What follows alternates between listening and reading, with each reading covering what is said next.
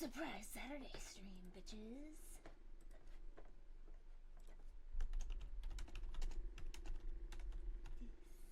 Discussion.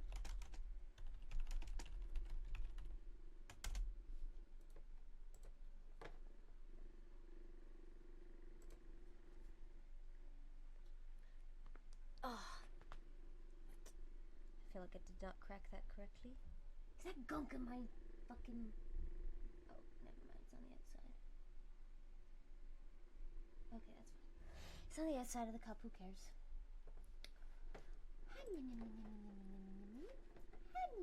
Oh, I should probably... give me a sec.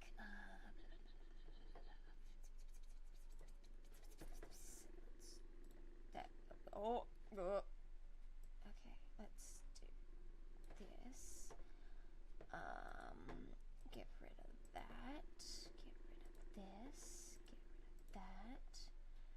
I'll come back to that. Get rid of this.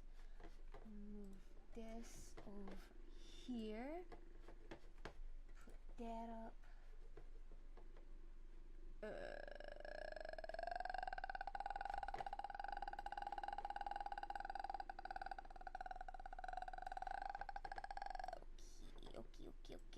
Okay. It's gonna be very smushed, but it's okay. It's okay. It's okay. It's okay. Nope. There you go. That's the one. Alright. Let me bring up my reference picture on the phone. Because for some fucking reason drawing a character in that pose is difficult and I do not like the way it has come out so far. So we are gonna do duplicate, get rid of that, and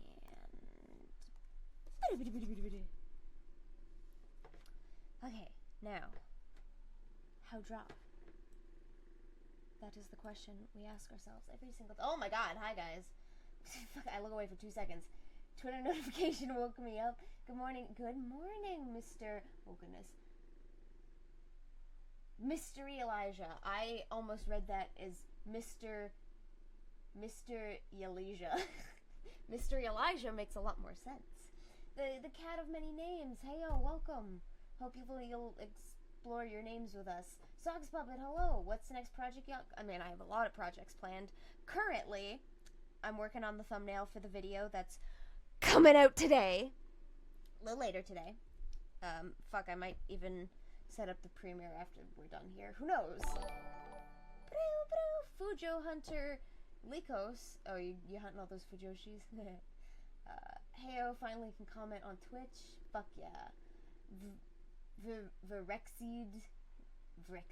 Hi. Hi, everybody. Hello, how are you doing? Have you eaten, staying hydrated? I have water. I'm not taking any meds, cause fuck them. Unknown artist, welcome. A video, yes, there's a video today. Omnia uploaded, it's atrocious. Please, what do you think the discussion's gonna be about, honey? What do you think the discussion's gonna be about? So, my brain is I'm completely scatterbrained. So, I figure we'll start from the beginning, go point by point, and we'll just have a discussion. A neutral discussion about good things and bad things and how we feel about things, because feelings are important. If I want to go to the beginning, I thought that was in the sidebar, but apparently the video is not in the sidebar, so we'll just go directly. Okay. Hacha. So we'll start off with Omnia's video, then we'll go to Peach's video, and then we'll go to Omnia's other video. I watched it. I am not entirely sure how I feel about it, and I think that's mostly because I've forgotten the majority of Omnia's first video. So I want to compare and contrast. So I thought we could just have a little fun. You always end up streaming while I'm watching your content. It's like you're summoning me like a demon. B, I want to hear you scream. I don't know if I'm gonna scream. We'll see. We'll see. I I was watching it and I was like, I don't know how I feel about this. So I was like going over the comments, and comments were bringing up things that I'd forgotten, and I'm like, okay, I've clearly forgotten too much from the original video, so we need to refresh. We'll have a nice, healthy, cognitive is not the word I'm thinking of, productive discussion. I don't know what's going on with Omnia, but I can't wait to see the video. I'm not doing a video on Omnia, I should specify. My video is about, comic books. Sort of. I don't really like Omnia's video after, I believe Omnia uses they. Sorry if I used she earlier, by the way. I can't, like I said, I'm very scatterbrained. When they said their opinion of a situation they didn't research into and was judging people for that. I'm usually busy when you're streaming, so I'm glad I can join this time. I'm glad you can join too. Welcome. So we're just gonna have a little...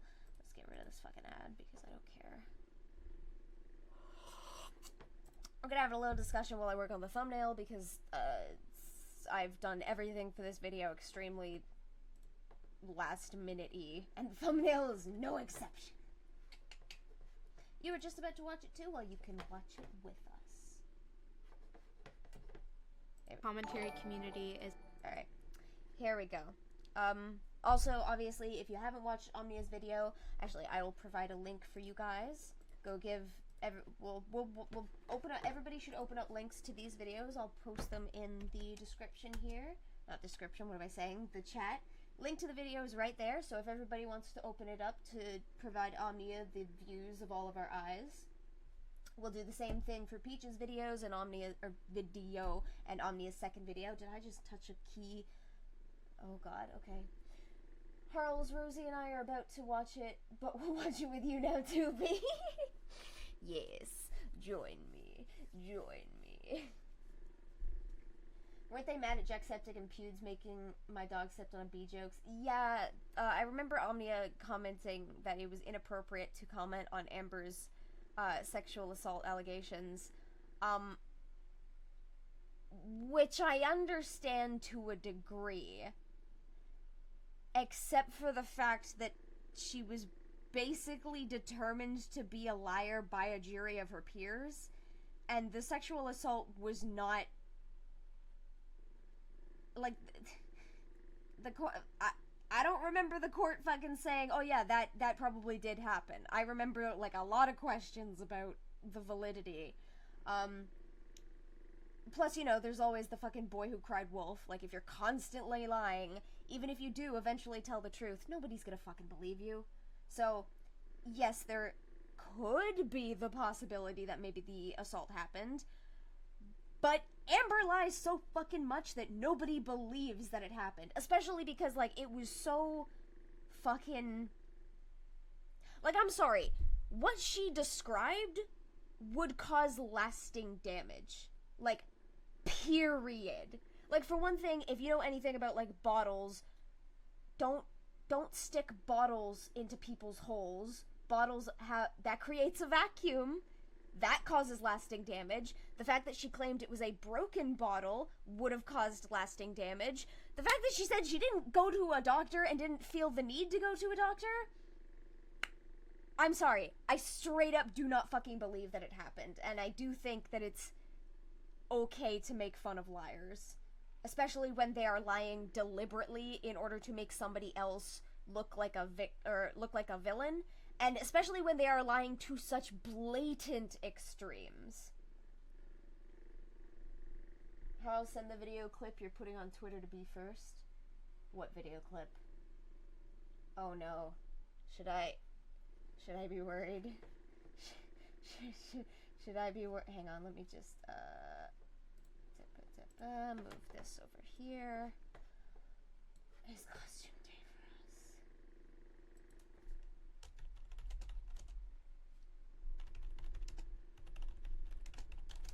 Sorry, typing. Okay, I've got my Discord over here, so if Harley messages me, I will see it.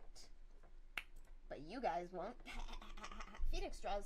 Omnia has said they did not watch the court case as it was... yeah.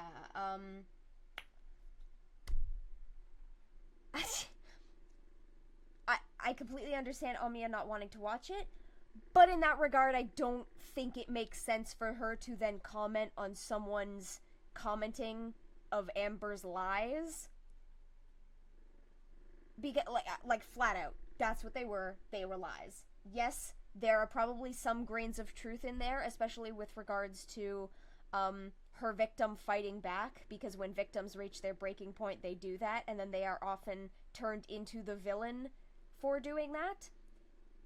I flat out tell you guys, I have been of the mindset that Amber was the victim ever since that call leaked, where she was like, I was not punching you, I didn't punch you, like, maybe I slapped you across the face, I decked you, but, babe, you're not punched.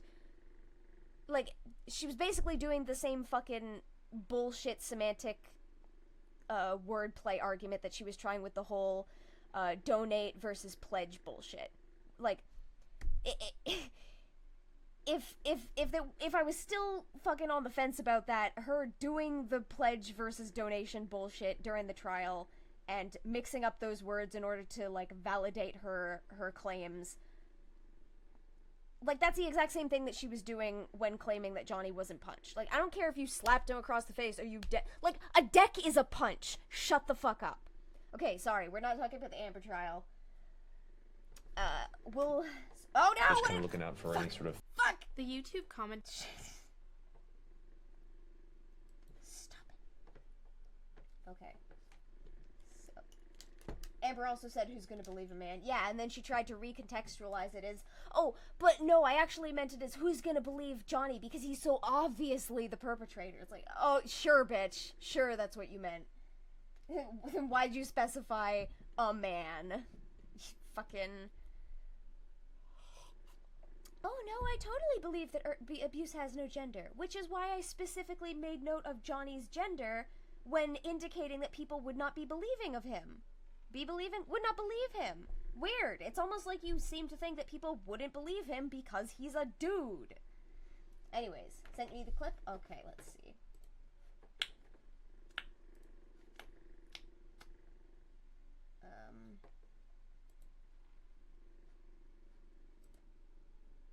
Lastly, I didn't call out PewDiePie for prying into Amber Heard's life more than they were comfortable sharing because he discussed their public court case. I stated that mocking Amber Heard for her alleged sexual assault and testimony was unfair regardless of whether or not it's true, especially since it was coming from someone who openly recognized that his jokes were in relation to trauma, private information, and physical abuse. Oh, you did?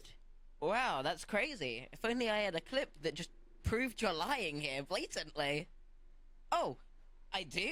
I do have proof that you're just gaslighting me into believing that I was wrong here? But as popular content creators themselves, I feel like Jacksepticeye and PewDiePie would know better than anyone about how uncomfortable it is for people to try and pry into your life more than you're comfortable sharing. What?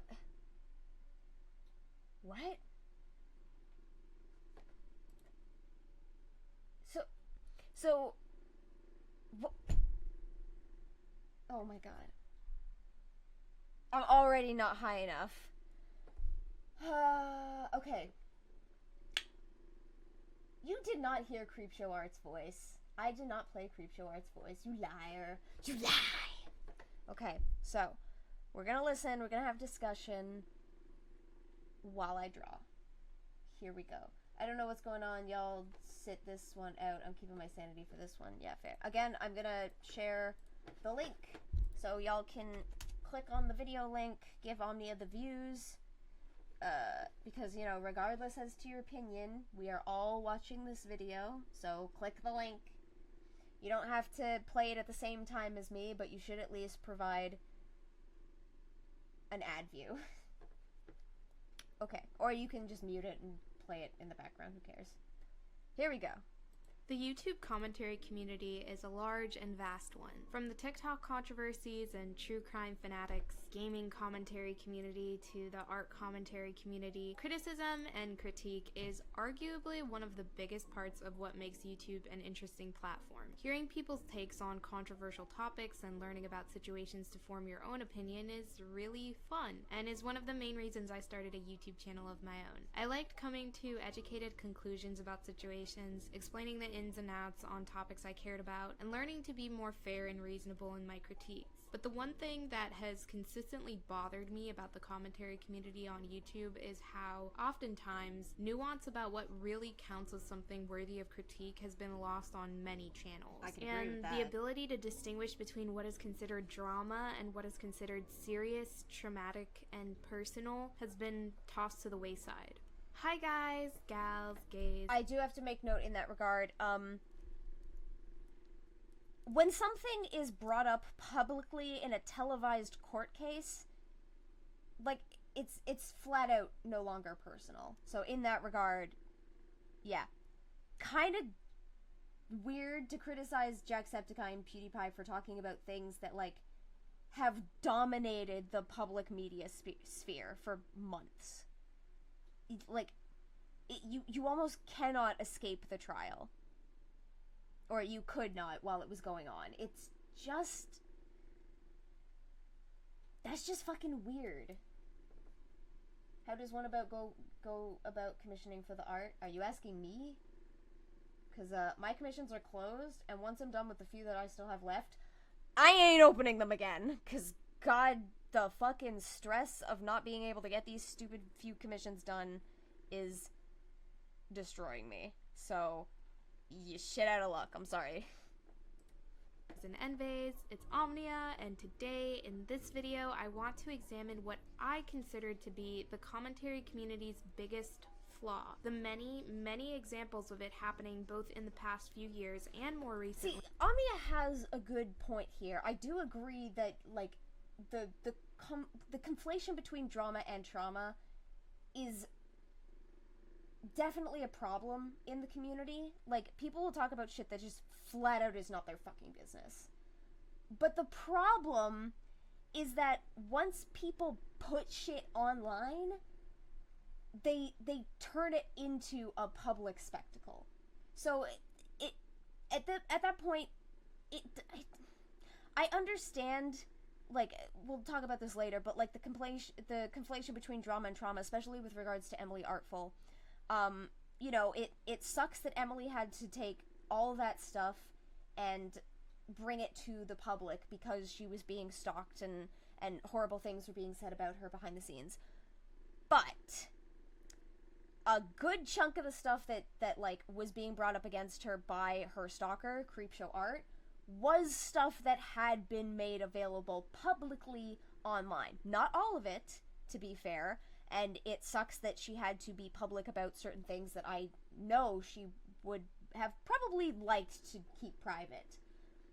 But once it comes out online, that's no longer a private, personal issue. Which is, again, why it's weird to then be all like, don't talk about Amber Heard's lies about sexual assault when, like, the court case was televised. That's public. That's no longer private. And the simple ways commentary channels can learn to... Like, sure, maybe if her private stuff was brought up by somebody else who isn't her, that's the shit that I think is the real problem. That is probably the better thing that could have been discussed with regards to this problem in the community, is when people are bringing up other people's private shit that they have no fucking business knowing in order to call that person out.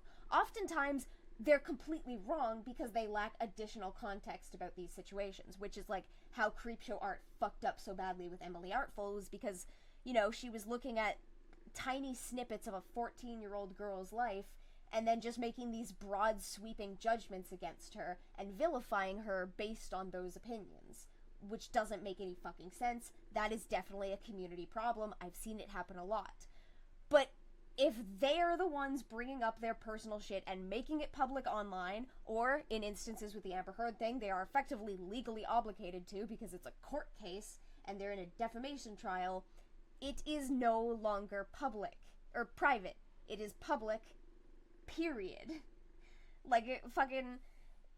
What, you gonna get mad that, like, O.J. Simpson's personal shit was brought up in the O.J. Simpson trial? No, because it was necessary for context for, like, the court to make a determination. It is no longer public. Private. Fuck. You know what I mean. Oh, I'm on the wrong layer.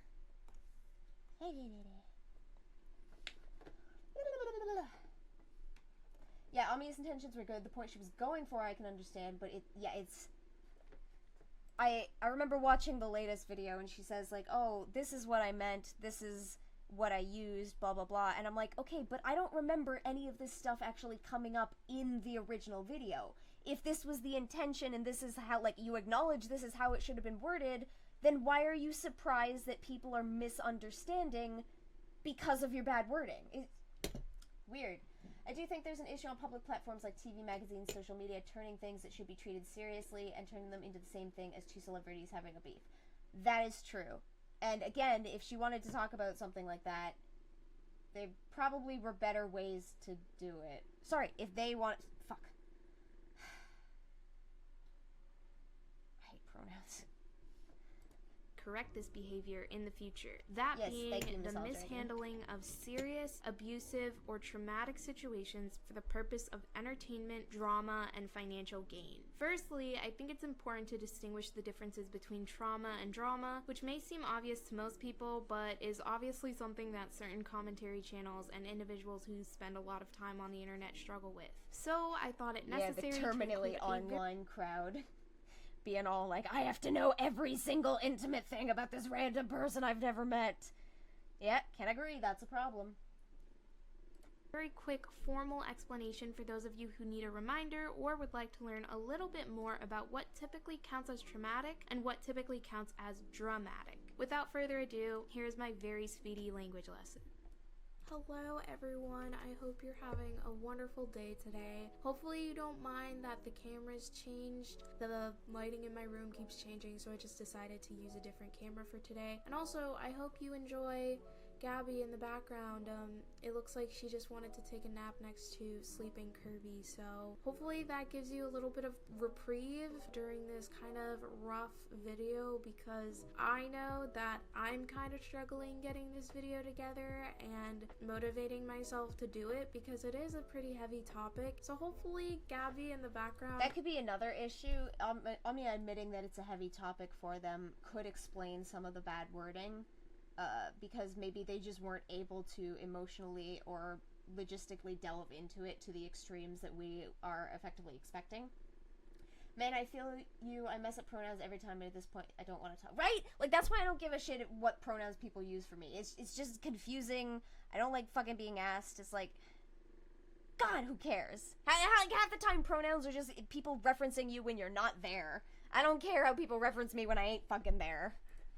Can help you, take a break and look at a cute cat sleeping next to a Kirby plush. But today, in this clip, we're gonna go through the differences between drama and trauma. I know for most people that is a pretty obvious distinction. Most people know the differences between the two words. However, as a person who has been running a commentary channel for about 2 years now, and someone who has a semi-active Twitter account, I can guarantee you that most people on the internet don't really know the main differences between the two, and so I thought it would be relevant to make a really quick video to go through the definitions and make a really quick distinction between the two, because it might help unblur that line for people who do struggle with figuring out the differences between trauma and drama. So let's just get started. When you search up trauma on Google, this is what comes up. A deeply distressing or disturbing experience. Emotional shock following a I hate how people are claiming Peaches has a vendetta against Omnia. Peaches is allowed to criticize Omnia, but that doesn't mean Peaches is criticizing Omnia because she has a vendetta against Omnia. Yeah, that's kind of dumb. Like, in fairness, I will, like, actively avoid people that I dislike because I recognize that, like, my interpretation of their content is probably going to be a little biased and skewed by that dislike of them. But, like, that already assumes that Peaches has, like, a bias against Omnia, which I guess is fair to assume given the Hopeless Peaches situation and, like, everything that she experienced during that whole thing.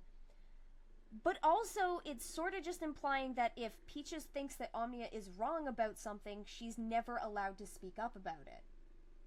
Like, because she had that experience, that bad experience in the past, that, depending on who you ask, was or was not her fault, she's not allowed to address, like, or acknowledge her criticisms of another creator when she thinks that creator is doing something improperly.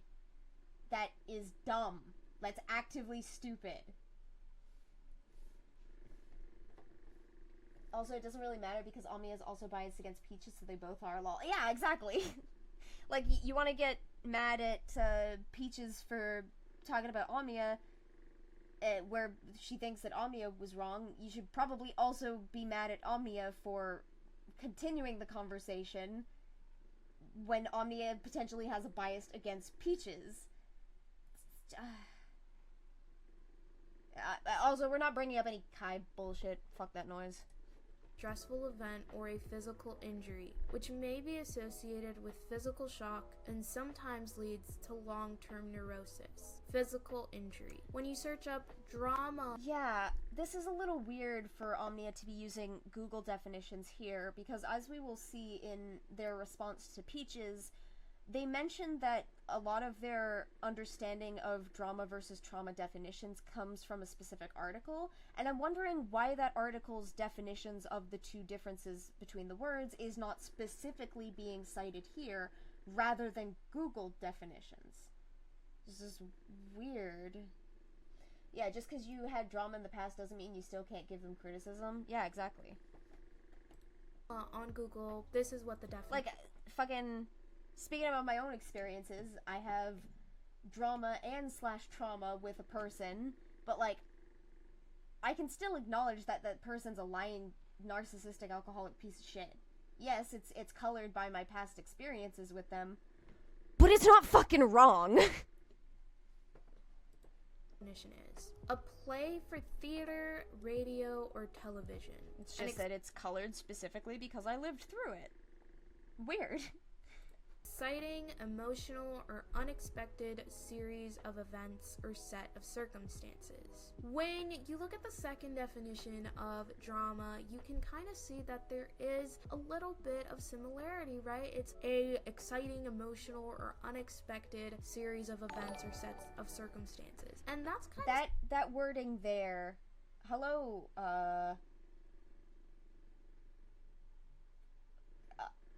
words I can't read 05, welcome. Fuck, what was I saying? Yeah, sorry.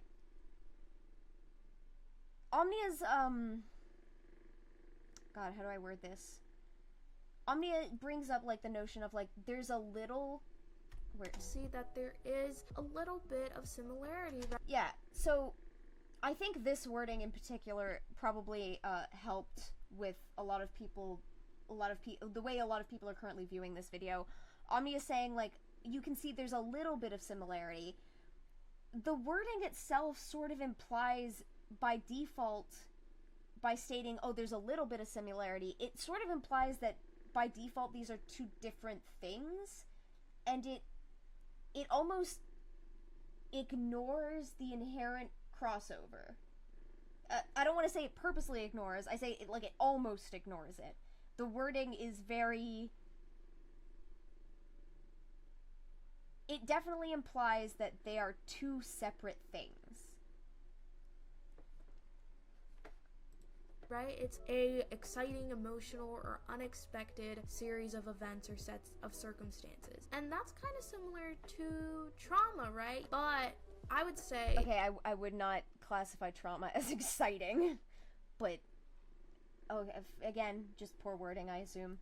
The main and easy litmus test between trauma and drama is severity, intensity. Always look at how severe or intense that event is. And there tends... Okay. This is another problem. Omnia says to look at the severity or intensity of the event, not the severity or intensity of people's emotional reactions, which, if I'm remembering correctly, we'll see when we go back to, when we get to her follow-up video, I think that is what God damn it, is what they say was, like, intended? Oh my god, you know what, my brain, I fucking lost what I was saying. Okay, the main and easy Yes, okay, so it asks you to look at the severity of the situation rather than the severity of people's emotional reactions. But if I'm remembering correctly, and again, we'll have to check when we get to the follow-up video, Omnia states that it is the severity of the emotional reaction that determines whether or not something is traumatic. But that's not what's being said here. Here, they're explicitly stating it's the severity of the event that causes trauma. Which, again, is probably why when Omnia ends up listing, like, a bunch of things that can supposedly be classified as drama, that's probably, again, why people took so much issue with that. Because it effectively downplays those specific things as being not intense events, when we'll see they all can be. Very much so. Yeah, that's super weird. Trauma is what a person experiences, what someone is left with after experiencing something horrible. Drama is more about how events circulate, and so, yeah, exactly. Drama's more like the gossip side of it. Usually done by the people who were not involved. Which would probably have been a little better of a means of differentiating them. Spoiler alert, a lot of stuff Omnia confers the CC's mistakes are things not from the CC, like TikTok, or almost entirely destroyed by the CC, fake Technoblade donations. I have no idea what the hell you were saying there, I'm sorry. As I stress in my premiere chat, everyone makes bad takes, and a bad video does not equal bad creator. That's why I just critique their points instead of their intent. Yeah, exactly. Litmus test between trauma and drama is severity, intensity. Always look at how severe or intense that event is. See? And their So, there it is. Omnia has explicitly stated to us now that drama and trauma are differentiated by intensity of event. And as we will see, Omnia will then classify certain things as being drama while ignoring the, like, blatant overlap into trauma because it depends on how a person emotionally reacts to it.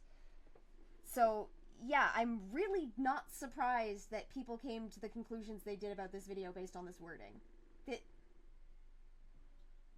Excuse?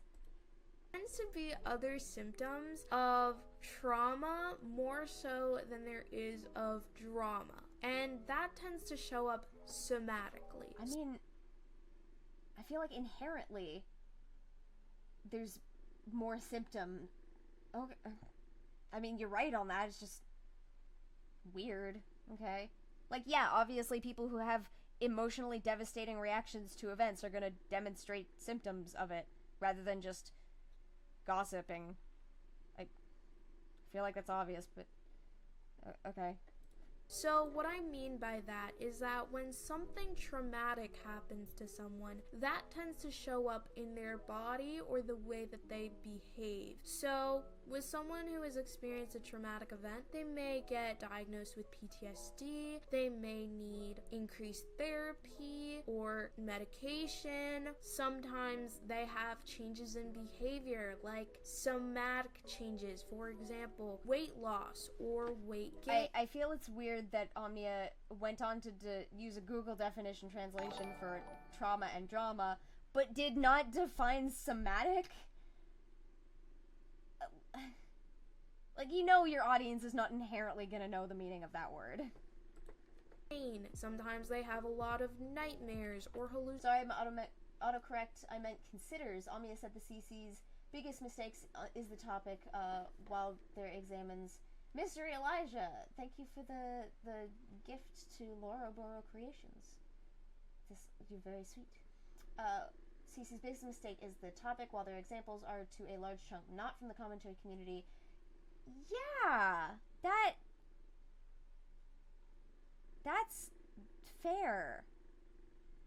Yeah, if a lot of these criticisms are being levied against the commentary community, it definitely would have been a good idea to take specifically more elements or events and examples from the commentary community and not, like, PewDiePie. Like, yes, Omnia did bring up Creepshow Art and Emily Artful, but that was one. Like, we've had a lot of instances where this shit is just... I'll give them the benefit of the doubt because they did specify that, like, delving into this topic was a little stressful. So maybe it was just stressful to go searching the community specifically for examples of this. Although, based on screenshots that I've seen, Omnia apparently has a Discord, which kind of just makes me wonder, like, why didn't you just go to your Discord and ask people for examples of this? Like, your viewers are viewers of commentary content. They would be aware of examples of this. Why not just fall onto them and ask them for help? Like, you could do it on Twitter. That's what I did. I needed voice actors, and I asked people for help on Twitter. It's really not that hard. People are fucking nice. So nice. So nice. Hallucinations, they can have insomnia, stuff like that. That is often a sign of trauma. Whereas with trauma, there tends to be a lot less physical symptoms. Though there can be, right? There's just in fairness, I feel like there's a lot less physical symptoms because usually drama is, again, gossip done by the people who were not inherently involved in the situation. That probably would have been a better distinction to make, because, like, trauma is what the experiencer goes through. Drama is the way that it is treated by people who were not involved. I need a voice actor, if you like a person who swears each time, let me know. Well, if I need more voice actors, I'll probably go back to Twitter at some point, although going through the excessive amounts of messages has been difficult. I'm not good at socializing. Tends to be less intensity, less severity, and that's why I say when you want to distinguish between trauma and drama, the easiest way is to run a litmus test about how severe it is. So with trauma, it tends to be abuse, threats of violence, death, things like that. Whereas with drama, those tend to be pretty lukewarm experiences that a lot...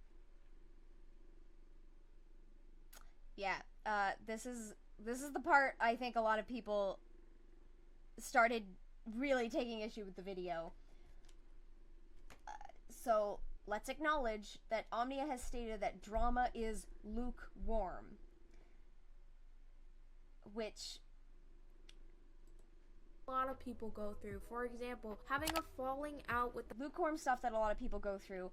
They then go on to make a list, which then in turn invalidates anybody who was traumatized by situations like this. So cheating, gossiping, being rude, backstabbing, spreading rumors, acting hypocritical. Already, backstabbing and spreading rumors can be fucking intense. We've already seen, like, my whole fucking channel is effectively predicated on people spreading intense, life-ruining rumors about people in order to ruin them. But the way that Omnia is describing the difference between drama and trauma here, especially stating that these examples are lukewarm, they are in turn stating that those situations where people's lives or entire reputations could be ruined are lukewarm. And the implication is that people do not develop traumas from that, which we know is not the case. the friend, or getting a bad grade, or arguing with your parents, or... Arguing with your parents can also be traumatic. It depends on... Actually, did Omnia state... Yeah, physical, verbal, and emotional abuse, digital, sexual, financial. Arguing with your parents can definitely tie into emotional abuse, but I guess it depends on the parents. I guess inherently just arguing with your parents, yeah, it's pretty meager, but like... Again, this is why it would have been a good idea for Omnia to bring up specific examples of the community doing this, because all I can think of is like, well, one, if you argue with your parents, like, I'm sorry. In what fucking scenario does someone argue with their parents, talk about how they argued with their parents online, and then have that turn into drama? Like, I'm sorry, that seems so fucking ludicrous. I can't think of an instance where someone was like, oh yeah, I had a fight with my mom, and all of a sudden they're getting dragged in commentary videos because of it. What? These are very weird examples to bring up when you're talking about a specific community. Hello, Demona. How are you? Coming to say hi. Hi, baby. Oh, Miss Rumpy. Oh, puppy yawn. Puppy yawn. Did you have to go outside, sweetie? Okay, one sec, guys. I gotta go let Demona out. I'm gonna get ya. I'm gonna get ya.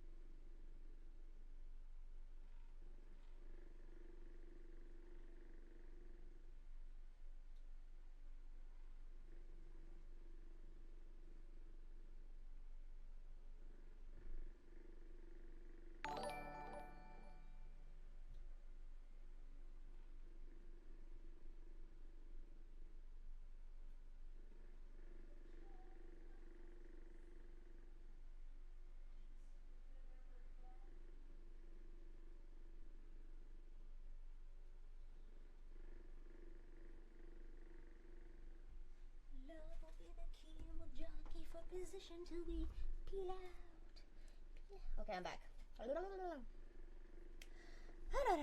Or getting a bad grade, or arguing with your parents, or getting offended over something that someone said online. I would argue you could getting a bad grade could also be traumatic, depending on how people around you react to that. So, like, if you're in a family dynamic where the parents are extremely strict about grades, getting bad grades can be extremely stressful. It's why I started hiding my report cards in high school. Because as high school came, my grades just started going down and down every single fucking time. And I learned to hide that shit so I didn't have to deal with, the traumatic experiences of being called out for not being good enough. That typically is drama. So, yeah, so not only classifying these experiences as, or these events, which again people can experience or emotionally experience differently as lukewarm, they are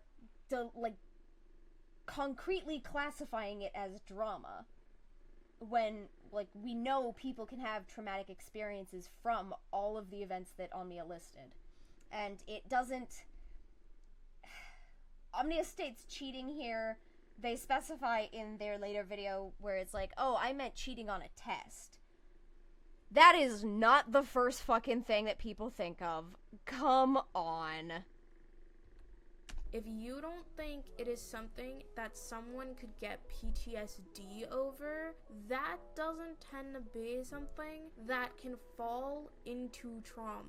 Omnia, we have people that say depression isn't a thing, just go outside.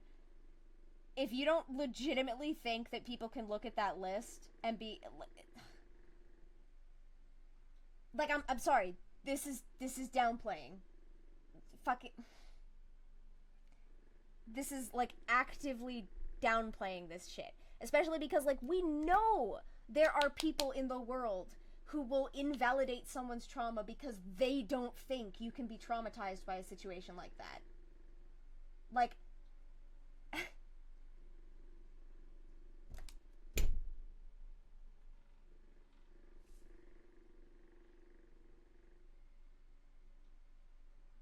So... now Omnia is putting it on other people to validate some random fucker's trauma. So, oh, if you don't think someone can be traumatized by this, that means it's probably drama.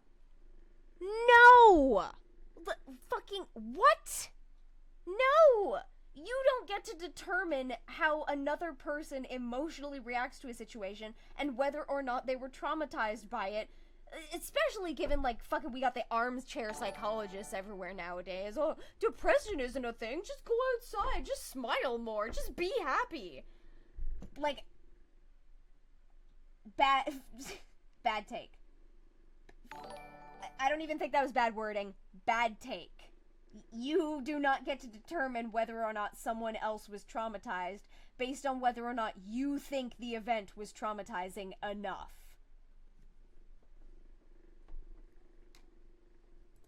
Most of the time, the way that I distinguish the two is it something that happens on any odd given day, right? Does a loved one die any odd given day? Does someone get harassed and stalked and abused on any odd given day? Okay, this is bad, because again, people in abusive relationships usually are getting abused on any odd given day, to such an extent that they end up being conditioned into believing that the abuse is normal.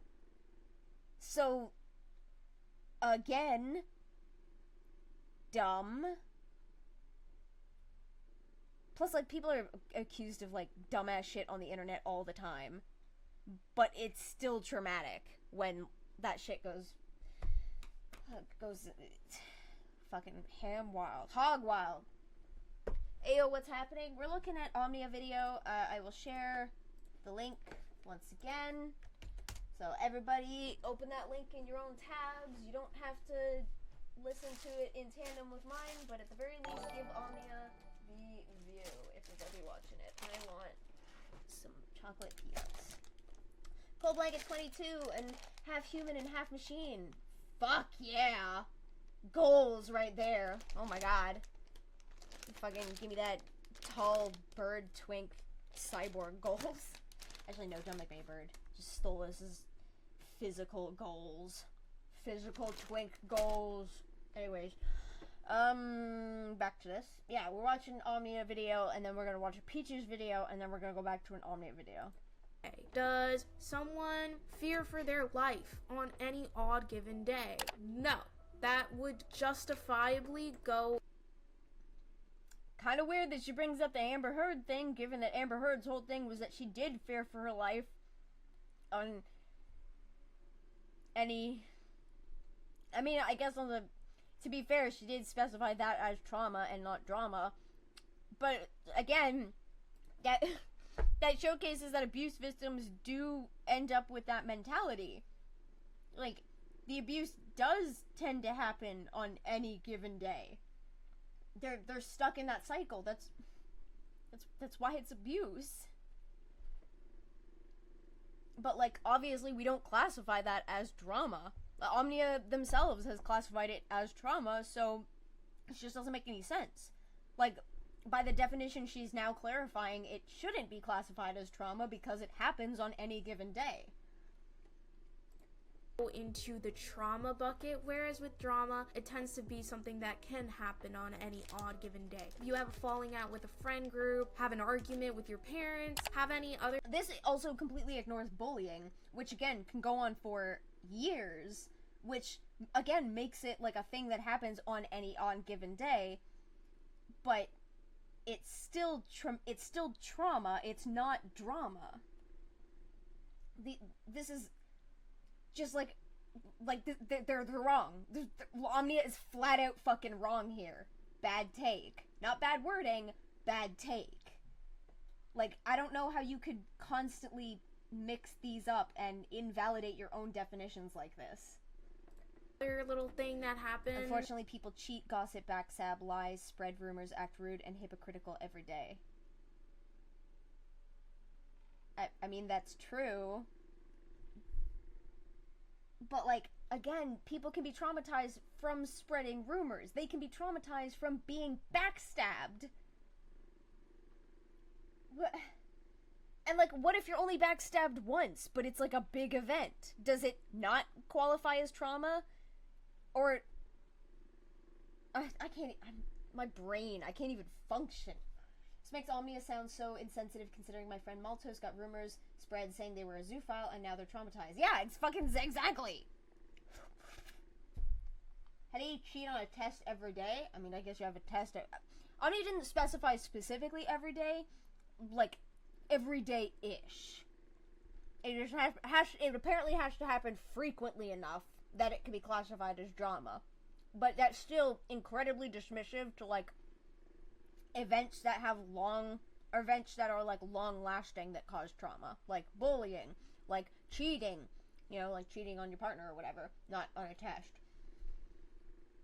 I was bullied for being fat. I was even jumped in elementary school because people thought I ate the teacher's food and they blamed me. It was traumatizing. Yeah, like, bullying can happen every day, but by this definition, it can't be classified as trauma because it happens every day. No. Yeah, no. Yeah, no. And it's just sort of an inconvenience. You can still have a negative reaction to it. Sometimes you can even have somatic symptoms of drama, but that doesn't tend to last as long or be as life-changing as someone who went through a traumatic event. So, when experiencing drama, you can have somatic symptoms that are signs of traumatic emotional reaction, but now that isn't trauma because it's based on drama? What? Did I... Little thing that happens and it's just sort of an inconvenience. You can still have a negative reaction to it. Sometimes you can even have somatic symptoms of drama, but that doesn't tend to last as long or be as life-changing as someone who went through a traumatic event. That's mainly the two difference. It's that easy. If you want to make it very clear, look at severity, look at intensity, look at somatic symptoms. But... You just said to look at the somatic symptoms to determine if it's traumatic, but then you just said that people can have somatic symptoms from things that you have classified as drama and not trauma.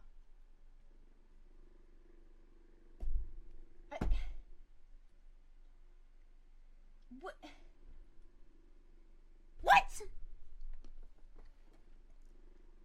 I'm gonna be like, I don't know how people thought this was contradictory. Because it is! Hopefully that helps, and Nope. hopefully that will kind of prep you for the situations that I want to talk about in the next half of You prepped me for the bad.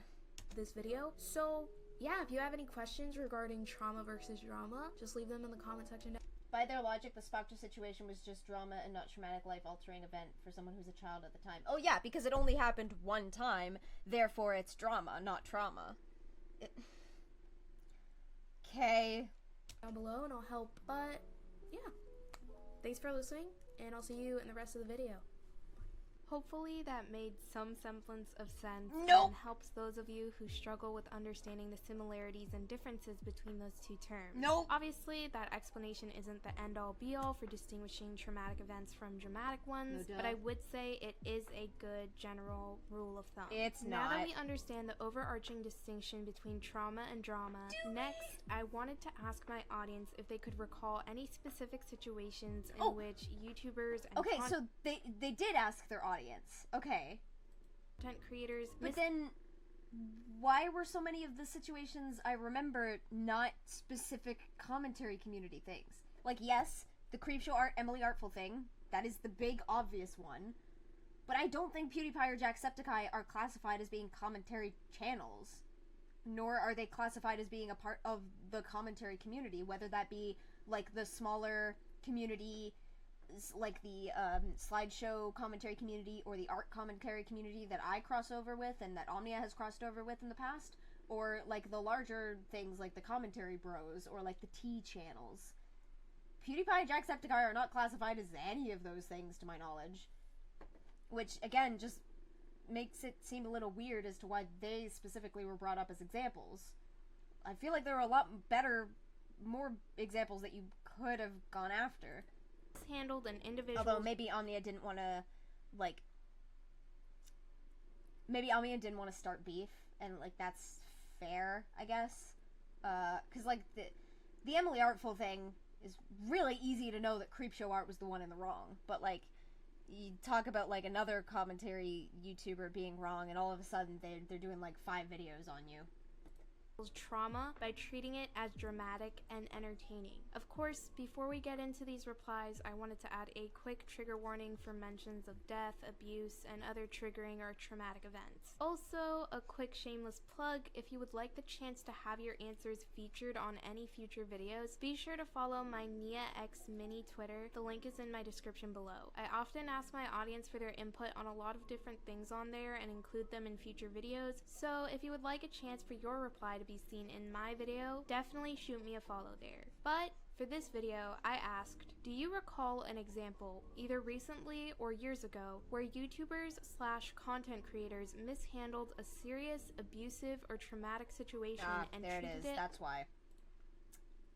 I guess Omnia was a little too broad in their request for examples, because Omnia specifies this as a commentary community flaw, but then when asking for examples, broadened it to extend outside of the commentary community.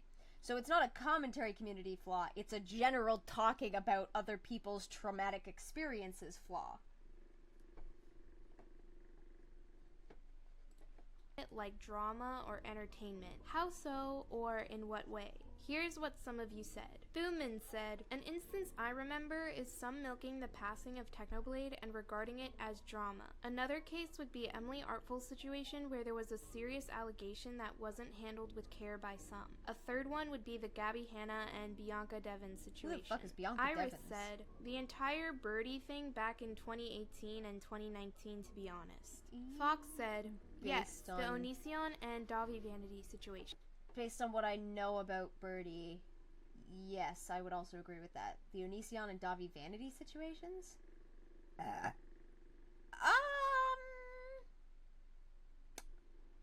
Okay, the Davi Vanity situation... maybe. The problem is that these are, like, very large public figures. Davi Vanity significantly more so than Onision. But again, this ties back into, like, this is public. Yes, they're... I don't know, it... like, on the one hand, I understand it's bad to, like, market somebody else's trauma. Especially, like, if you're not fucking involved and you're just, like, milking it for views and shit. But at the same time... like, talking about the dirt of a public figure, like a celebrity, is very par for the course. It may have been better to describe it as, like, the way that people... like, you could argue that the media, the way that the media addresses these situations, and some of these content creators, the way that they address the situations downplays trauma and turns it into drama for easy audience consumption. And that can definitely be talked about as a problem. But that's not really the vibe I'm getting from this video. Especially given the whole conflation between trauma and drama, which, yes, Omnia, that you did do that. Shiva said, has anyone mentioned the time Logan Paul went into the Japanese suicide forest and filmed a dead body? They acted like kids in a jump scare house. The police had to tell them the forest was off limits. Cyrus said, the Sashley situation comes to mind, especially since they were blamed for being a child in an allegedly predatory relationship with an adult. The art community has a very big victim blaming issue. Yep. Mosh said, pretty much anything having to do with Chris Chan. Harriana said, Sam Pepper when he pranked his friend that he was K-worded or something. You could maybe say that about recent Chris Chan stuff. But early Chris Chan was definitely just drama. Because it was just someone posting shit online and making their life freely available to other people to mock and criticize. That's drama. Now, when Chris Chan, you know, abused his mother, that would be traumatic for her.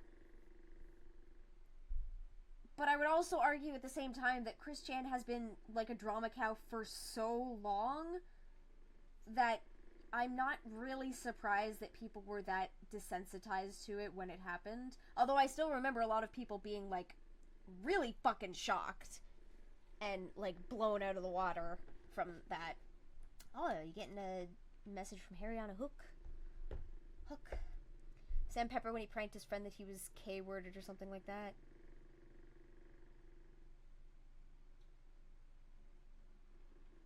Oh. Yeah, because he, like, did a prank where he got some people to kidnap him and his friend and pretend that they killed him. Something like that. Mothy said, there was this Gabby Hanna situation where she turned herself into an e-girl or some other style, and she showed a picture of a dead girl in her video without noticing, and then a lot of people made videos about it and turned that into a drama. Kay said, the entirety of the Amber versus Johnny trial. So many people memed it and acted as if it was a new episode of Euphoria, and even made clip compilations. Kai Juno said, I feel like the Gabby Petito case was absolutely mishandled. Alex said, the pro-Jared stuff back in 2019... I would argue that the clip compilation sort of made the more important aspects of the trial a little more easy to digest for the people who did not have the time to listen to the entire thing. Like, I didn't listen to the whole trial. I listened to certain testimonies, and I looked over certain aspects of evidence, but, like, I did not have the time to be sitting back and every day going through 7 hours of a trial. Like, who fucking has the time for that? Streamers, I guess. People were treating it more like a cheating drama rather than grooming and CSA allegations. I'm gonna be honest, the fact Omnia said they came to the subject with already a bad experience and hard time talking about it, probably, yeah, I sort of agree. Like, if they were having that much difficulty... I mean, granted, they haven't specified exactly how much difficulty they were have, but apparently it was enough to make the video difficult. Maybe you should have taken a little extra time with it. Like, write up a script, walk away for a little bit, come back to it a few months later with, like, a fresh mindset. It's usually what I do. Although I usually do that because I get burnt out working on a video. I'd expect... Okay, nope. We're gonna deny that, Just Lamp. You're gonna respect fucking Omnia's pronouns in my chat, or I'm banning you. Like, period. Like, you don't get to be all like, oh, I'd respect their pronouns if I respected them. No. No. M4 Hall said, any true crime makeup or mukbang channel. Ozzy said, someone mentioned the Amber Heard versus Johnny Depp trial thing, and I gotta agree. People treated that shit like it was a TV show, and it was disgusting. Those were just some of the responses I decided. I mean, in fairness, Amber's accusations against Johnny for years leading up to the defamation trial were also disgusting, and a lot of the backlash received as a result of learning that she fucking lied was people's, like, catharsis and being mad over the fact that she tried to ruin her ex's life because he wasn't conforming to her the way that she wanted him to. So... like, weird that they're bringing up, like, oh, it's disgusting how the drama was... or the trial was, like, turned into a drama online, as if, like, Johnny's life hadn't been ruined by the accusations, which had just been thrown around for years previous. Like, that was pretty fucking disgusting, too. Why aren't we talking about that? Why are we only talking about the trial when, like, she was forced to like, prove that her lies... to prove the existence of the events that she claimed to happen, and then when she couldn't do that, she was mocked for it. Like, yeah, no, I just straight up do not agree with that. Like, fuck off.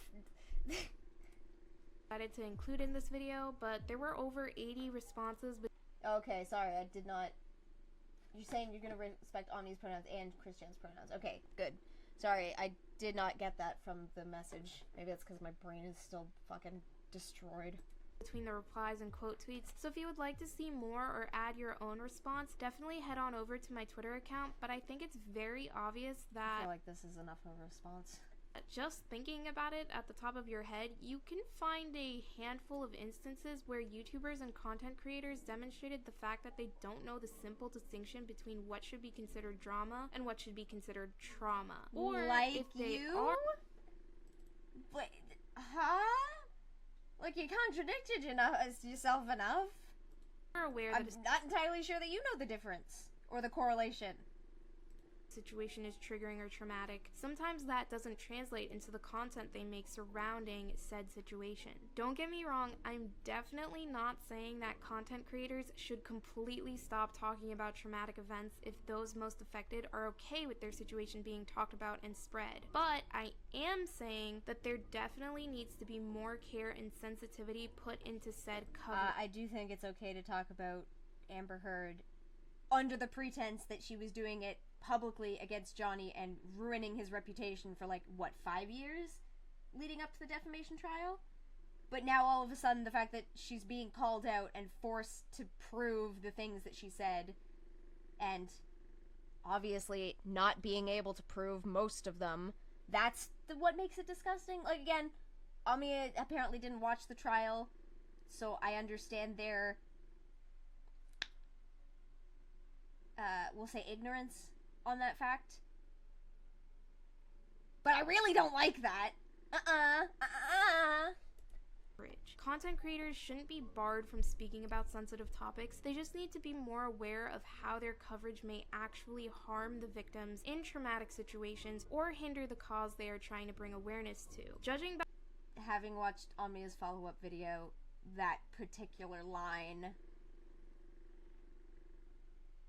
like, gee, Omnia, maybe you should have been a little more conscious about how your wording would come off to people who have experienced traumas.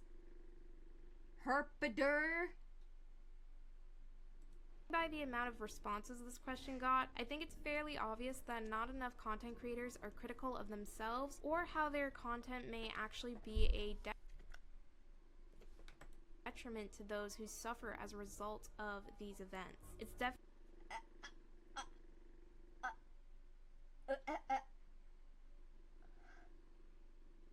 Omnia.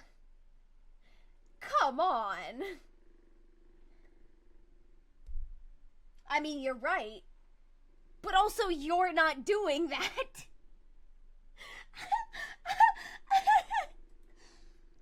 an extremely large problem that is evident in all parts of the YouTube community, whether it's true crime, the beauty community, commentary, or even vlogging. This is mainly what led me to consider 3 major examples of how trauma was mishandled and turned into drama, each at varying popularity levels, and demonstrates different problems that are pervasive in the YouTube commentary scene. The first situation I want to talk about is Creepshow Art and Emily Artful. I have a lot I want to say about this one since it does hit close to home, but I'll try and keep this as condensed as possible. If you aren't aware of what the Creepshow Art situation is, who Emily Artful is, or how she plays into any of this, I highly recommend you start by watching my Creepshow Art series, which is linked in the description below. My series does a pretty good job at summarizing everything that had happened in that situation and gives a broad summation of all the events. But for those who need a very quick... Given that we've already gone over about, like, drama is often how other people disconnected from the situation interpret and talk about it, probably would have been a better idea to cite Emily's videos, not your own. I mean, I get it, you know, show that content, but maybe better to hear from the person who was traumatized. Reminder, Creepshow Art was a large art commentary channel that was outed as being a two-faced, backstabbing liar because she would secretly talk crap about— I'm sorry, wasn't backstabbing one of the things that were listed on the drama category? You know, things that happen all the time that is not trauma because it happens every day and everybody goes through it. But now you're bringing this up as an example of a traumatic experience because Creepshow Art was a fucking backstabber. I mean, yes, there were other things. It just seems weird to specifically make note that Creepshow Art was a backstabbing bitch.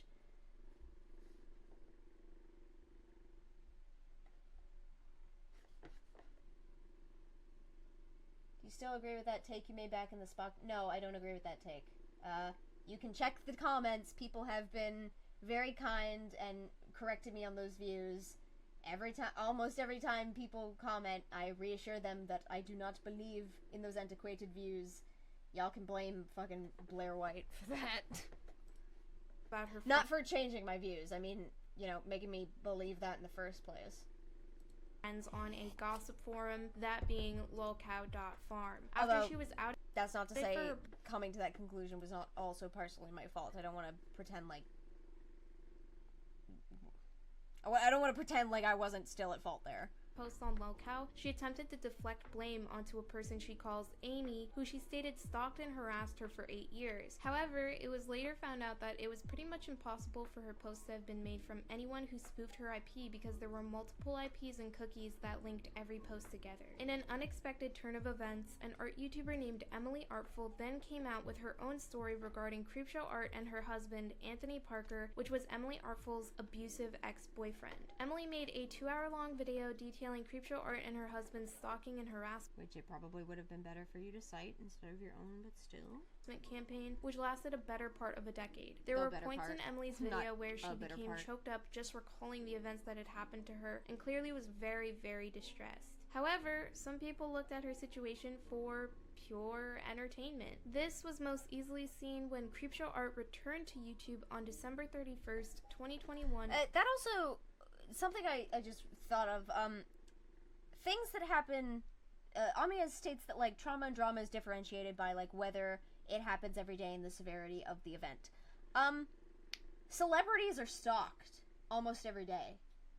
Does that mean that stalking is not traumatic for those celebrities because it's something they experience on the reg? No.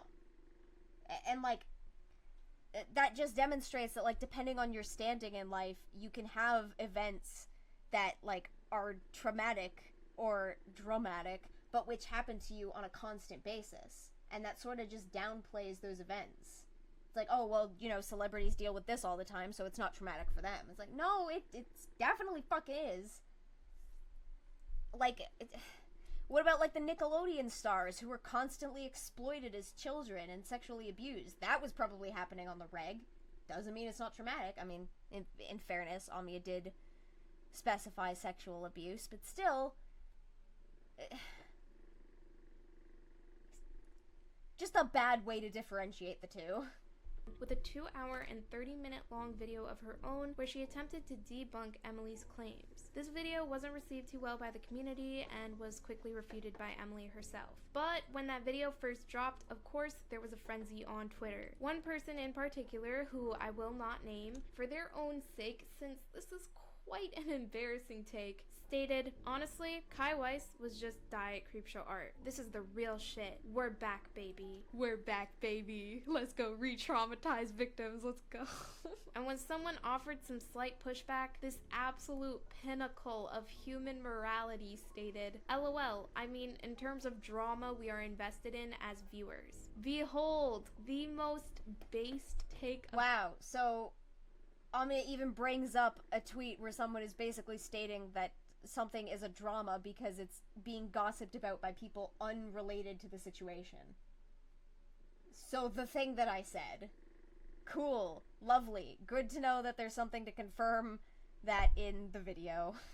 Of the century. I think it's very obvious that Emily Artful, as a victim of this alleged stalking and harassment at the hands of Creepshow Art and her husband, was not very enthralled to find out that she had returned to YouTube and not only was leaking increasingly private information about her, but was also accusing her of defamation, all the while doxing her full legal name, which absolutely no one had asked for, and exposing pictures of her family, children, and ex-boyfriends from literally 2006. Yeah, so, pardon fucked. me for saying that Emily likely did not take kindly to such a sentiment, nor does anyone who has come forward about a traumatic event. Like I've stated previously, there is a very obvious line between what can be considered drama and what can be considered trauma. Someone allegedly A line that you have blurred the fuck out of.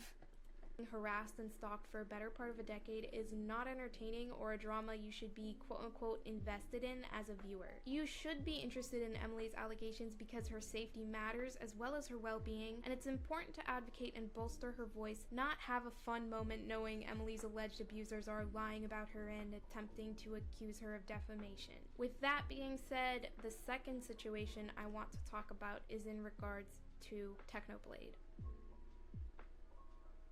I'd like to keep Technoblade's section relatively short because this is, in a way, an ongoing situation as it's happened very recently, and as someone who hasn't been close to him or watched his content regularly, I don't want to take up more space than I should, but I do think this situation is important to highlight, and just another example of how certain YouTubers and content creators will stop at nothing to get a quick buck. Technoblade was a very well-loved, funny, and charismatic Minecraft YouTuber who was a member of the Minecraft server DreamSMP. On August 27th, 2021, Technoblade uploaded a video titled... Actually, why did Omnia bring up that tweet?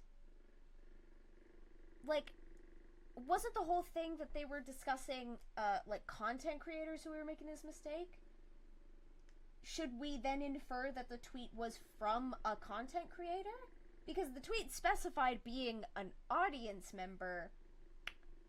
So without knowing who they are, we can't actually know if this applies to them.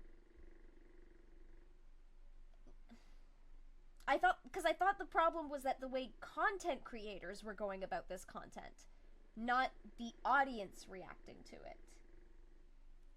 It was from thoughts and opinions. Okay, so they are a content creator. Again, seems weird to hide that then, because they specified they were like an audience member. So if you don't inherently recognize that they were a content creator, it just sort of feels like the criticisms don't apply to them specifically. Isn't that why you have to acknowledge them as a content creator, to acknowledge that they are a part of the problem? Question marks? All the question marks? Where I've Been, where he revealed that he had been diagnosed with cancer after feeling some intense pain and swelling in his right arm. Unfortunately, just 2 weeks ago, on June 30th, 2022, a video posted by his family to his YouTube channel titled So Long Nerd. That name, should I be worried? Revealed that he had died after his battle with sarcoma. He had over 10 million subscribers on his YouTube channel at the time of his passing. Millions of his dedicated fans grieved his death, and those who were his close friends and even acquaintances paid tribute to him in videos and on social media. It has been a very heartbreaking situation to be an onlooker to say the least. Even though I haven't watched his content like that, I can tell that he was beloved by many, and it was a loss that no one had expected nor anticipated. But of course, as is a common theme with the situations I've been covering, some people have absolutely no semblance of respect, morality, or common decency when it comes to the grief and trauma of others. One obvious example is the YouTuber Brazo, who has made countless videos on Technoblade, his death, and his cancer. People began accusing him of milking Technoblade's illness and eventual death, so to combat this, he claimed he would donate $3,000 to Technoblade's charity. I think Omnia said commentary community, which I guess technically includes audience. Yeah, but Omnia has been talking about content creators reacting to this inappropriately, and did their tweet not specifically mention content creators? Hang on. So we were at 1812. Do you recall an example either recently or years ago where YouTubers/content creators mishandled a serious, abusive, or traumatic... Yeah, so Omnia is specifically talking about content creators, not the audience of the commentary community. So again, seems weird, but alright.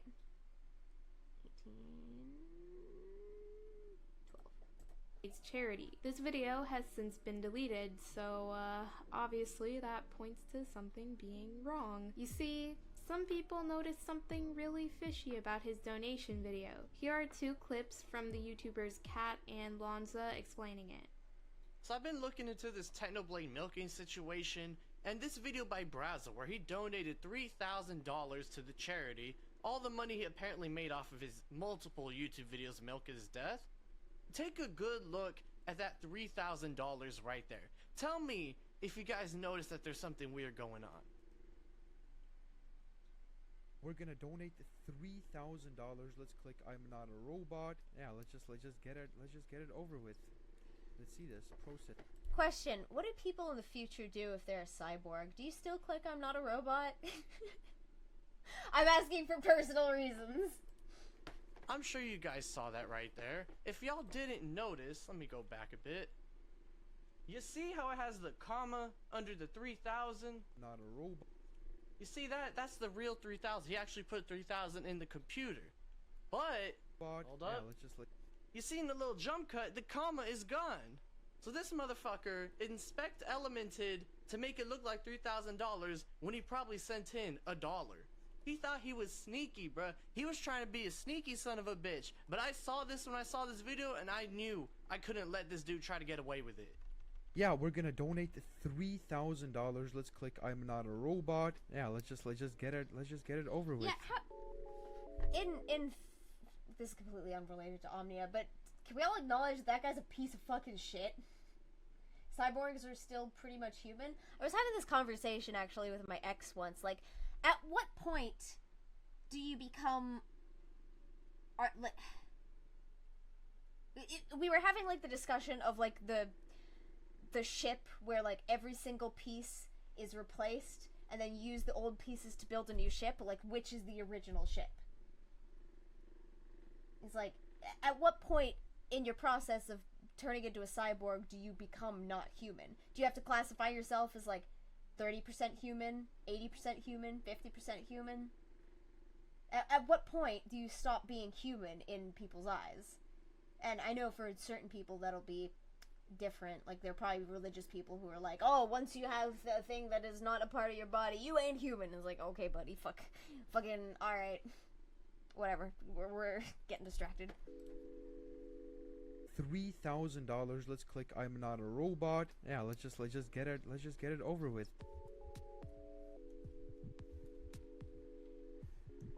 Okay, so basically what he did was type in 3,000 and then it shows donate $3,000 with a comma, and then he actually cuts the video before he donates. And what he actually cuts out is basically he changes the amount to something lower, and then he used inspect element and then changed the amount to 3,000, but he forgot to add the comma, meaning it looked like this. Literally side by side, my screen looks exactly like his screen. But this is obviously fake, because if you actually type in 3,000, it looks like this with a comma, meaning that is undeniable proof that he faked his donation. Brazo later went on to confirm that he faked the donation and deleted the video. The least I can say is that it is extremely disappointing, but at the very least he was honest about it and didn't try to weasel himself out of it. Regardless, I mean, he did though. He got criticized for being a piece of shit and getting all the money, and he was like, okay, I'll donate the money, and then he got called out for that, and I guess at that point he realized he couldn't keep lying because he was bad at it. He did try to weasel out of it at first. Oh, the Uncreative has subscribed for 8 months. Thank you. it's still incredibly shady and underhanded behavior. Furthermore, a recent Twitter account called Technoblade NFTs opened up with, you guessed it, a Technoblade NFT. The post reads, "The tragic moment Technoblade's heart stopped is now forever captured on the blockchain. Relive this event with the new Technoblades Flatline Edition, available now on OpenSea. I swear to God, if anyone made an NFT of me after I passed away, I would not know rest. I would just be tossing and turning in my grave for haunt their all asses. of eternity. Holy fucking Turn into a shit." ghost. Thankfully, Twitter suspended the account and I haven't heard of anything new since, but this just goes to show the heaps and bounds certain people, content creators or Twitter users alike, will go to just to make a buck off of somebody So else. now it's opened up to Twitter users, not just content creators. Okay. Else's tragedy and misfortune. It truly does make you wonder if people even possess the common human ability to empathize with one another anymore, or if we just use each other as stepladders to get more fame, money, or attention. In fact, the internet, as of, why did I say in fact? In fairness, the internet definitely has been skewing people's ability to relate to and empathize with other people. That brings me to the last situation I want. Although in other fairness, it does open up people's eyes to things that they may not have known. Mystery Elijah, thank you for the subscription. I feel like Omnia's point is flipping back. Yeah, it is. Like, it was definitely more noticeable when they were going over, like, the descriptions and the differences between drama versus trauma, but Omnia really is flip-flopping through this whole fucking video. Like, no wonder people were completely... No wonder people understood the video the way that they did. About, which has to do with the Amber Heard and Johnny Depp trial. I'm just gonna come out and say it. I very much dislike this trial. Everyone on social media talking about it. Omnia, if you haven't watched it, if you've purposely been keeping your distance from it from your own mental health, don't talk about it. Period. I didn't make a video talking about the trial because I did not want to sit through and watch the whole goddamn fucking thing. Don't talk about it if you haven't watched it. You are literally just basing this opinion off of shit that other people have told you. Stop. This opinion is inherently coming from a misinformed stance. Misinformed, ignorant stance. It's so frivolously and without regard at the height of the trial truly made me feel sick to my stomach, and as someone who has trauma of my own regarding topics that were frequently talked about within the trial, I was deeply triggered by a majority of the bullshit coming out about it. I don't want to give the details of the trial any runtime, since I'll be very forward and honest about this, I didn't even watch it. I physically could not. Then Those don't who talk know about what it. happened to me last December understand why, and those who don't, that's okay too. You don't need to. I say this to be transparent. I can't, nor do I want to speak on the fine details of the case. However, what I will say is the amount of coverage regarding the court proceedings were completely unnecessary and overwhelmingly saturated with clip compilations like Johnny Depp owning Amber Heard the moment Amber Heard knew she fucked up in court, and even TikTok sounds mocking Amber's alleged sexual assault. Of course, before I play this clip, trigger warning for those who have trauma associated with SA, but here are just a few examples of TikToks mocking her retelling of her essay. My breasts, he's touching my thighs, he rips my underwear off, and then he's like grabbing my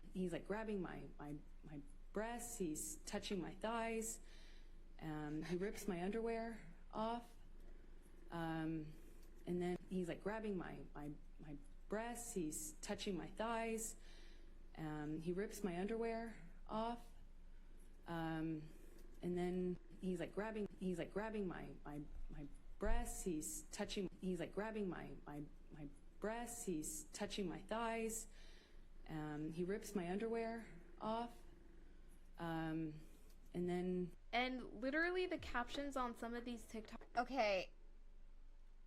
I understand where Omnia is coming from to an extent. However, if I am remembering correctly, this was almost immediately followed up with the accusation that she was then physically assaulted with a broken bottle. Which we've already gone over.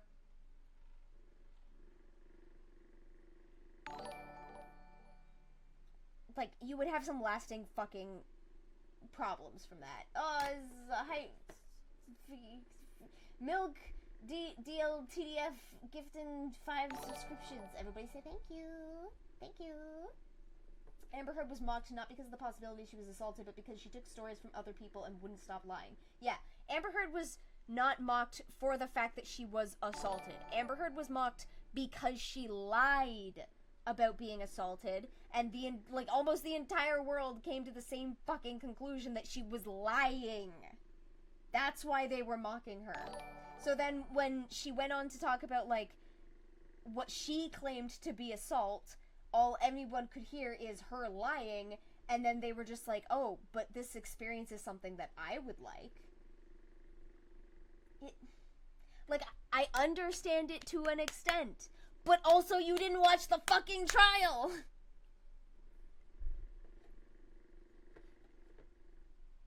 They were, but since Omnia didn't see the trial, they don't know. Yeah, exactly.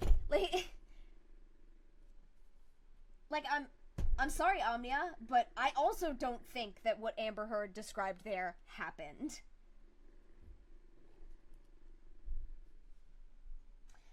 I didn't watch the Amber Heard trial, so I didn't bother responding to that part of the video. I heard about it too late to catch up. That's fair. See, you were the smart one. You didn't know enough about the trial to talk about it, so you chose not to talk about it. Omnia obviously didn't. That was a mistake, because obviously you have now missed out on the big follow-up being that, like... Yeah, there's also allegations that Amber Heard's, account of the sexual assault was an account that she stole from someone else and then, like, jazzed up to fit into her own narrative. And you could maybe be upset about that if those clips were specifically talking about that traumatic part of the event. But, like grabbing a breast and pulling off underwear, that's like a typical thing that I think most people with vaginas fantasize about, you know, in the context of, like, this is a person I want to have sex with. So yeah, just don't talk about things if you don't know what the fuck you're talking about.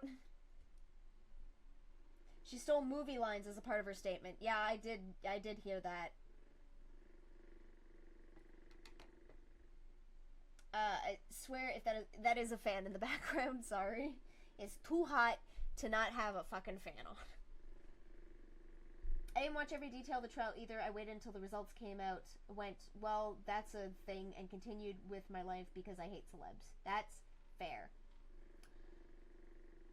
Before you get to the Kai Omnia's X part of the video, if you haven't already, do you know much about the whole situation between them? Yes.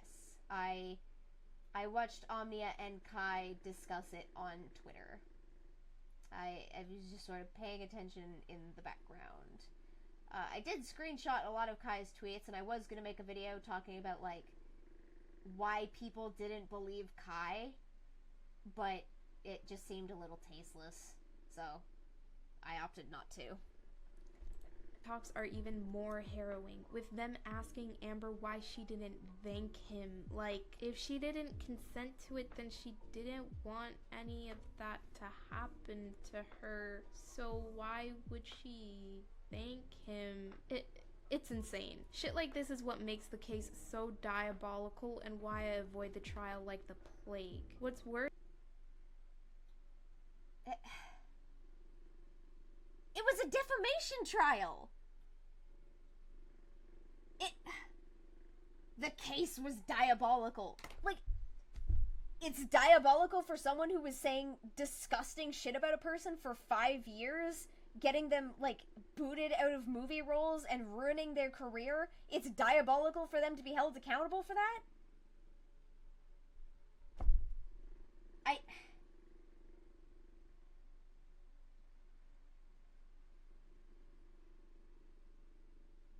I made a video on the Discord situation. Jesus Christ, I felt creeped out. By the Discord situation, do you mean the fan fiction? Do you know about the whole writing fanfic thing that Omnia did? Because in Omnia's recent video, they don't discuss it, nor do they want people discussing Kai at all. Pinned comment in that video.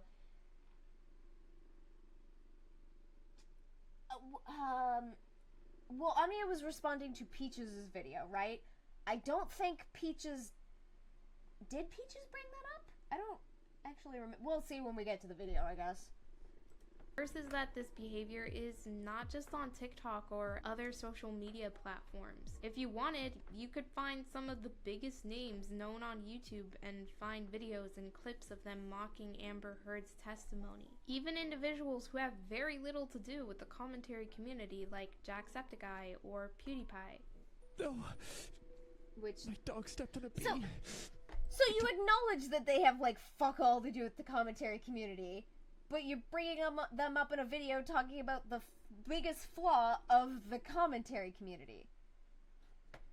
Okay. Like, it really just feels like this is more of a societal flaw that Omnia is mad about, which is completely fair, but it seems misleading to then classify it as, like, being a commentary community flaw that's being discussed, when that's not inherently entirely true. Maybe that's just me being pedantic. Who knows? Took him to the vet. I actually managed to squeeze out a tear. You see, that's how it's done. That's how you act. Okay, so Jacksepticeye is not mocking the story of sexual assault. Jacksepticeye is mocking the fact that Amber Heard is a shit actress, and everyone could tell that she was fucking lying. Actually cry. You believe in the things you're saying. Next meme involves private information, trauma, physical and emotional abuse. But I just hate this bitch so much that it's worth memeing. Amber Heard, also known as Amber Turds. She speaks exactly how people do when you reverse something like... I kind of want to know how Omnia feels about the shitting in the bed thing. Like, Omnia said that they kept their distance from the trial. Do you know that Amber Heard shit in the bed? Like, I want to know. That's what I actually thought my dog stepped on a bee thing was from. I thought that was an explanation as to why the shit was so large. But apparently that was just something completely different. Many times, and you start going like, so like, I think what the thing about the thing is like, I just am speaking like I haven't thought about this at all. Anyway, guys. I mean, obviously, I'm not like, you should probably think about what you're gonna say in a trial, but it's so bizarre. Like, what the fuck is she doing with her face? My dog. This is an stepped on a actress? bee, went to the vet, and went on. She just shows she's like the worst actress of all time. My dog stepped on a bee. Oh yeah? Yeah, but Amber makes those kind of faces. Have you seen it? Have you seen? So, again, they're not mocking her alleged sexual assault story. They're mocking the fact that she's a fucking liar. And that everybody can tell that she's a liar.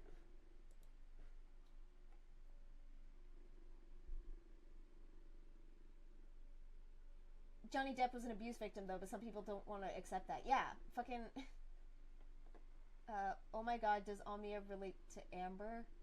Let's hope not, given that Omnia claims to not know enough about the trial to do that. Shouldn't be relating to people if you don't understand the specifics. Seems weird. Seen the trial where she's just like all of a sudden, I just seen the memes. where you're missing.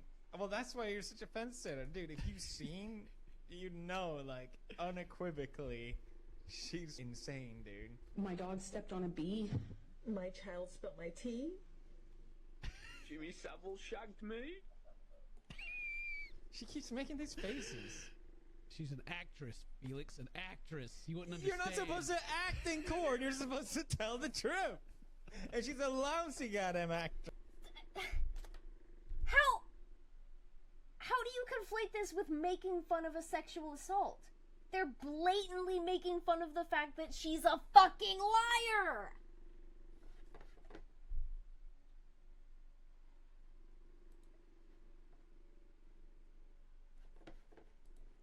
Just for that matter, god damn. So they're not allowed to mock her for being a liar because she lied about being sexually assaulted? No! Fuck off! They're not even specifically talking about that part. They're talking about, like, her weird facial expressions when her dog stepped on a bee. Ah! Yeah, the sexual assault was not what the trial was about. The trial was about defamation. It's just that one of the things she defamed Johnny with was allegations of sexual assault. So that had to be brought up in order to determine whether or not there was any validity to it. The court determined no, there wasn't. The fact that...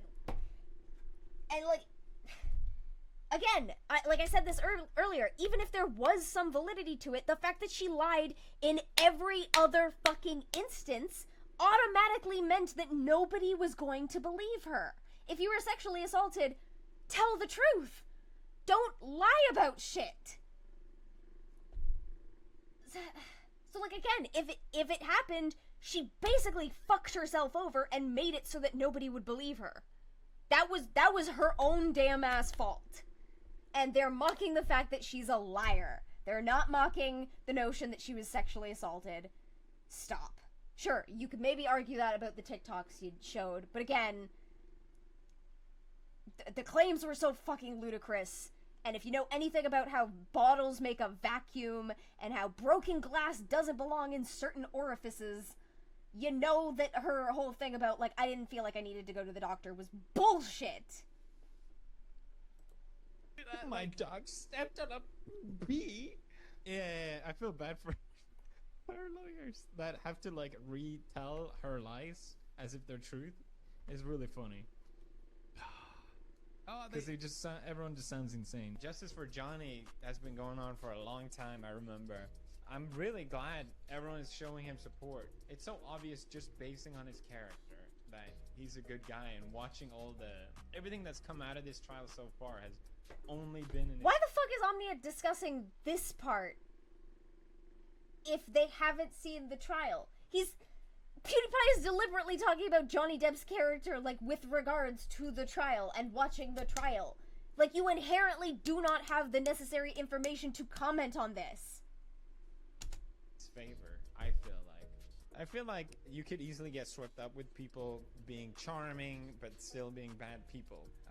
Now, I understand. Fucking really, Omnia? Really? I'm sorry, was Omnia the one who just made the little arrows pointing to PewDiePie's face, or was that actually from PewDiePie's video? Because I didn't see that video. I'm gonna assume that was in Pewds' video. Understand that some people see celebrities and automatically think that their life is one big drama and everyone is entitled to commentate on their private business, but as popular content creators... What? It's not private anymore! It's fucking public! It was televised! It was private, but now the world knows about it. So it's not private anymore, which means random fuckers can comment on it. That's how the world works. Deal with it. Themselves, I feel like Jacksepticeye and PewDiePie would know better than anyone about how uncomfortable it is for people to try and pry into your life more than you're comfortable. What prying? They literally just watched the trial. They're... What? Hang on.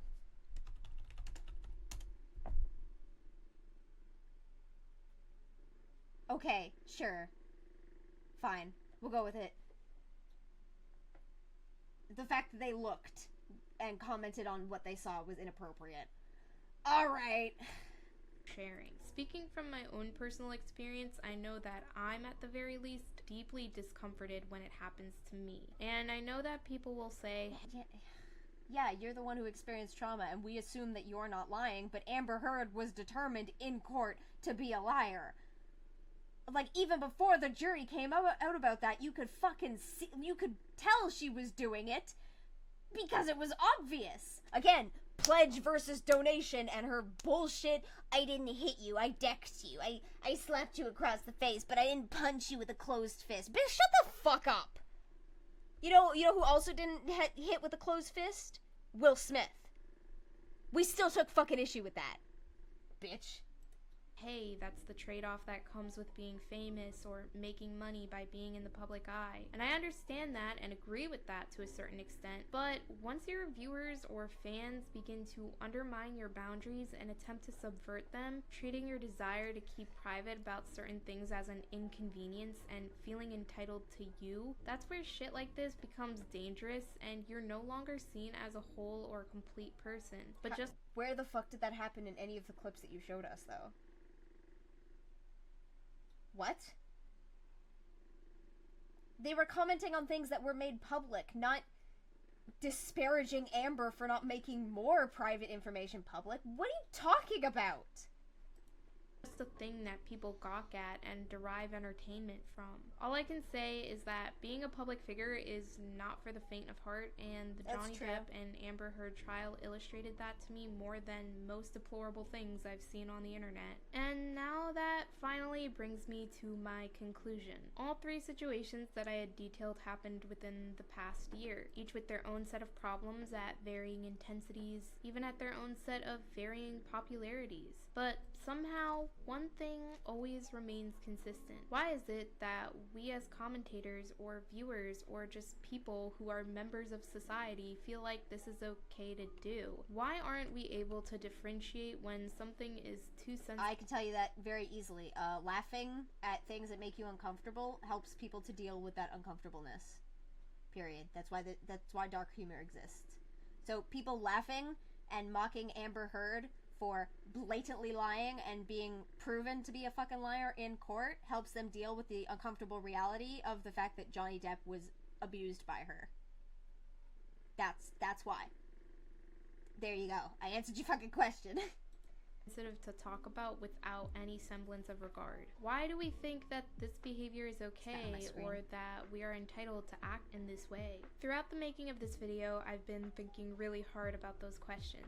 I've considered that it might be because of the news and how we're constantly bombarded by terrible things happening all the time. Maybe it's because we're in the middle of a pandemic and have been for nearly 2 years now. Maybe we've forgotten how to act or be empathetic to the misfortunes of others after shifting to remote work and school. Maybe it's because our constant doom scrolling has made us so accustomed to hearing about awful things that we just cope with it through dark humor. Maybe we're just bored. Maybe So you knew the answer.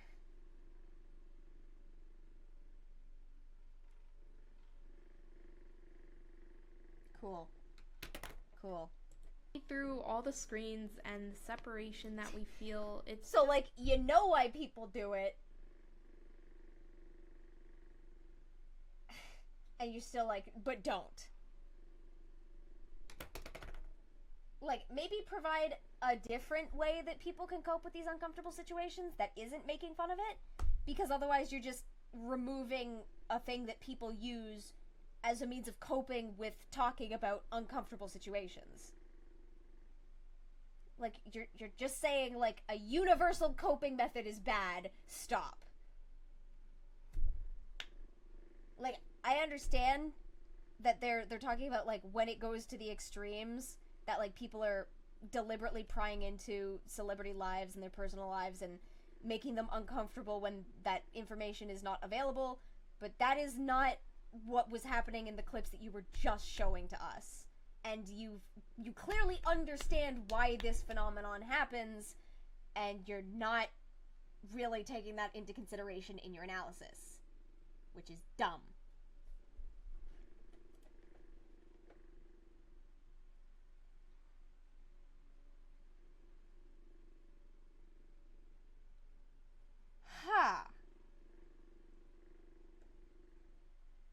Okay, we'll bring this up a little later.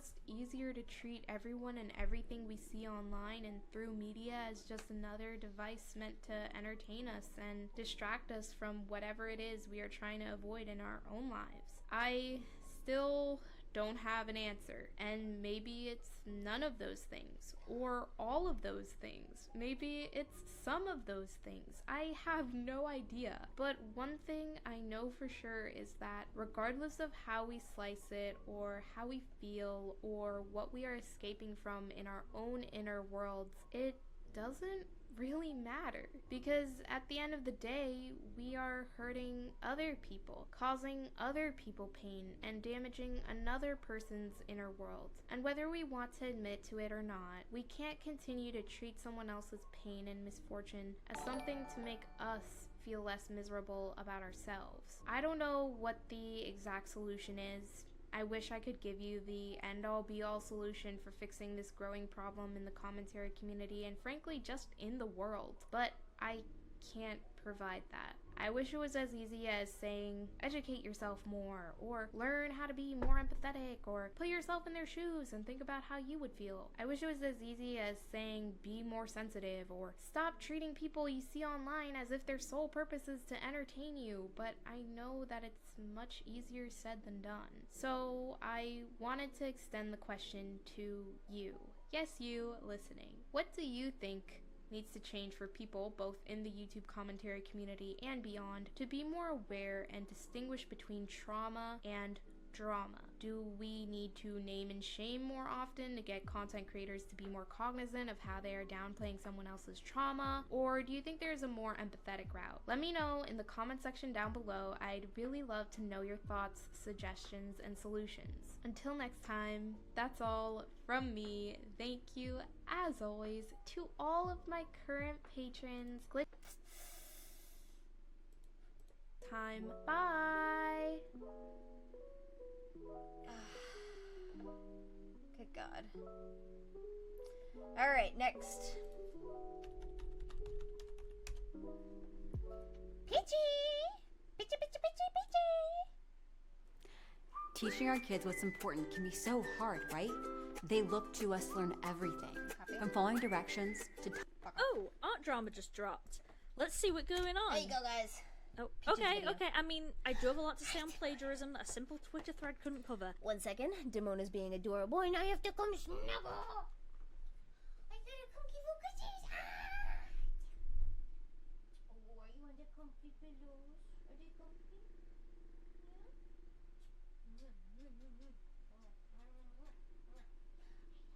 Sorry, am I bucking you? Oh, thank you, sweetie.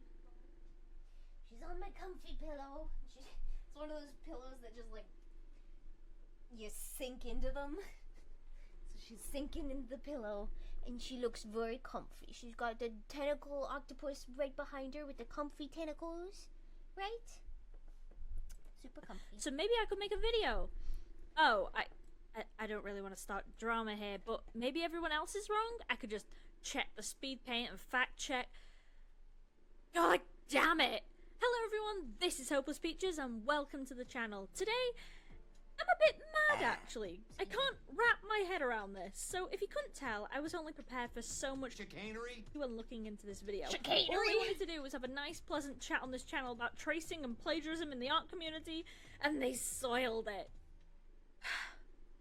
Give me a second. Okay, so I came across a Twitter thread a couple days ago calling out the YouTuber Omnia for plagiarizing Meg Icop's work, a small yet talented artist. Very talented, actually. Go check him out. Anyway, the Twitter thread I came across reads, so is Omnia going to credit Meg for the references to these drawings or just pretend they drew them on their own? The one on top is practically traced. It continues. Very sleazy, continuing Meg has a small platform and could use the publicity, but yes, let's just plagiarize their work and call it a whip. Then they use it for a thumbnail and did not credit Meg at all in the description. They need to get their monetary support though. Meg, underneath, replies, "Yikes, I'm hardly on Twitter so I don't really know how to deal with this sort of stuff, but I really appreciate you pointing it out." So, yeah, from this interaction we can all see that the artist didn't know and does not approve. Consent was not given. Looking at Omnia's post, it didn't look traced, in my opinion, but it was weird how Okay, Omnia's gonna bring this up in their response to Peaches, which is kind of more irksome, given the context of the tweets that Peaches just showed. Like, oh my goodness. Ellie Momelli. Happy fucking wedding. Everybody congratulate Ellie on being a married bitch! Damn, Ellie. Also say thank you for all the subscriptions, because Ellie is cool. Is cool.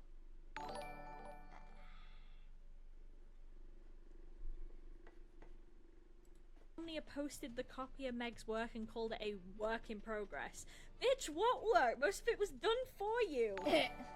So, after seeing this and the fact Omnia did a speed paint for their plagiarized work, with no credit to Meg when initially uploaded anyway, I thought I might as well check this out and see if the art was traced, just copied, and why they've been deleting all comments bringing it up.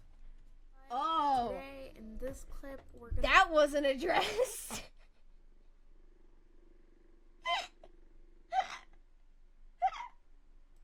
Go through the differences between drama and trauma. I can guarantee you that most people on the internet don't really know the main differences between the two. It might help unblur that line for people who do struggle with figuring out the differences between trauma. You know the main differences between the Fucking, if anything, Omnia, you just blurred the line further. You just made it way more confusing, and you kept flip-flopping it. two. It might help unblur that line for people who do struggle with figuring out the differences between trauma and drama. And in that moment, I realized I made a mistake.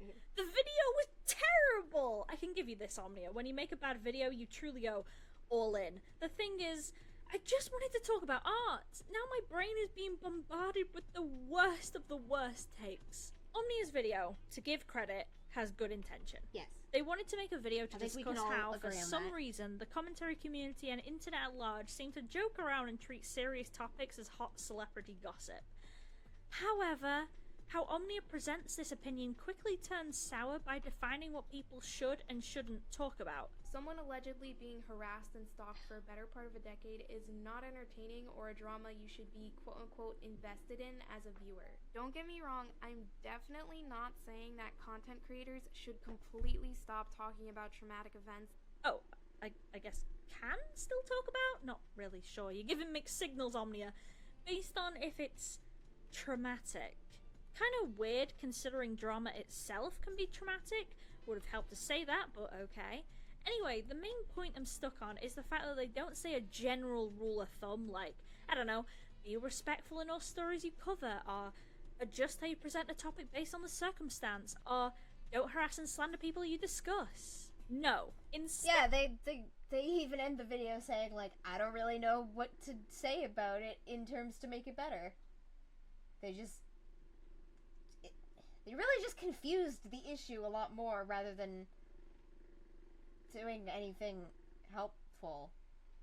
Instead, Omnia gatekeeps what can cause trauma and treats it as a fact. No joke, this is just what happens, I guess. So, let's just get started. When you search up trauma on Google, this is what comes up. A deeply distressing or disturbing experience. Emotional shock following a stressful event or a physical injury, which may be associated with physical shock and sometimes leads to long-term neurosis. When you search up drama on Google, this is what the definition is. A play for theater, radio, or television. An exciting, emotional, or unexpected series of events or set of circumstances. With drama, those tend to be pretty lukewarm experiences that a lot of people go through. For example, having a falling out with a friend, or getting a bad grade, or arguing with your parents, or getting offended over something that someone said online. I would say the main and easy litmus test between trauma and drama is severity.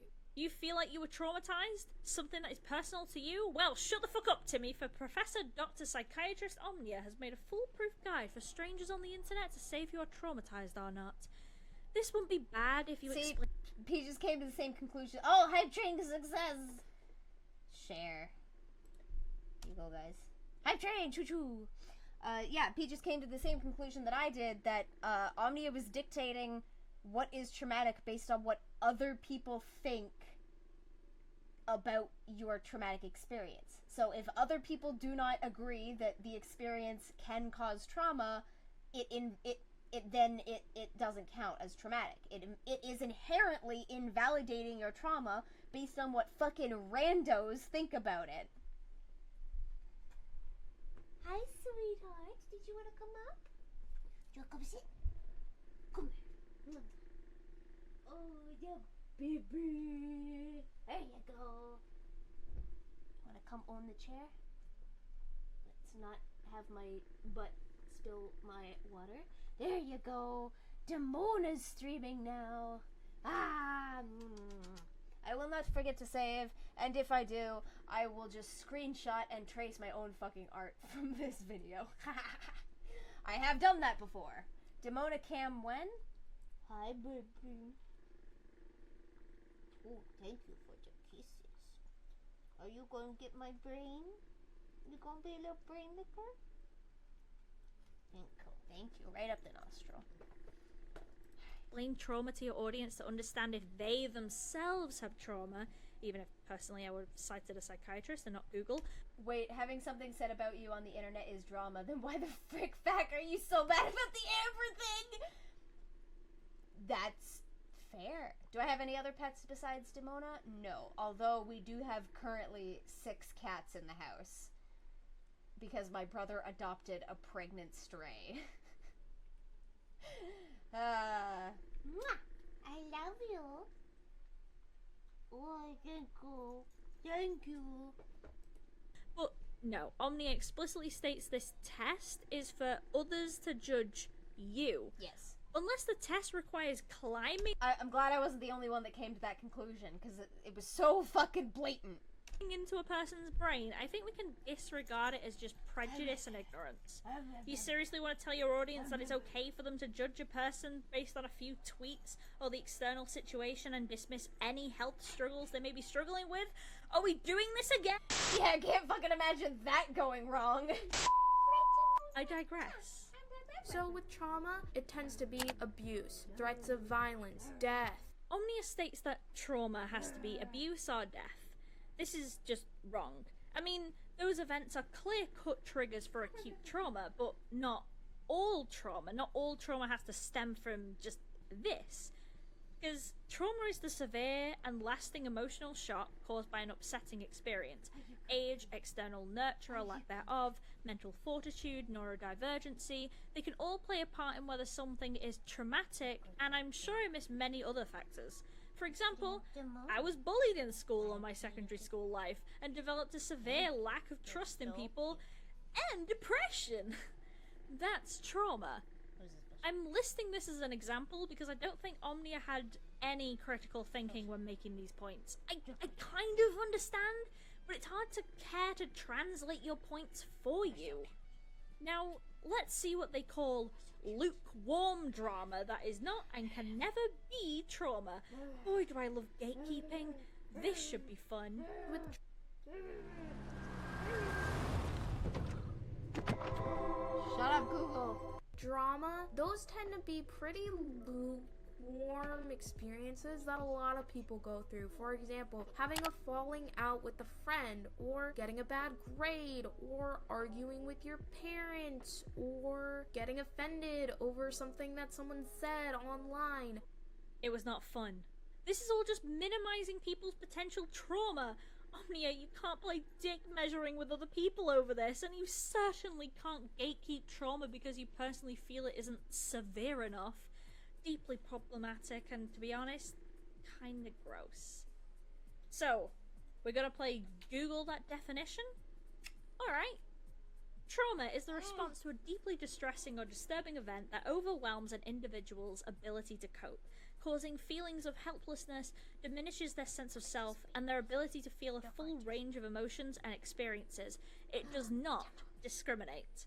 While there are no objective criteria to evaluate which events will cause post-trauma symptoms, Also, I feel it's important to mention that what is traumatizing to someone may not be seen as something that can cause trauma to another, particularly if you have a mental disability which affects how you interact with the world and affects your emotions.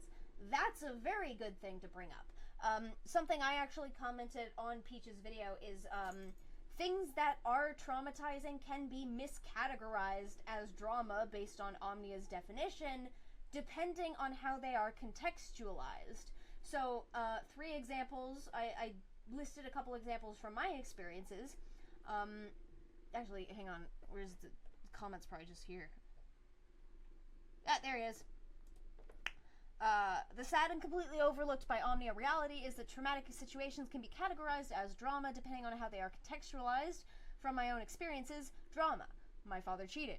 Trauma. My father cheated in the room across the hall from my bedroom, waking me up in the middle of the night when he was caught in the act, leading to almost his entire side of the family, essentially the only family I had ever known because he didn't let us interact with our mom's side of the family, disavowing us as revenge.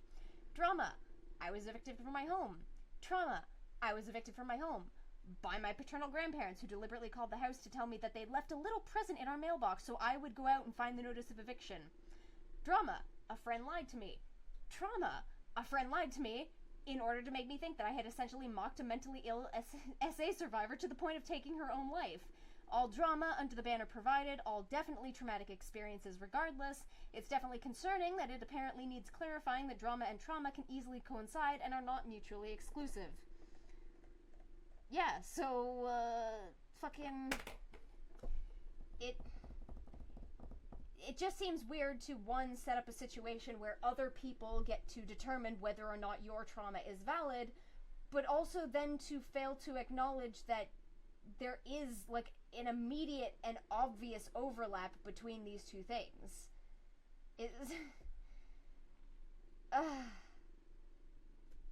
Circumstances typically involve the loss of control, betrayal, abuse of power, helplessness, pain, confusion, and or loss. The event need not rise from the level of war, natural disaster, nor personal assault to affect a person profoundly and alter their experiences. Traumatic situations that can cause post-trauma symptoms vary quite dramatically from person to person. Indeed, it is very subjective and it is important to bear. So basically, trauma is a further context explanation, while drama lacks context when being displayed to the public. Basically, and considering we've already gone over that a lot of drama is categorized as such because it's how people unrelated to the situation spread that around, that does, yeah, make a lot of sense, because the people who are disconnected from the situation are inherently going to have less context, and whether that be less context as to the situation itself, or less context as to how the traumatized individual was emotionally responding to it at the time, and how they have continued to emotionally respond to it after the fact. Bear in mind that is defined more by its response than its trigger. Like, let's have a look at the list of things that you say are not traumatic and just lukewarm, as you put it. Okay? Alright, so, cheating. How in the ever-loving fuck is cheating lukewarm drama? Oh! Like, come on, you can't be fucking shocked that people saw cheating and they were like, oh, cheating in your relationship. Not cheating on a fucking test! How is cheating on a test drama? Who gives a shit? Who didn't cheat on a test at some point in high school, man? Oh, never mind. Unless you mean cheating as in copying art and play. Oh. I guess. Yeah, that Omnia will later state that, like, they meant cheating with regards to, like, copying a test, but Pete just brings up a good point here. Does cheating with regards to, like, copying someone else's work count? Because I guess we're just supposed to consider that lukewarm drama, which, I guess by Omnia's definition, we're allowed to talk about. So why is Omnia then not wanting us to talk about the fact that they copied the art? I thought you said we were allowed to talk about that shit. Talking about that kind of cheating then. If you think that's not a big deal. I simply don't believe they meant cheating on a test. That seems like such an excuse. I'm giving them the benefit of the doubt just because cheating in general is, like, having that be classified as drama is so fucking stupid. I want to give Omnia the benefit of the doubt that that they're not actively of that mindset, because it's dumb and harmful. Deal? That's fine. But again, you didn't say that. Instead, you labeled it as quote-unquote drama and undermine the effect it can have on people by equating it entirely as just being hot goss. As somebody who was cheated on recently, I respond with a big fat, no thank you, you can't tell, but I'm dabbing. Dab, dab, dab, dab, dab, dab, dab, dab. I'm leaving that in. People can know I can dab, dab while reading my script. Fuck you. You also can't tell that I'm Every time I start something new, I Fuck learn off, something ads. different. And I think that's... Oh damn, even Cambridge disagrees with you on calling cheating nothing but lukewarm drama that isn't potentially traumatic. See, Peach just brings up, like, screenshots of what she's looking at for this, but, like, Omnia will, in their follow-up video, state that they were referencing specific resources, but those resources were never fucking mentioned in the video, nor were they listed in the description as resources. So how the fuck is anyone supposed to know that? Okay, so moving on from that, you then list things like spreading rumors, gossip. Exactly. Fuck off ads, we're dabbing. Dab, dab, dab, dab, dab, dab, dab. backstabbing, etc. A lot of these could be classed as bullying and harassment, something actually labelled by Mind's list of potential triggers for trauma. I get abuse and bullying, it all doesn't sound equatable, but this is why we don't compare in the first place. Trauma's a broad term with equally broad triggers and ways people respond to it. Yes. This kind of video only perpetuates that stigma that you're weak or wrong to be traumatized by other kind of events. Yeah, and again, it puts the onus on people who potentially do not know you to judge whether or not your trauma is valid. If they don't think that the event that traumatized you is traumatizing enough, like, by what Omnia has specified, they're allowed to invalidate your trauma, which is not fucking okay, especially given that Omnia's whole video was about how inappropriate it is for content creators to be invalidating other people's trauma, despite the fact that Omnia, I don't want to say deliberately, but their video sets up that, like, criteria that allows people to do that very thing. Yet again, though, I can see where you were trying to come from. But you were the one who chose to bring out Google definitions on trauma and drama called said potential triggers lukewarm. Lukewarm experiences. Cannot stress this enough. Lukewarm, why would he say that? And made the very Hey, maybe they forgot to cite their sources, and unlike the art inspiration, didn't add it later because nobody called them out on it. Okay, well then, by that logic, I would expect him to have added it now, because now they have acknowledged, like, oh, this is the resource I was using. Okay, so put it in the description of your video. That still isn't there. I just checked. It wasn't there. clear-cut distinction between the two to gatekeep trauma. I get it, I do. I just can't find a way where these points come together cohesively without spreading the same message you already spread by them just... Plus, like, in general, if your resource is inherently important to the context of the video that you are discussing, it should be in the fucking description. Like, do what I do, and when you're writing the script, put your resources in a list at the top of the script so that you can just copy and paste it into the description when you're done the video. That is what I do. It's super fucking easy, guys. It's not difficult. All you gotta do is post a fucking link. Yeah. My brain is breaking. None of this Same, Peaches. was needed for a video ironically calling out the commentary community's ethics. If you want to know why this is a stupid take, they didn't even realize that there is more than one form of trauma. Oh look, bullying is listed again. If I stay on this... Even disregarding citations, they used the source but didn't specify they used the strict source but disagreed with it. Yeah, which is probably like an additional reason that so much of the video was like flip-flopping back and forth, because if Omnia was using a strict source that they themselves acknowledged they disagreed with,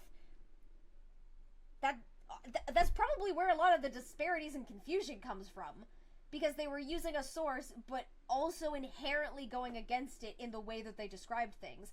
Regardless, they were wrong and it was still a bad fucking take. This topic, I would be here all day. So, for summary, don't dismiss people's mental health problems because you, a stranger, cannot see them. Just because you can't doesn't mean it isn't valid. The art commentary community shouldn't have to be told this by me twice. Come on, people. I want to be kinder, because I genuinely don't believe this was malicious and was just a lack of critical thinking and potentially a little bit judgy.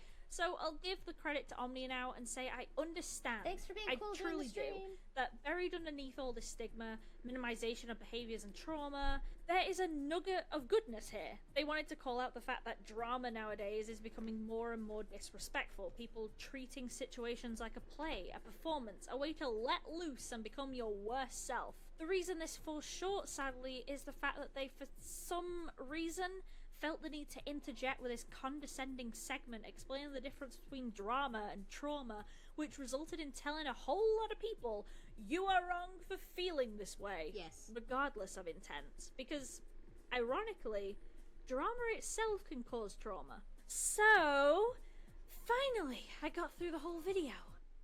Emily made a 2-hour-long video detailing creepshow art and her husband's stalking and harassment campaign, which lasted a better part of a decade. There were points in Emily's video where she became choked up just recalling... I'm sorry. small tiny thing. It's the better part of a decade, not a better part. It's like when people say I could care less. It's like, if you could care less, it means you do care to an extent. It's you couldn't care less.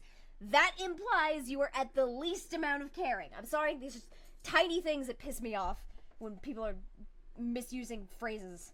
The events that had happened to her, and clearly was very, very distressed. However, some people looked at her situation for pure entertainment. I highly recommend you start by watching my Creepshow art series, which is linked in the description below. Someone allegedly being harassed and stalked for a better part of a decade is not entertaining or a drama you should be quote-unquote invested in as a viewer. I highly recommend you start by watching my Creepshow art series, which is linked in the description below.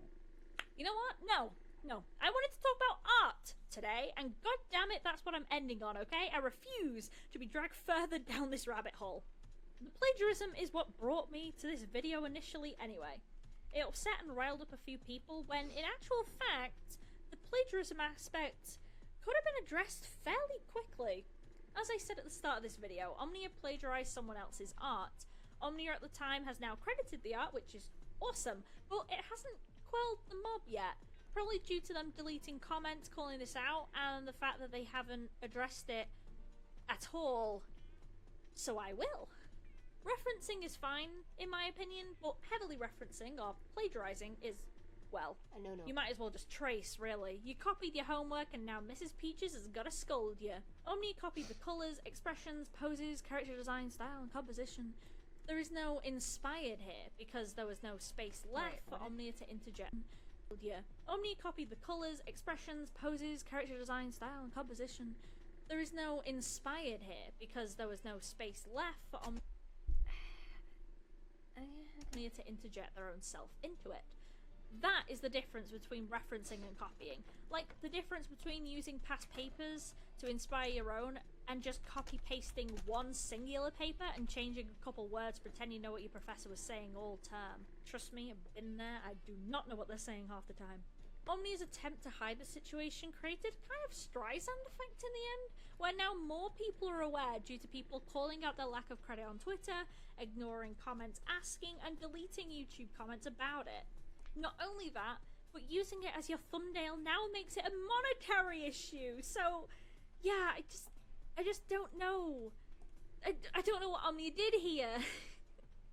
You said in your video you've been doing this for 2 years, how do you not know that this is silly? As a person who has been running a commentary channel for about 2 years now, they could have just used this as a chance to promote a lesser known and talented artist by stating that they were inspired by their work and were doing a study to see if they could match their style. It's all fine, we all do that, but they didn't. Instead, they just passed it off as their own work. So, talking about promoted said artist, check out Meg, their art's great. And that is the end of the video. As you can tell, I got a little heated, but at the same time, I don't think Omnia was acting malicious in this video, so it's more just frustration than anything. They don't need to respond or any of that crap, they can just take or leave my criticism. We're all adults here. I more just wanted to address all this because I know what it's like to have your own experiences undermined, both by other people and yourself. Where you sit there and believe it wasn't a big deal when it was. So I wanted to remind you all out there that no matter what the circumstance, you and your feelings are entirely valid. Stay safe out there. Woo! Actually got a video done. Now you can shut the fuck up, Harley. I actually did it. Ooh, I need a rest after that one. But first, I want to say thank you to the lovely people and addressing Hopeless Peaches' accusations. What accusations? The accusation that your video was bad. It's no secret that practice makes perfect. We take up to 10,000. I love how in their video, Omnia combats Peaches' claim by proving that they didn't trace, except Peaches never claimed that. They literally said that Omnia might as well have traced, implying they know and believe Omnia didn't trace, just disapproving of the heavy referencing. Yeah! So, let's talk about this. So I'm going to try to keep this video as spiffy and short as possible because I really don't think it should take much time at all to address the things that certain people took issue with, and I also think that a lot of these accusations can be very easily cleared up with one short and concise video, so let's just hop into this. First of all, let's talk about this drawing. This drawing was originally created by the artist Magikarp on Instagram, who I follow and really admire. Her art is super cute, and I've always felt that our styles were somewhat similar since both mine and hers value simplicity. I was scrolling through her Instagram account and saw this drawing, and since Teen Titans is my ultimate comfort show, I decided, hey, these expression drawings of Raven are— Side note, I wish I could do more simplicity in my art. I struggle with that so much. Always adding way too many fucking details.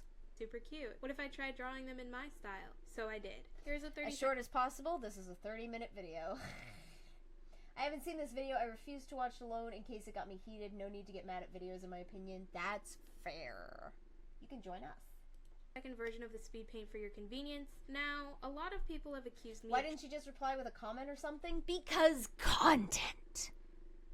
Tracing her art, which you can very clearly see That I did not. is not— Now, a lot of people have accused me of tracing Okay. her art, which you can very clearly see I did not. Some people even claim that I copied her colors and character design.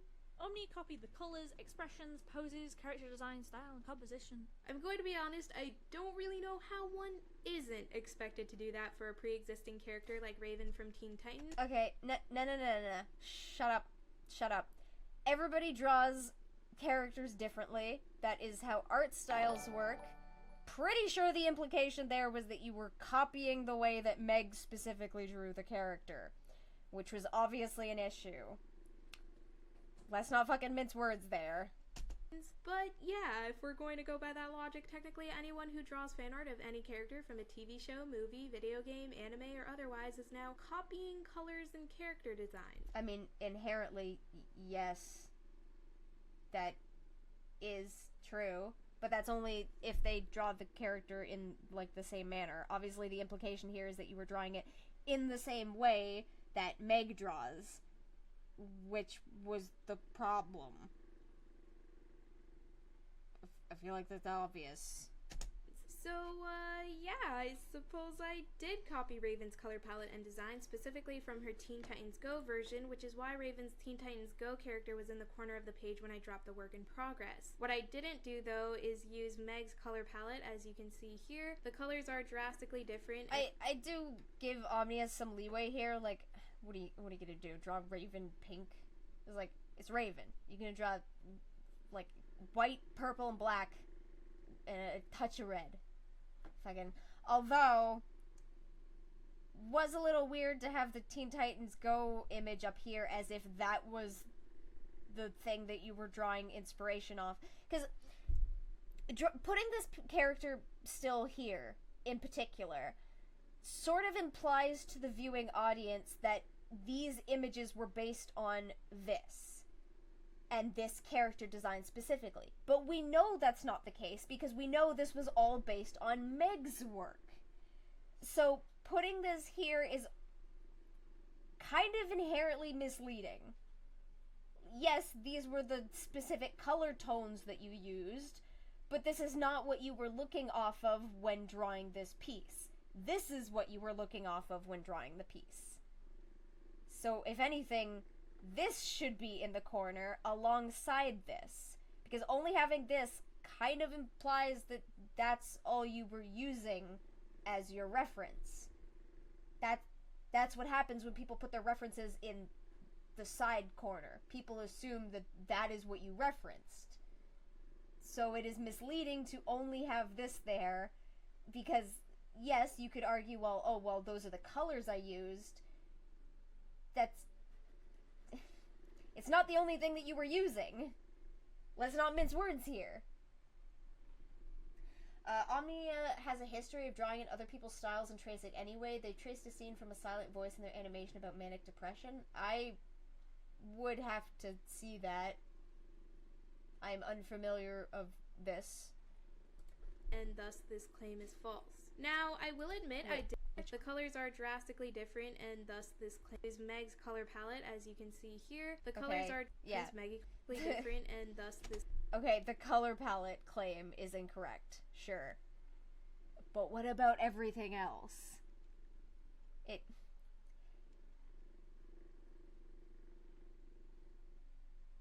It just seems weird. I've known people who do this. I was talking about Dickweed earlier. He used to do this. Where, like, you could list a fuck ton of shit he's done wrong, and then maybe you get, like, one aspect that's slightly incorrect. And that's the thing that he harps on and focuses on, and then he just ignores all the other shit that was right. That's the vibe that I'm getting. Like, Peaches was right that you copied the composition, you copied the way, in particular, the character was drawn, you copied Meg's style, but you're harping on the fact that you used different colors from a different rendition of Raven.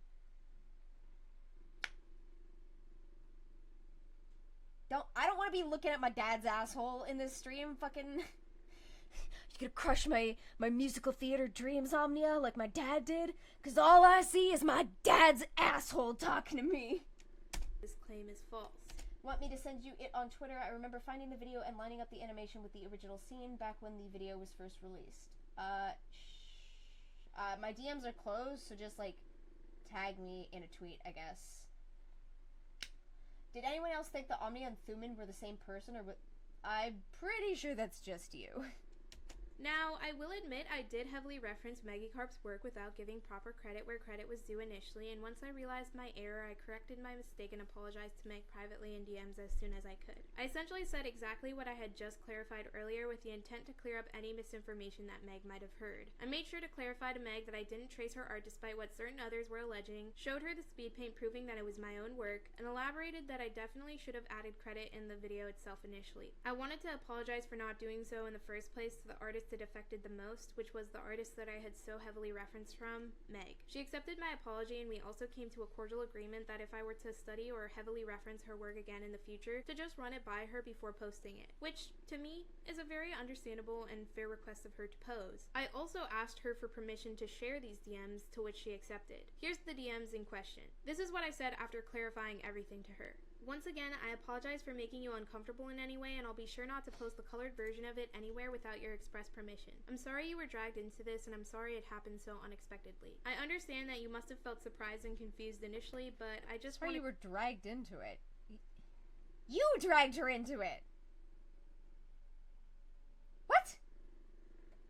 To clear any of your questions, concerns, or suspicions up in DMs. Let me know if you need anything else, and I'm also open to discussing whatever. Take care. She responded with, "Aw, hi, thanks so much for reaching out. Yeah, just for future reference, I'm totally alright with people referencing my art for practice, but I'd rather they not post it without asking me first if it's very heavily referenced. But you're totally right, I don't really engage with Twitter a lot, so the primary emotion for me was just surprise and confusion. No anger over here. I really appreciate you reaching out and communicating with me though, and I hope you know I have no hard feelings at all. Best wishes." I ended the conversation with, "I will keep that in mind. And now that I think about it, I definitely should have credited you at the beginning of the video itself, but it slipped my mind, so I apologize for that too. No hard feelings at all over here. Just wanted to make sure you know that I'm apologetic for my mistake and will be sure not to repeat the same mistake again."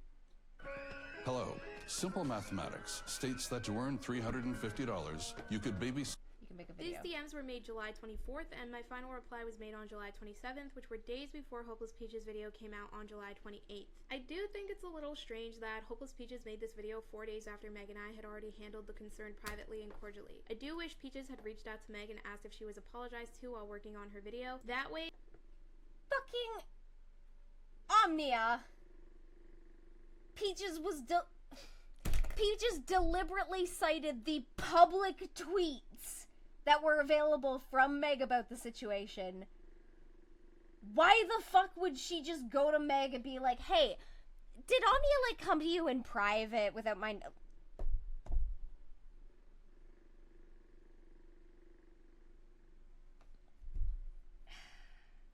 Like, that just seems fucking stupid. Like, that... If there are public tweets where the person's talking about the situation, why would she not look at the public tweets rather than going and bothering someone she's literally never spoken to before?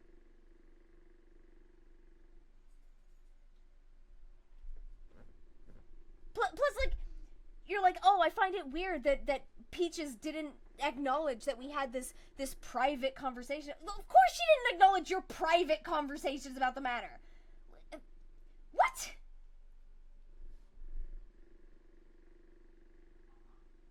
I'm blocked and nobody came to me when talking about it and Omnia mentioning it, lol. Oh, but apparently you should have reached out to the artist and asked her, hey, has Omnia apologized? Why the...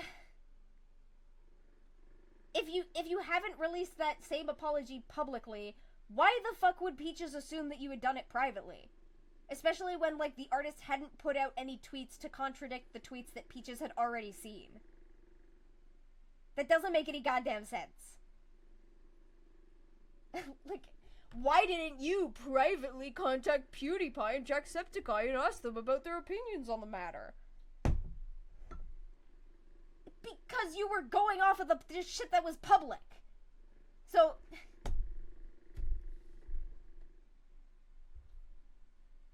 Unbelievable. Have you privately gone to the people who called you out in the comments, whose comments have now been removed? Question mark, question mark, question mark. The situation wouldn't have needed to have been blown out of proportion in the way that it was, especially since everything was already handled privately between me and Meg by the time her video was released. Additionally, things being blown out of proportions, that's your own damn fault. You did it. You deleted the comments, allegedly, that were calling you out, and then you solved the situation in private, behind closed doors. That's your own damn fucking fault. The only reason shit blew up like that is because you were allegedly deleting comments that were calling you out, which obviously indicates to people that you're trying to hide shit.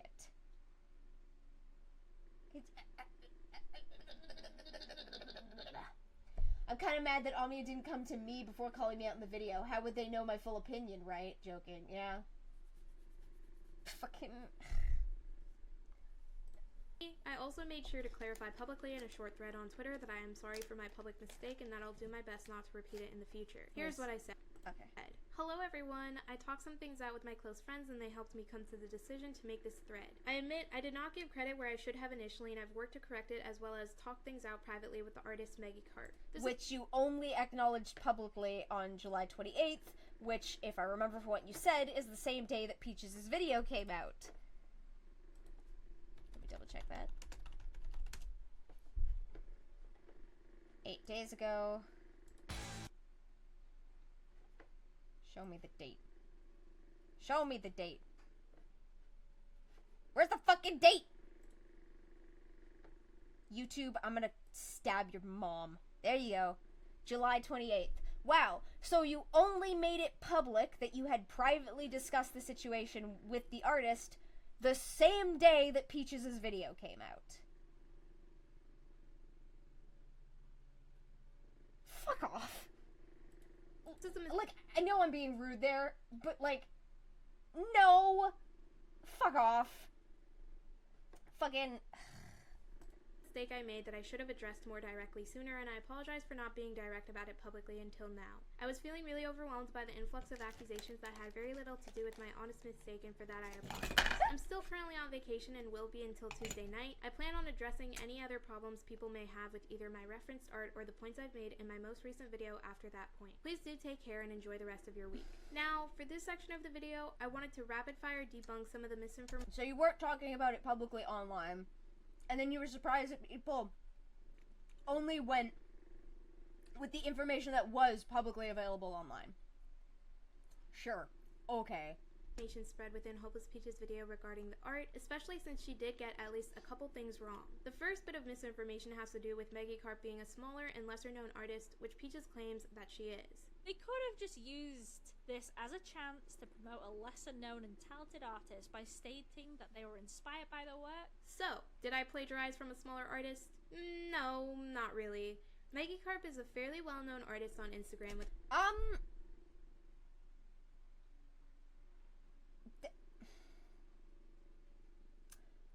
okay. Omnia talks about how Peaches repeats things that she says, but like deliberately replaces words, or perhaps inadvertently replaces words which change the contextual meaning.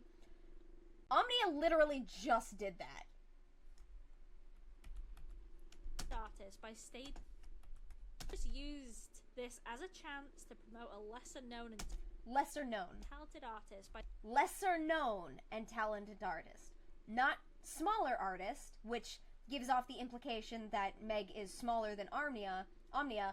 Peaches said a lesser known artist, not lesser known than Omnia, not smaller than Omnia, lesser known, as in she's not as well known in the wider art community. So... by stating that they were inspired by the work? Yeah, exactly. You can be bigger than Omnia and still be lesser known as an artist in the general overall community. Which, considering I've literally never heard of them, yeah. So, did I plagiarize from a smaller artist? See? Smaller. Not lesser known. Now Omnia is doing the exact thing that they are then later gonna get on Peaches for doing. No, not really. Maggie Carp is a fairly well-known artist on Instagram with a sizable following of 148,000. Like I stated previously, I found... But obviously lesser known, because none of us knew who the fuck she was.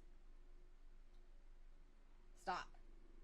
Found her Raven drawing on Instagram because that's where I followed her, and the post itself has over 10,000 likes. I actually had no idea she had a Twitter, but I did follow her soon after I had found out. Besides, she never even posted the Raven drawing on her Twitter account, so even if I did know she had a Twitter, wouldn't I have chosen a piece she posted there to reference instead? So you're like, oh, I didn't even know that she had a Twitter account. But you need Peaches to know that she had the Instagram account, and the Instagram account was specifically the larger account? Okay. The second question has to do with the thumbnail being a monetary issue, which Peaches also claims is a problem. Not only that, but using it as your thumbnail now makes it a monetary issue. So, yeah, I just don't know. So, is the thumbnail truly a monetary issue? Also, no. Not really. That's Raven is a debatable. character created under DC Comics, and she has been around since October 1980. There's nothing particularly unique about a side profile drawing of Raven, especially since neither Meg nor I own Raven as a character. In this way, I would argue that the thumbnail is not a monetary issue, considering that neither of us... Okay, no. Stop. So Omnia here is downplaying the situation when they say there's nothing particularly unique about a side profile of Raven. But that's the fucking problem. It was unique enough that people were able to recognize it as a copy of Meg's interpretation of Raven. So Omnia saying it's not particularly unique is fucking wrong, because it obviously was unique enough that people were able to recognize it as a copy of someone else's artwork. So, this is like, oh, well, you know, everybody draws pictures of Raven, so it doesn't matter if I copied this particular artist's interpretation of it. Yes, it does! Yes, it fucking does! Us own the character, and there isn't anything particularly unique or transformative about the posing.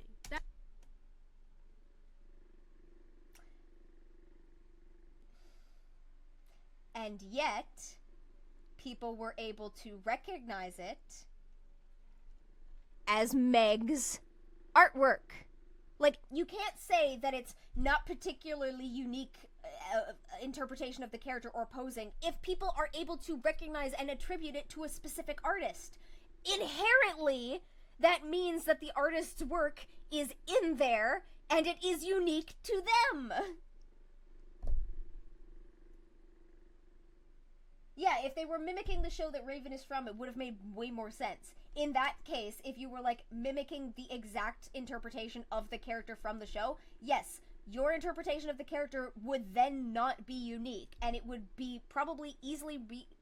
It would potentially, depending on how you do it, be, like, it could be confused with, like, the show, or, like, any other person who has deliberately tried to mimic the way that the show draws Raven. But that isn't what you were fucking doing. You were drawing it based on the work of another artist, which was unique enough that it was recognizable to people who follow that artist's work. You can't have it both fucking ways. You can't be all like, oh, it wasn't unique enough, so it doesn't matter. but then also have people be able to recognize it. That inherently makes it unique, and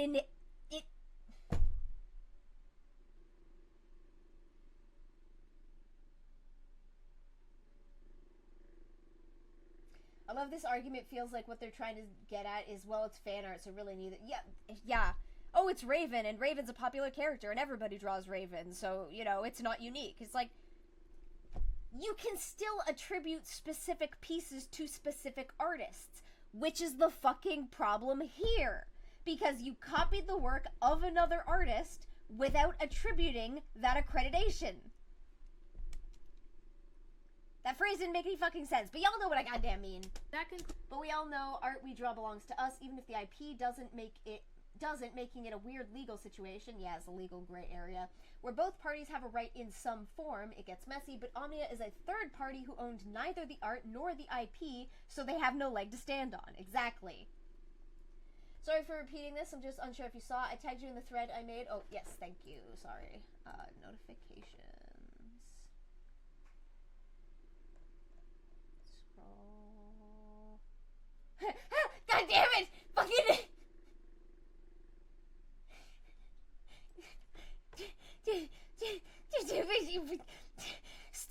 What? Ah!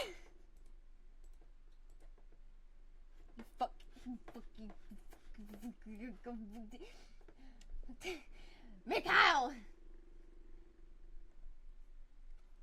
Here we go. Okay, so here's the original video.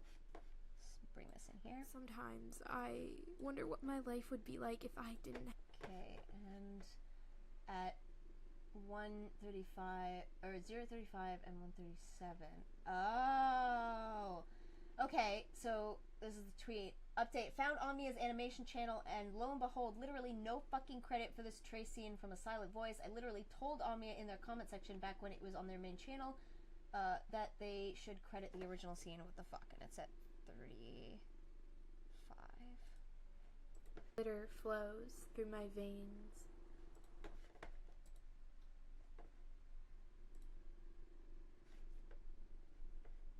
Ah. Ah.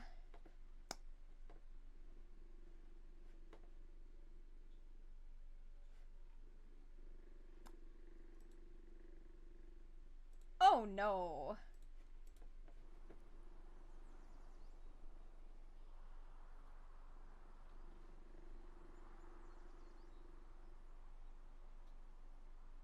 And then it comes again.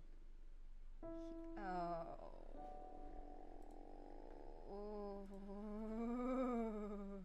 And taunts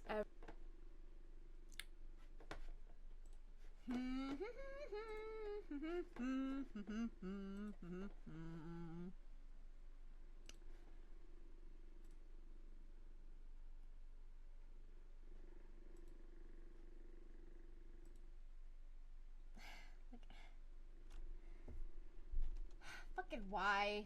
They also allegedly stole art from their friend, as well as fan art I found after my video dropped. It's... oh, no.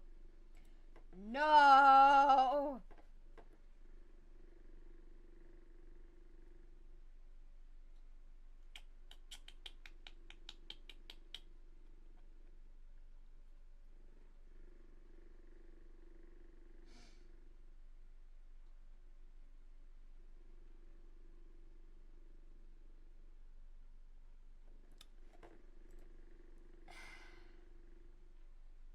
Is it really... like, I even make note if I trace a fucking meme.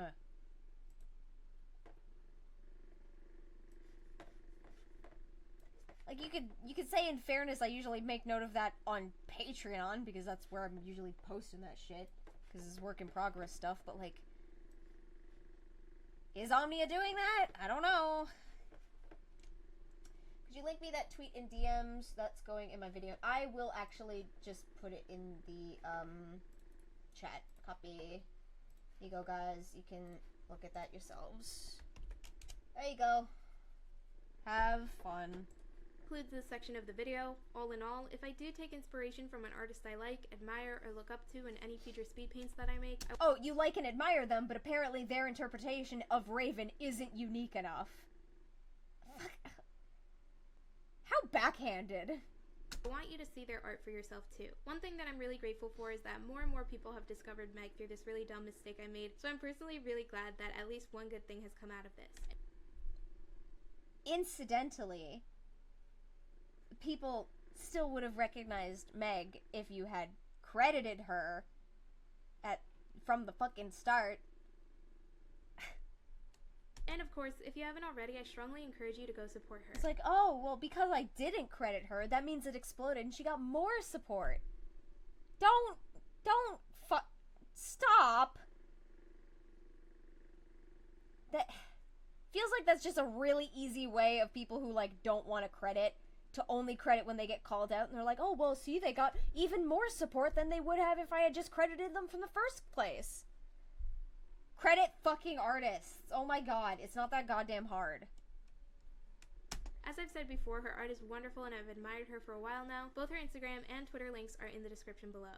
On to the second part of this video. Here, I wanted to name off a few of the unfair claims that were made by larger creators, specifically Harley TBS and Hopeless Peaches. Let's start off with Harley's tweet. They stated, "This video is fucking terrible." They refer to Technoblade's death as an ongoing situation, plagiarized art for the thumbnail, and called out PewDiePie for prying into Amber Heard's life more than they were comfortable sharing because he discussed their public court case.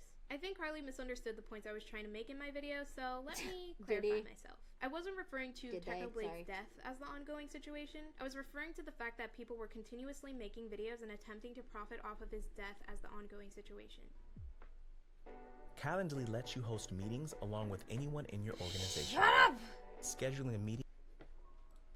I'd like to keep Technoblade's section relatively short because this is, in a way, an ongoing situation as it's happened very recently, and as someone who hasn't been close to him or watched his content regularly, I don't want to take up more space than I should. As for the plagiarizing art claim, that is untrue as well. As Meg had stated, I heavily referenced her art and recognized that it was still my art that I had drawn and freehanded on my own. I hadn't traced nor copied Meg's drawing line for line, which is what accusing someone of plagiarism insinuate. Practice of taking someone else's work or ideas and passing them.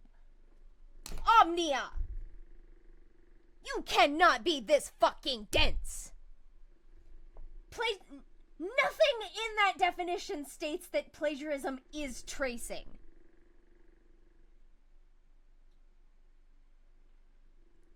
Oh, but apparently Meg's interpretation of Raven isn't unique enough. Well, if it wasn't unique enough, why the fuck did you like it so much, huh? I thought you said that you liked the way that Meg drew Raven, that's why you decided to copy it. Huh?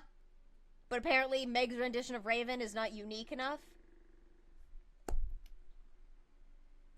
You plagiarized her. Get over it. Fucking does know what I did. Yes, you did. Lastly, I didn't call out PewDiePie like the fact that Omnia really be out here like, oh, you know, plagiarism implies you traced, and then literally brings up a definition of plagiarism that does not fucking mention tracing, and deliberately, like, fucking describes what they did. So they claim B using the disappointment parent voice.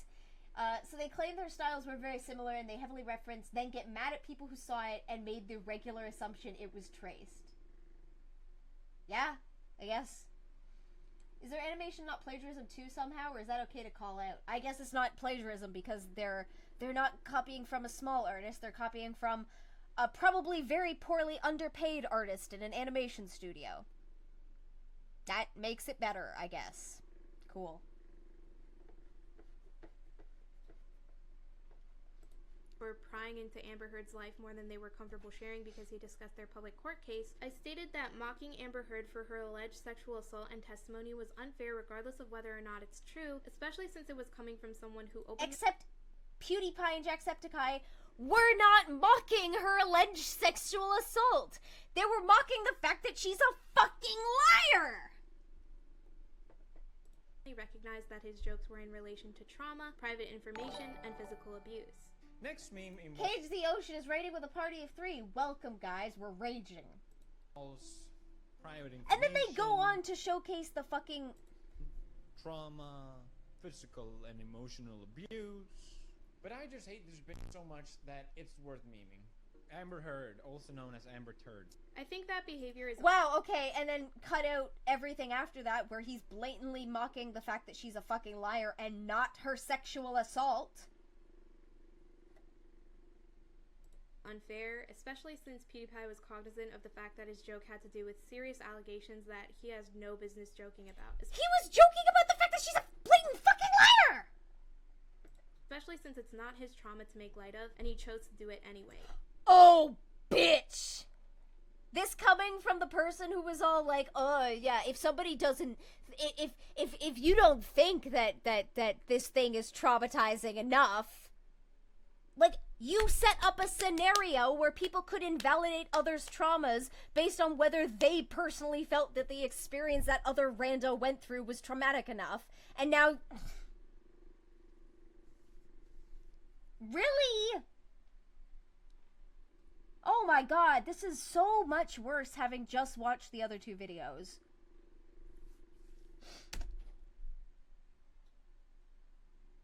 Now, let's move on to this clip within Hopeless Peach's video where she presents my points as being contradictory or hypocritical.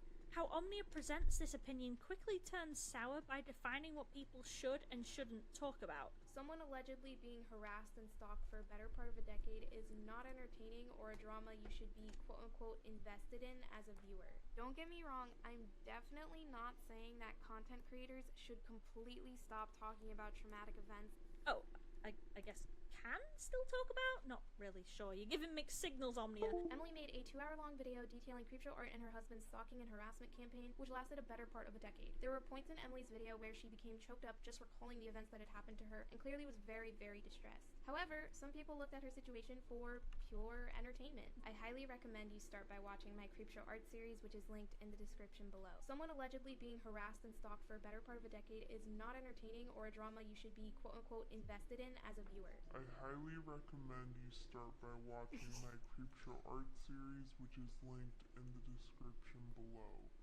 You know what? No. I wanted to talk about art today, and god damn it, that's what I'm ending on, okay? I refuse to be dragged further down this rabbit hole. I personally believe the way these clips were cut short and spliced together were done pretty poorly to insinuate that I was giving mixed signals, as Peaches states, but... You were giving mixed signals! I'm not high enough for this.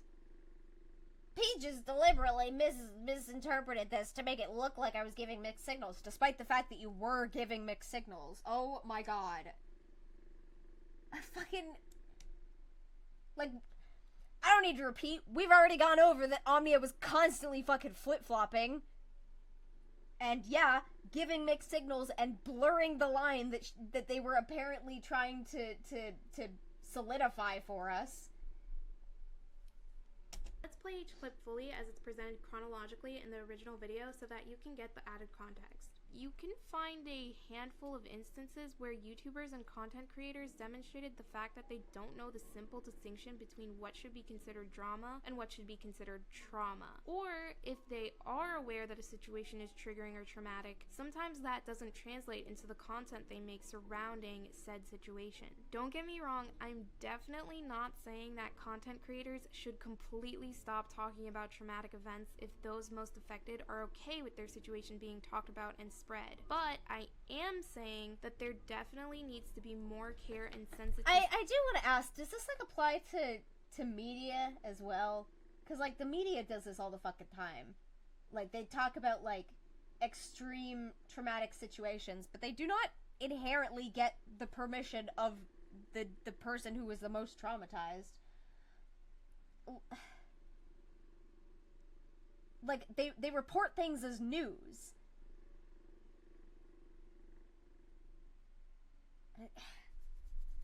Like, yeah, maybe if we were talking about, like, if you know an intimate traumatic event from, like, your best friend's life, and your best friend isn't a YouTuber, and you just decide to make a video talking about that, and, like, name your friend, and, like, dish out all their personal things, that's fucking disgusting and wrong. But, like, if people are talking about, like, public shit that is public, people are allowed to voice their opinions on publicly acknowledged information. Put into said coverage. Content creators shouldn't be barred from speaking about sensitive topics. Plus, like, what if someone just came up and they were like, oh, I don't want you talking about this event because it's traumatizing to me. Like, you could literally just use that as an excuse. Like, what if fucking Queen Mystic, or, whoops, Queen Occult, forget I said that. What if Queen Occult came up to me and was like, excuse me, I don't want you talking about these events where I sexually traumatized a child because it's traumatizing to me. Take your video down. Like, bitch, fuck off. Oh, I think my thing is telling me that... What? Fuck off. Why is that open? They just need to be more aware of how their coverage may act. Yeah, exactly. That's it. Oops! That didn't happen. I mean, some people were already able to figure out who the fuck Occult was based on, like, the, I think they said they were able to figure it out based on the Ghost Doggos conversation. They just, like, went out and looked for, adoptable characters that were Ghost Doggos originally, and they were able to find, I guess, either the original conversation or people talking about it. And the people talking about it did not censor Occult the way I did. Harm the victims in traumatic situations or hinder the cause they are trying to bring awareness to. This is mainly what led me to consider 3 major examples of how trauma was mishandled. Actually, fun fact, I did have somebody who came up to me and they were like, your commentary on me was traumatizing. Take it the fuck down. And I'm like, bitch, it's been like 7 years. Fuck off. Nobody even knows who you are anymore. Nobody pays attention to that video. Drama, each at varying popularity levels, and demonstrates different problems that are pervasive in the YouTube commentary scene. The first situation I want to talk about is Creepshow Art and Emily Artful. No, it's not Kaimarama. I purposely keep my distance from Kaimarama. Fucking, because Lord knows if I approach her, it's just gonna be like, oh my god, you don't care about my mental health. I can't even be arsed. I want to say about this one since it does hit close to home, but I'll try and keep this as condensed as possible. If you aren't aware of what the Creepshow Art situation is, who Emily Artful is, or how she plays into any of this, I highly recommend you start by watching my Creepshow Art series, which is linked in the description below. My series does a pretty good job at summarizing everything that had happened in that situation and gives a broad summation of all the events. There were points in Emily's video where she became choked up just recalling the events that had happened to her and clearly was very, very distressed. However, some people looked at her situation for pure entertainment. Every day, everywhere protection. Spray it on over 100 different surfaces. Gin, bubbly water, natural flavors, and cane sugar. The interestingly different Tempo Gin Smash. This was most easily seen when Creepshow Art returned to YouTube on December 31st, 2021 with a 2-hour and 30-minute long video of her own where she attempted to debunk Emily's claims. When that video first dropped, of course, there was a frenzy on Twitter. One person in particular, who I will not name, for their own sake, since this is quite an embarrassing take, stated, honestly, Kai Weiss was just diet Creepshow Art. This is the real shit. We're back, baby. We're back, baby. Let's go re-traumatize victims. Let's go. And when someone offered some slight pushback, this absolute pinnacle of human morality stated, LOL, I mean, in terms of drama we are invested in as viewers. Someone allegedly being harassed and stalked for a better part of a decade is not entertaining or a drama you should be quote-unquote invested in as a viewer. You should be interested in Emily's allegations because her safety matters as well as her well-being, and it's important to advocate in both. Didn't Kairama make themselves notice recently? Like, I literally just said I don't pay attention to Kairama. Why would I know this?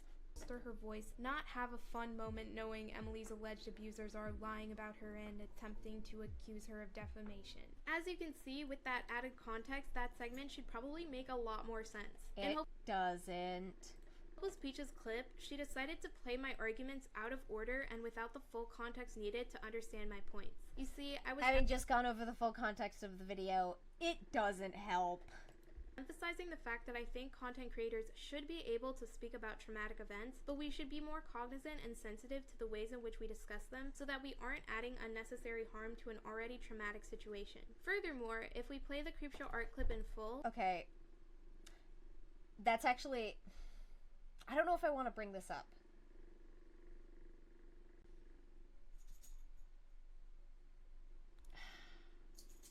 You know what? No, I'll talk about it. So... When my... You guys are fucking talking about Kaimarama, I may as well.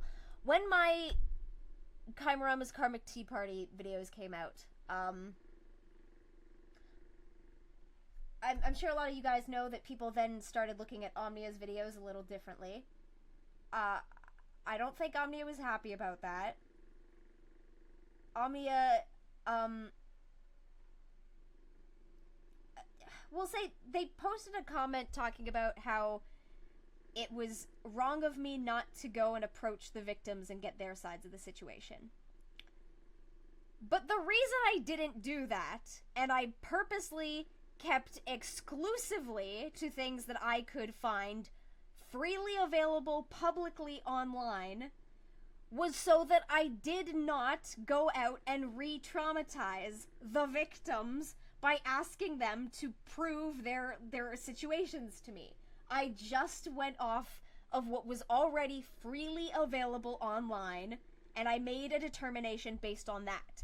The fact that my determination wasn't what they wanted me to come to is not my fucking fault. I based my opinion based on what they had made available online.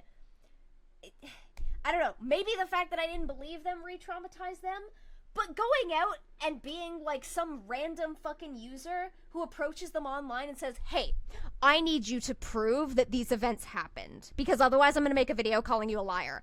Like, you don't think that's gonna re-traumatize them at some point? Like...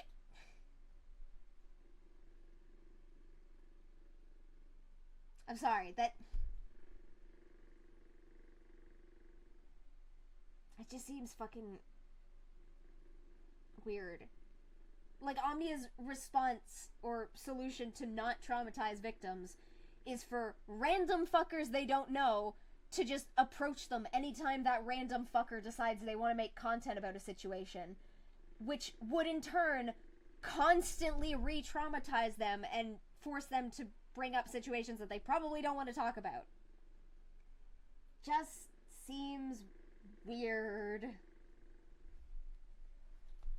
Makes sense, you shouldn't have to pry into a person's privacy, like what Teeth went through was her business. Yeah, exactly. Like, the whole thing was like, I was able to prove most of Kaimarama's bullshit as bullshit just by, like, looking things up online. I didn't have to talk to anyone involved in the situation, I just looked at what they had freely made available talking about their personal experiences so that I did not go out and re-traumatize them.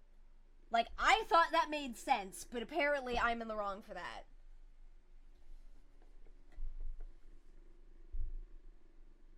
That's also why I didn't contact T, the person who was being accused. I don't contact anyone involved in the situation. I just go by what is available and presented online publicly. The whole point is, like, I approach the videos from the perspective of anybody could find this information. If you have to go out and deliberately contact and talk to the alleged victims and accused in the situation, that inherently goes against what I try to do. God, it seems so weird. Hi, baby. Hi, Miss Baby. Hi, Miss Roly Poly. Oh, Demona. Did you have to go outside, sweetie? Did you go outside? Or do you want to come sit on the chair? What? Yeah, come here. Come here. Ah, yes. Oh, there's my girl. Come on up. There you go. Now Demona gets to own the chair again. Here's Demona's chair. There you go. Okay. Why would talking to them do...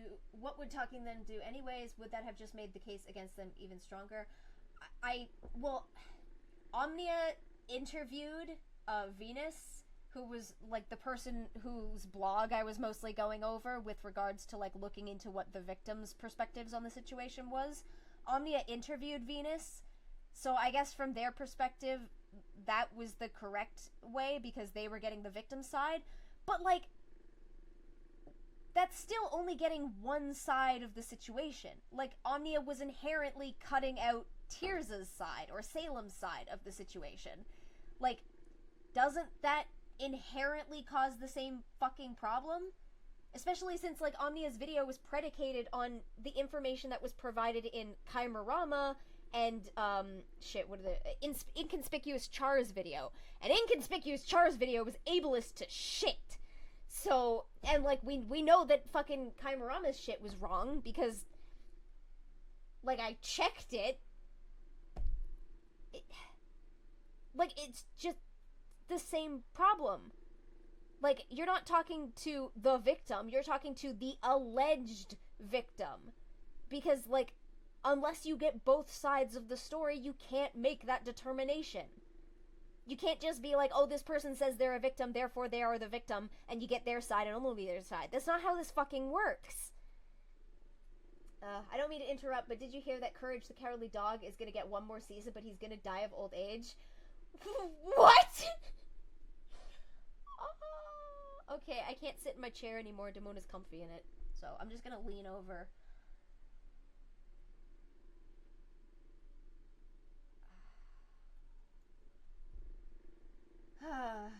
Yeah, no matter what, you should always listen to both sides. You may not like both sides, but if you're gonna go into a situation unbiased, you have to see what both sides have to say about it. Period. You'll notice that I was critiquing people who looked at the Creepshow art situation as a drama rather than as an abusive or traumatic situation. I didn't say that viewers shouldn't be interested in the Creepshow art situation whatsoever. I stated that they shouldn't be interested in it for drama or entertainment reasons, but rather because Emily Artful's well-being, safety, and cause for coming forward is important to advocate for and bolster. That was the intention of my own Creepshow art series. And okay, well, you conveyed that extremely poorly. considering that Emily Artful appreciated and co-signed the series, I can say that it was done in a way that kept the victim's feelings in mind and was done sensitively enough so that I wasn't dismissing or minimizing the trauma into drama. Thus, in this way, with the added context, you should be able to see how this isn't hypocritical whatsoever. To put it simply, also, fucking, like, unless I'm missing something, pretty sure demonic sock puppet, okay. Like, unless I'm remembering incorrectly, Omnia didn't interview Creepshow Art or Emily for the Creepshow Art videos. So Omnia was also just going off of things that was publicly available. But when Peaches does that with regards to the Meg thing, that's apparently a bad thing, because Peaches should have contacted Meg personally. But it's okay when you do it about the Creepshow Art stuff.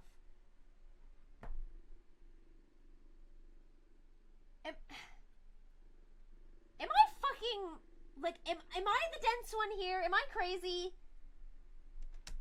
Content creators can cover... Do you still support, what?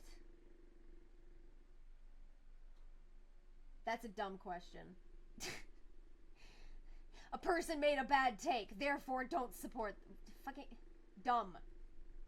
Traumatic events, as long as it is done respectfully and sensitively, keeping in mind the perspective of the victim, and being careful not to turn the situation into one that is reduced simply to drama or entertainment. Because Emily Artful, who was the primary victim of... But inherently, when people are consuming these videos, they are doing so for entertainment. Like, yes, there may be serious situations behind them, but, like, that is the fucking default. Like, I'm sorry, Omnia, you may not like it, but that's how it is. Obviously, people who are disconnected to a situation, when they hear, like, traumatic experiences that other people go through, it is consumed by the person who has not gone through that experience as entertainment. It is a means of filling up their time.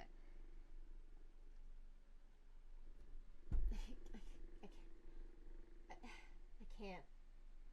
I need to spray my throat.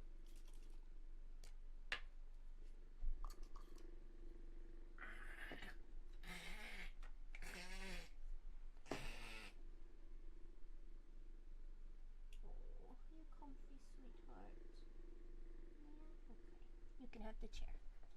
Creepshow Art and her husband, enjoyed my series and supported it, I felt it was a good example of how content creators can cover traumatic events in a respectful and sensitive way while doing so with very few negative consequences. Oh, really? A respectful and sensitive way where you didn't talk to anyone involved and only went off of things that were public. Cool. Cool. Good to fucking know. God. I'm sorry. I shouldn't have brought that up, but it seemed very apropos. Spray your throat. I've got like chloroseptic to numb the back of my throat because cat dander is a thing that I'm allergic to and surrounded by. To the victim. Reminder to chat, Omnia uses they, them pronouns, not she. Thank you.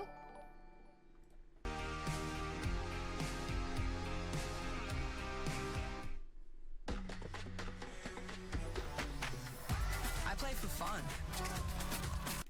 I remember them also admitting in their comment that they understood that it's not inherently wrong to post artwork depicting heavy subjects, but condemned T for their followers getting triggered by their art, avoiding the fact T went out of their way to put trigger warnings.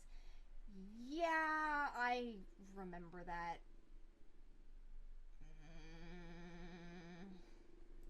The last tweet of this section of the video is from Hopeless Peach's original thread. She stated, "Just went to go watch the Omnia video where the plagiarism happened to see if it was traced or just referenced. And I should have had it on mute because they were saying, quote, trauma..." Omnia's Twitter just went private. I guess Omnia realizes that nobody likes that touch-up video. Is from abuse or violence, and drama is just lukewarm stuff on the same level as having a bad grade. End quote.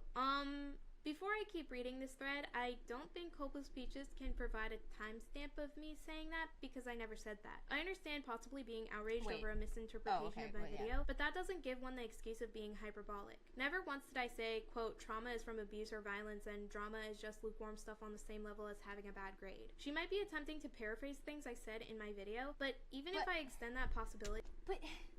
But you did! You said drama was lukewarm things that happen, like, on the regular.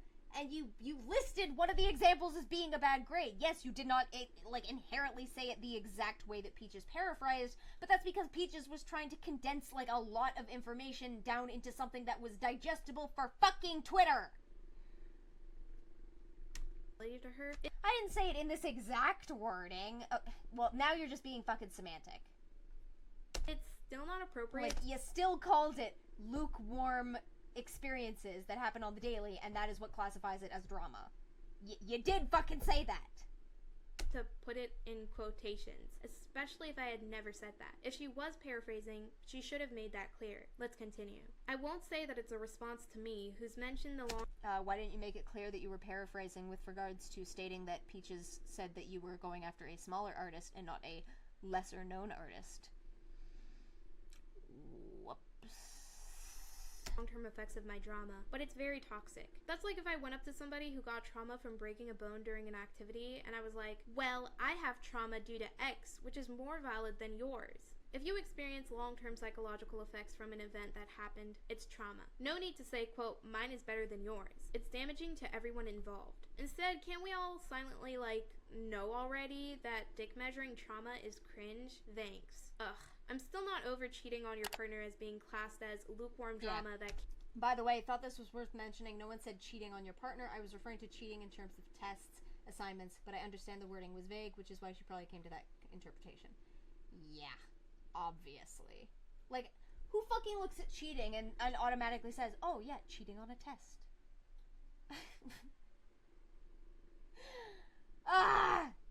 Can't cause trauma or anxiety issues. Like I said previously, I do want to give Peaches the most charitable interpretation I possibly can, but I also am unsure where exactly she got the idea that I was comparing traumas or stating that anyone's trauma is more valid than another's. You stated that you determine whether or not somebody's experience is traumatic based on the severity of the situation. That inherently sets up a situation, like conditions that allow others to judge a person's trauma as valid or not based on how they interpret the situation. They, as a person unconnected to it. Yes, Peaches was paraphrasing, but that is the implication that you I don't want to say deliberately got across, but that is directly what your video got across. I'll discuss this more in depth in the upcoming Genuine question, but does Omnia have mutuals to fact check / review their videos before posting them online? I have no fucking idea. The only time I think I've ever spoken to Omnia is when they thanked me for a donation. That was it. Final part of this video, but I know for a fact that Hopeless Peaches would be unable to produce a timestamp of me saying anything she had put in quotations within this tweet thread, and that's... Produce a timestamp of Peaches saying that you were going after a smaller artist, not a lesser known artist. Like... because I never said those things. And again, if this is how she felt when watching my video, she could have just clarified that those were her feelings and not something based in what I actually said. Where exactly did I compare? Can we appreciate that, like, the comment section is full of people telling Omnia how they interpret their video based on their feelings, and Omnia's kind of just ignoring that here?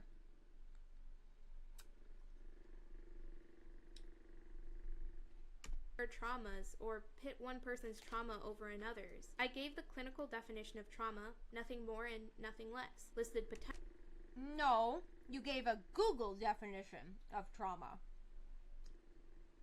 I don't remember seeing any fucking clinical definitions.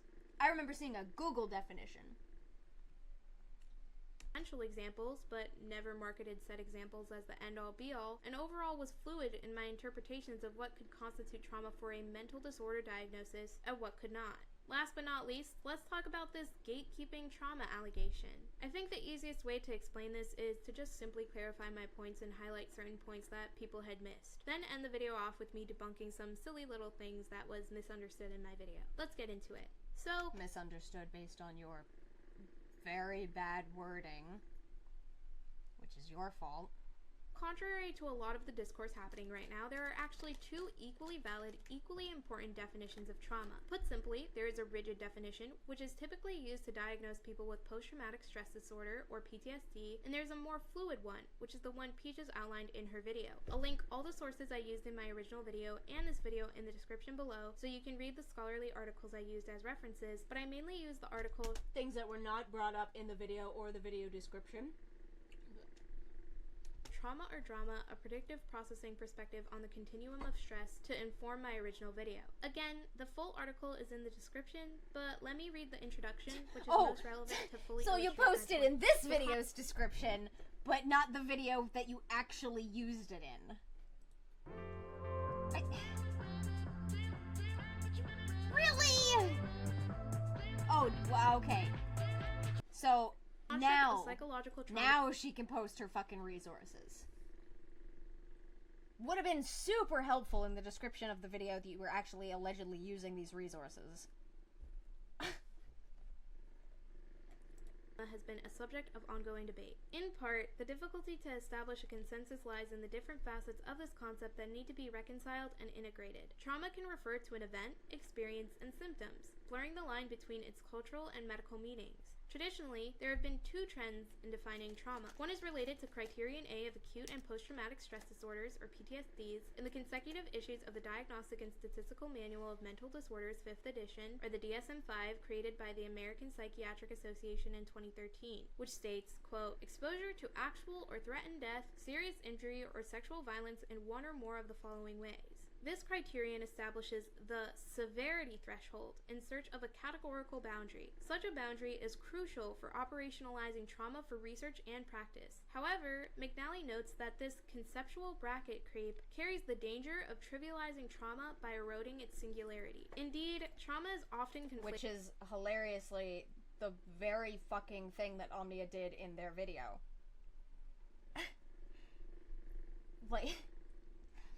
Like, Omnia's whole thing was like, oh, you determine if something is traumatic based on the severity of the event.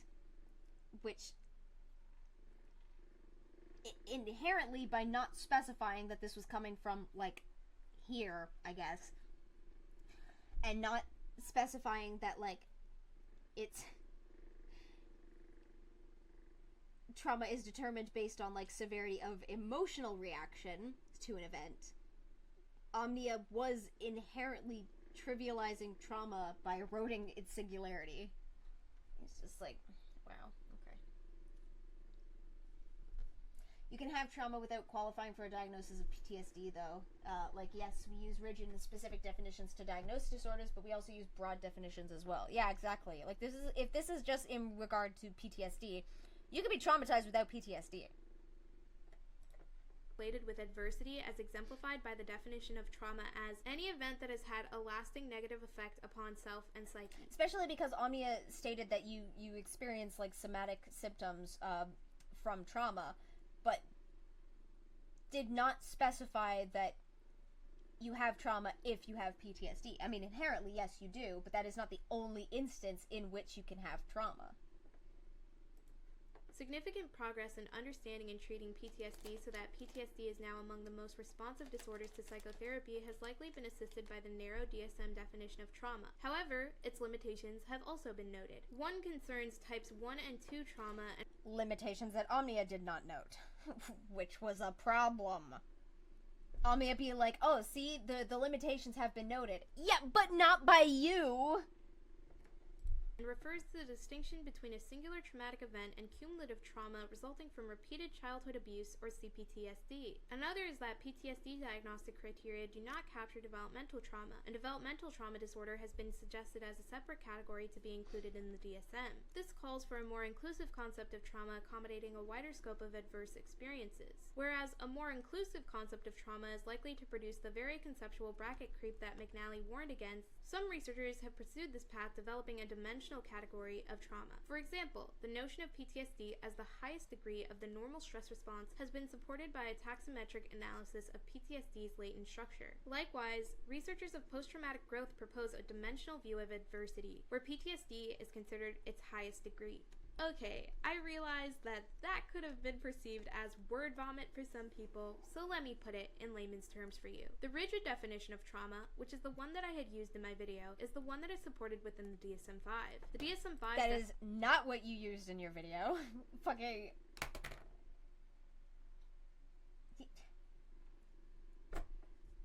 I mean, you can't be like, oh, I used this definition of trauma, when we blatantly saw you using a Google definition of trauma, which is not the same fucking thing.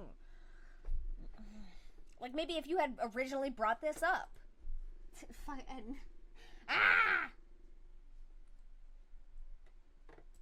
Definition of trauma, which is seen on page 271, requires, quote, actual or threatened death, serious injury, or sexual violence. Stressful events not involving an immediate threat to life or physical injury, such as psychosocial stressors, such as divorce or job loss, are not considered trauma in this definition. And this may not mean anything, but I can personally attest, as someone who has witnessed divorce occur within my own family, divorce can absolutely be considered traumatic, especially for children of divorced parents. It is even supported in psychological literature that divorce can cause psychological distress and trauma in children, especially within the first year or two after the event itself. But despite that, the DSM-5 doesn't recognize it. Why?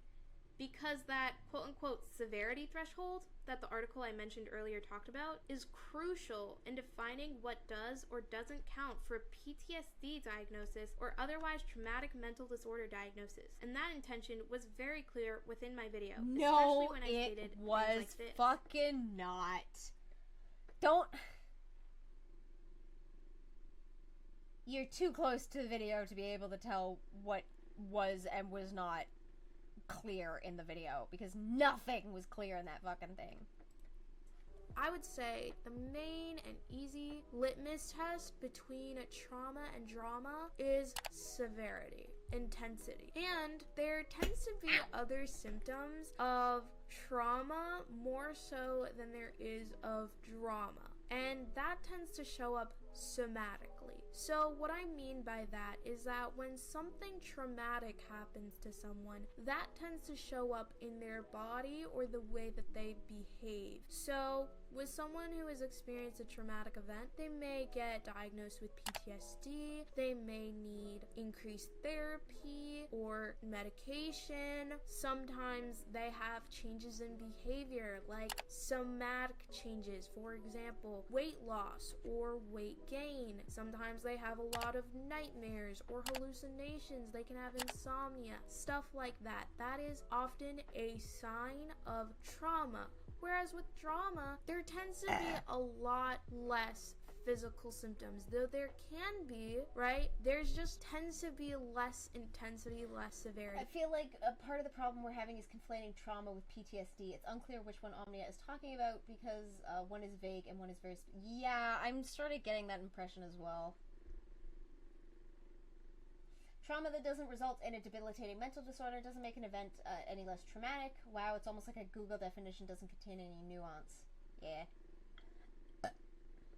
And that's why I say when you want to distinguish between trauma and drama, the easiest way is to run a litmus test about how severe it is. So with trauma, it tends to be abuse, threats of violence, death, things like that. If you don't think it is something that someone could get PTSD over, that doesn't tend to be something that can fall into trauma. Still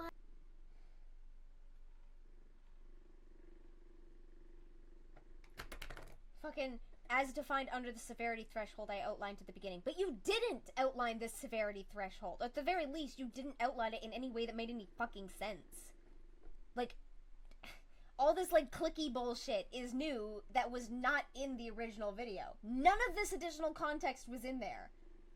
Which, yeah, it may have helped people to understand to a better extent as to where Omnia was coming from, but it still doesn't change the fact that Omnia is setting up scenarios where people can, like, gatekeep and invalidate other people's trauma depending on whether or not they think the situation was traumatic enough to cause trauma. Which is a problem. have a negative reaction to it. Sometimes you can even have somatic symptoms of drama, but that doesn't tend to last as long or be as life-changing as someone... All this clicky additional bullshit is so fucking annoying, because Omnia is basically like... It's like they're rewriting their video to add, like, context in order to prove the people who heard all this shit wrong. But, like, that doesn't change the way that people initially viewed the video. Like, none of this stuff was in there. You can't just be like, oh, well, let me add additional supplementary evidence after the fact to show that you guys are fucking wrong and you just interpreted it wrong. It's like, no, you presented it incorrectly. That's what led to people coming to the conclusions that they came to. Like, you don't just get to re-present it now and be like, oh, see, this is how it was supposed to be the entire time. No, it's blatantly not how you presented it in the first place. Who went through a traumatic event. That's mainly the two difference. It's that easy. If you want to make it very clear, look at severity. Omnia just can't take criticism from my perspective, my point of view. They get called out on the bad takes and double down or lash out. Omnia needs a reviewer that isn't biased towards them to go over a script, which I hope there is, and help them make better points. Their video wasn't malicious, just bad. Yeah, it was just a bad take that was explained extremely poorly. Look at intensity, look at somatic symptoms. In this... What do you say when candy tastes great and has way less sugar? Yes. Yep. In this regard, you can tell that I listed symptoms, mentioned PTSD diagnoses several times, and stated that if the trauma fucking no, you did not. Bitch, what? Oh my god.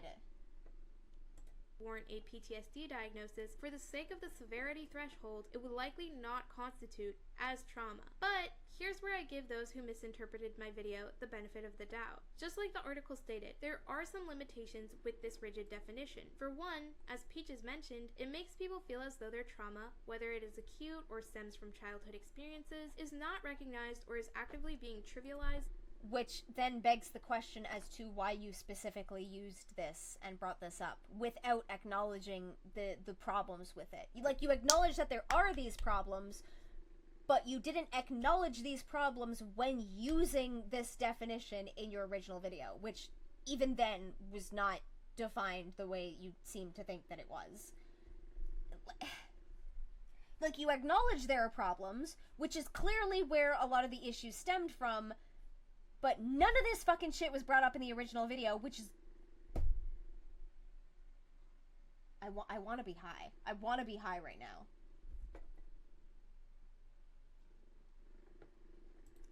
And minimized. This is why the fluid definition is equally valid and important. Never once do I say in my video that trauma has to be the DSM-5's definition of trauma. Besides, even the article I cited for But you don't specify that this is this strict DSM-5 definition of trauma pertaining to PTSD specifically. You deliberately define drama and trauma and then try to separate them based on severity of event, which is fucking stupid. My initial video states that there is more to trauma than PTSD. PTSD is just simply the highest degree of the normal stress response. So then why were you exclusively using PTSD severity and not like something that spoke more broadly about trauma if you recognize that there's an issue because it exclusively focuses on PTSD? Like, you're acknowledging the problems that people fucking had with the video and like why the problems were there, and then just pretending that you didn't do that? Like, this doesn't make any goddamn fucking sense.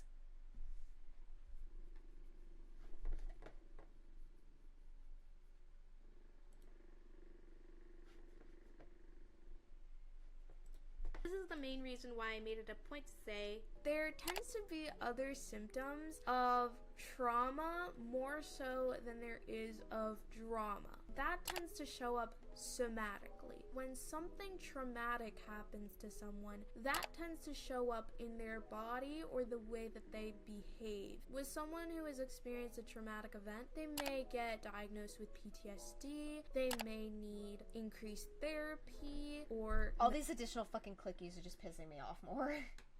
Like, every single additional clicky just tells me, like, oh, this was more information that should have been in the original video that wasn't, which completely destroyed the context, which is why people came to the conclusions they came to, and Omnia is, like, blaming people for coming to those conclusions because, oh, I described it perfectly in my original video. If you described it perfectly in your original video, why are you giving us this additional supplementary evidence?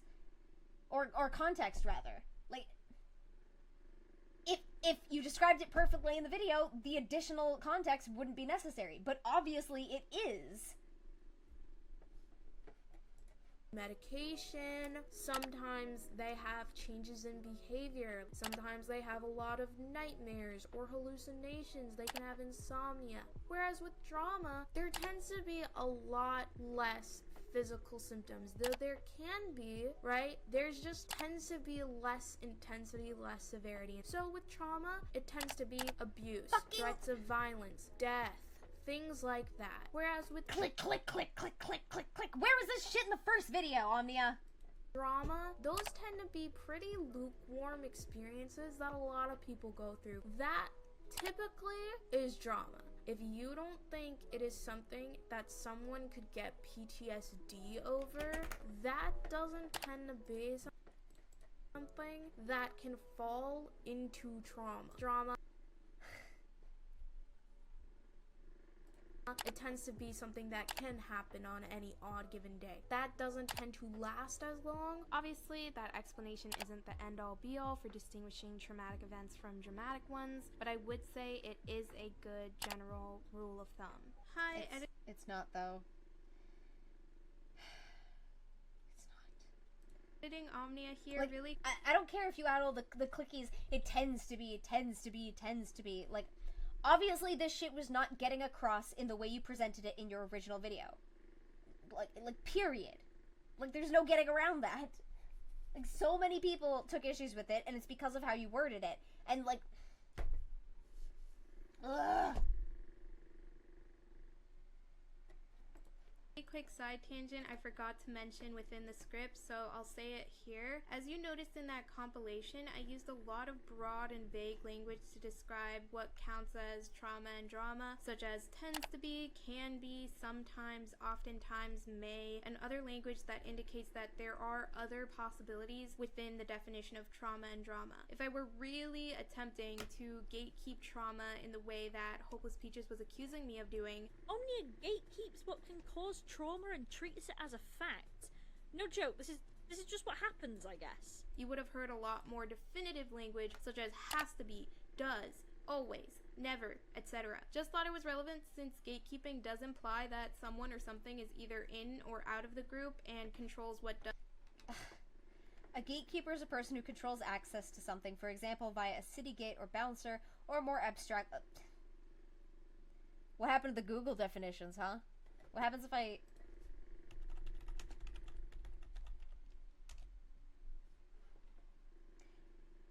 One that is in charge of passage through a gate, one who monitors or oversees the actions of others.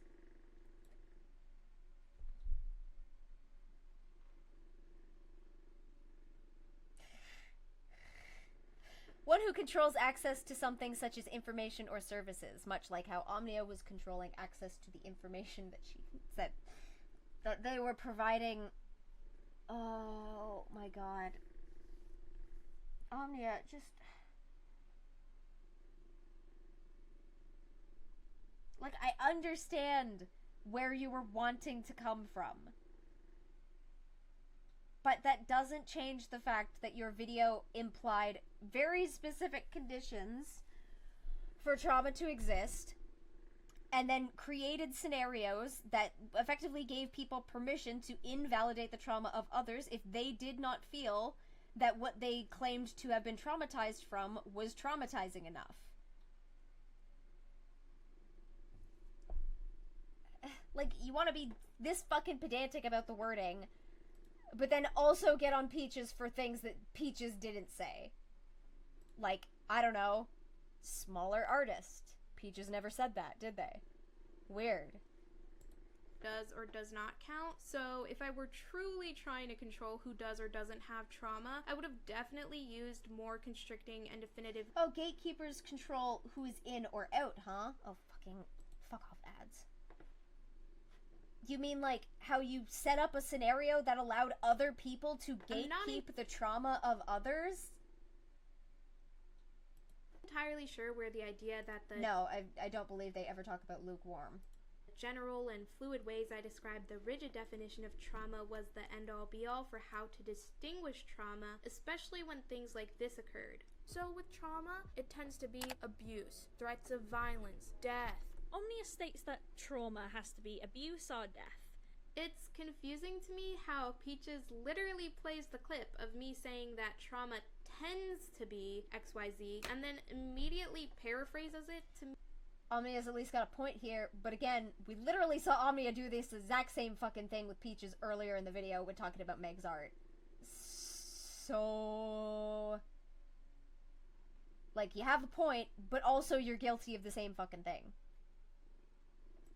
Me saying that trauma is XYZ. Again, if anything, that's a misinterpretation on the audience's part because I never marketed the rigid definition of trauma as the end-all be-all for how trauma should be defined. Obviously, that explanation isn't the end-all be-all for distinguishing traumatic events from dramatic ones, just one that is clinically and medically recognized under the American Psychiatric Association's definition. Furthermore, I also think the misunderstandings stem from the idea that people don't believe I understand or agree with the fluid definition of trauma, which again is outlined in Peach's video. As a matter of fact, I did and always have supported the fluid definition of trauma in addition to the rigid definition, and there has been evidence to support that since the very moment my commentary community's biggest flaw video was released. Here's a comment that illustrates that exact sentiment. My original video initially came out July 16th, which was approximately 2 weeks ago from today. This comment, left by Adepti 2 weeks ago, stated, "I'd just like to..." I'm sorry.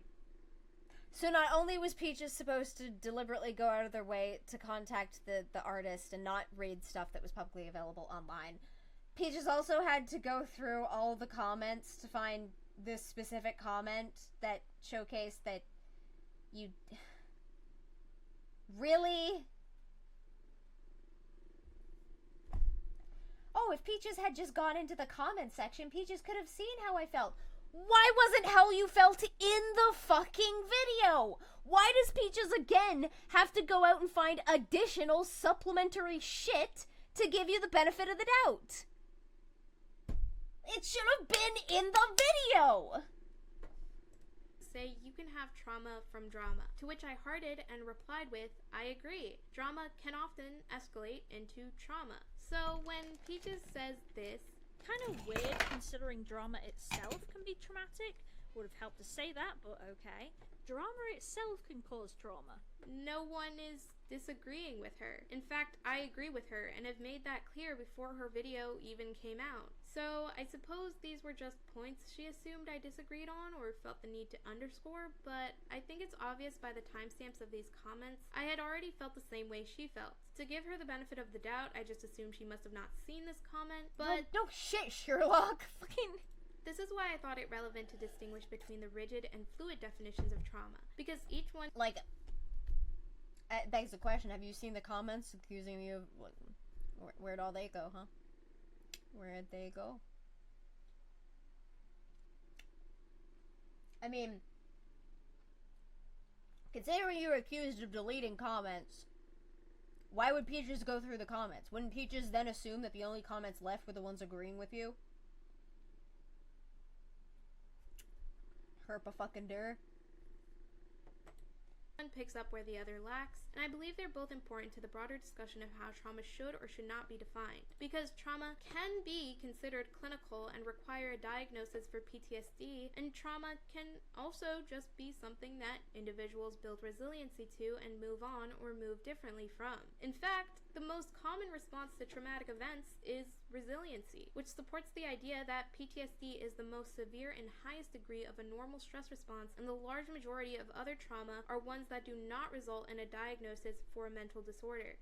So, all in all, what does that have to do with anything? We agree. I just think people misunderstood me because they saw that I talked about how trauma was defined rigidly and what was required for a diagnosis of PTSD, and not the large array of what trauma can be considered. No one disagrees with Peaches. She and a large... You acknowledge that you were defining it in the rigid manner, which you acknowledge has fucking problems, but you did not make note of within the video, and still fucking surprised that people came to that conclusion that you...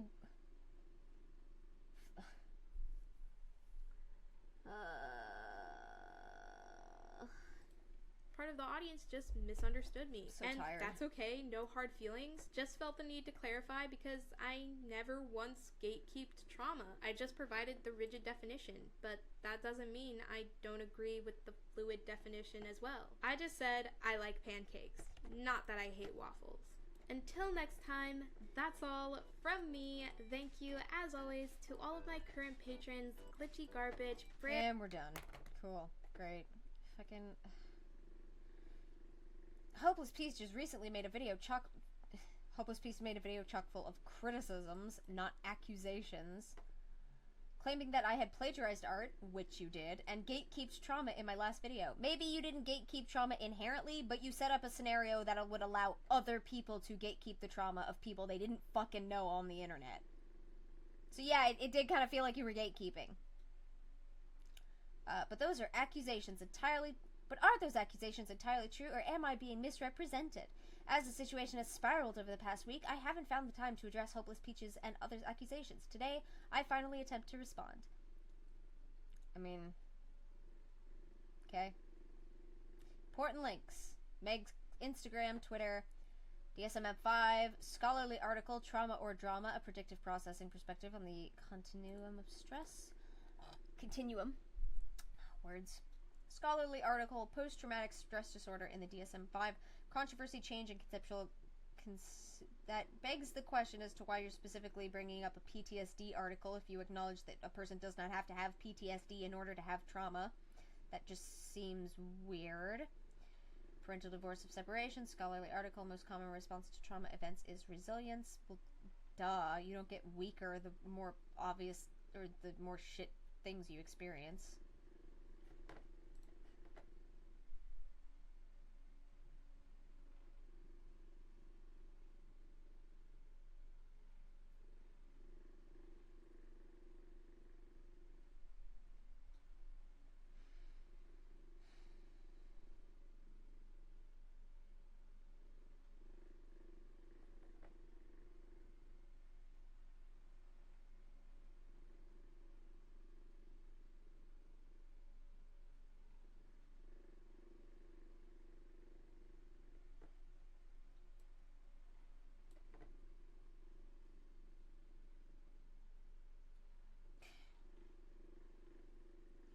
me like 2 seconds of going over this to find a section that would have better suited Omnia's video. To be considered traumatic, a stress response to an event must meet a necessary condition that the event be outside of the person's normative life experience and a sufficient condition that the response include a breakdown of self-regulatory functions. This doesn't provide the same fucking bullshit severity quota that Omnia was going on. It just specifies that it be a response that results in the breakdown of normal necessary functions, which, yeah, I think we can all agree is a pretty good definition of how trauma works, and it doesn't inherently gatekeep or allow the conditions that would allow allow for the conditions that would allow a person to gatekeep someone else's trauma. This is a way better fucking definition to have been used. The fact that it took me 2 seconds of scrolling to find a thing that would have worked significantly better.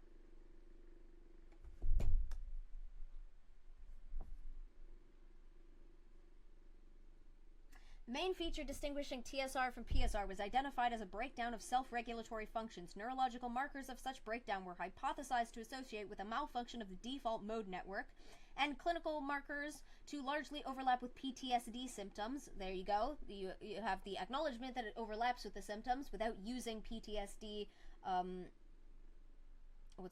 quotas in order to determine trauma. In the following sections, I explore PTSD, blah, blah, blah, blah, blah, blah, blah, blah. Yeah, so 2 seconds of scrolling found a much better definition that could have been used, that would not have resulted in these same issues.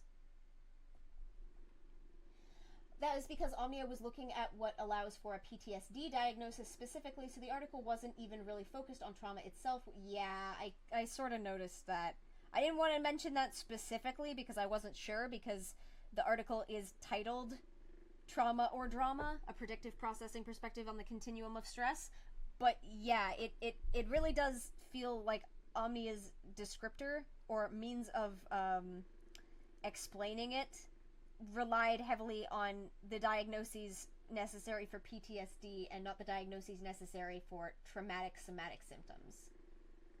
Which is weird because that's what Omnia was talking about, was like somatic symptoms as a result of trauma, not specifically PTSD diagnoses as a result of trauma. It just sort of feels like Omnia's wording was, for the most part, a result of getting these mixed up.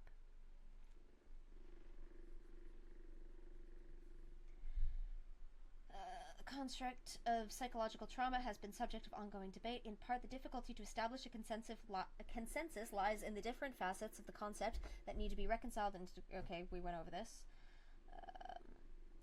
Conflated with adversity, as exemplified by the definition of trauma as any event that has a lasting negative effect upon self and psyche. An implicit conflation of these categories is evident in their widespread interchangeable use in the literature. Thus, a Google Scholar search for trauma and adversity returned 4,490 hits, whereas trauma or adversity only 632, most of which still did not differentiate between the two but used them as a compound concept. The need to distinguish between trauma and adversity has been demonstrated in research in childhood adversity and trauma. Again, this would have been a good thing to bring up. Like, the fact that there's, like, a difference between something being traumatic and something being uncomfortable. It's almost like if Omnia went to the literature first on this topic, they would have come away with a more accurate and nuanced perspective on the topic. I'm going to assume that Omnia did go to this literature in the first place, but that they just selected bad sections to go off of and script from. If they just scripted better, it would have been less dumb and less dangerous than spreading a potentially bad test. Yeah. If they had to change everything they said in the new video to say how we were all wrong, that should have been the first sign they messed up. Yeah. Can we appreciate that as well? Medical consensus for trauma isn't even reached, and thus trauma not nearly being as rigidly defined as a matter of fact. Yeah, that's a good point. Omnia states that it's rigidly defined, and here,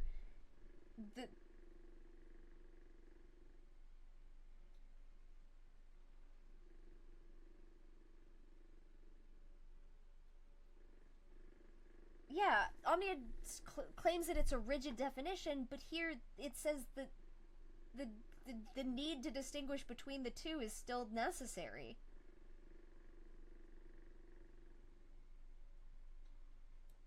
I really don't know if this was a good article to bring up.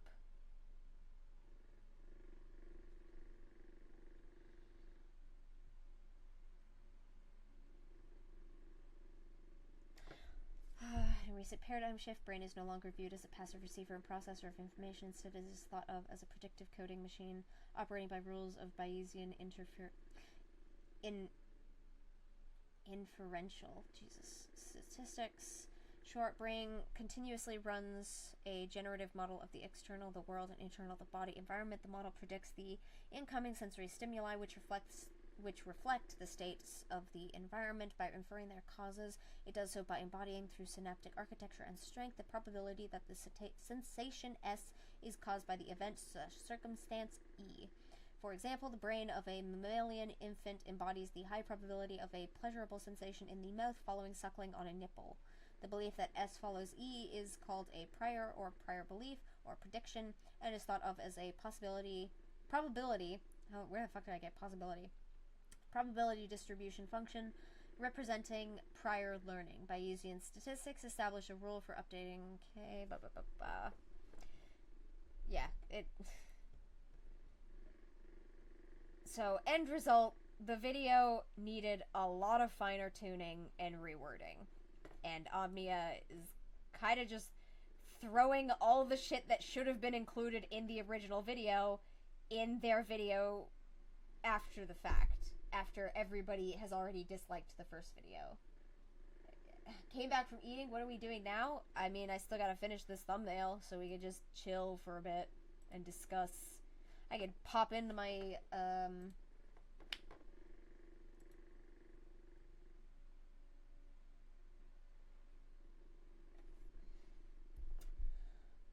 pop in a live stream of pods.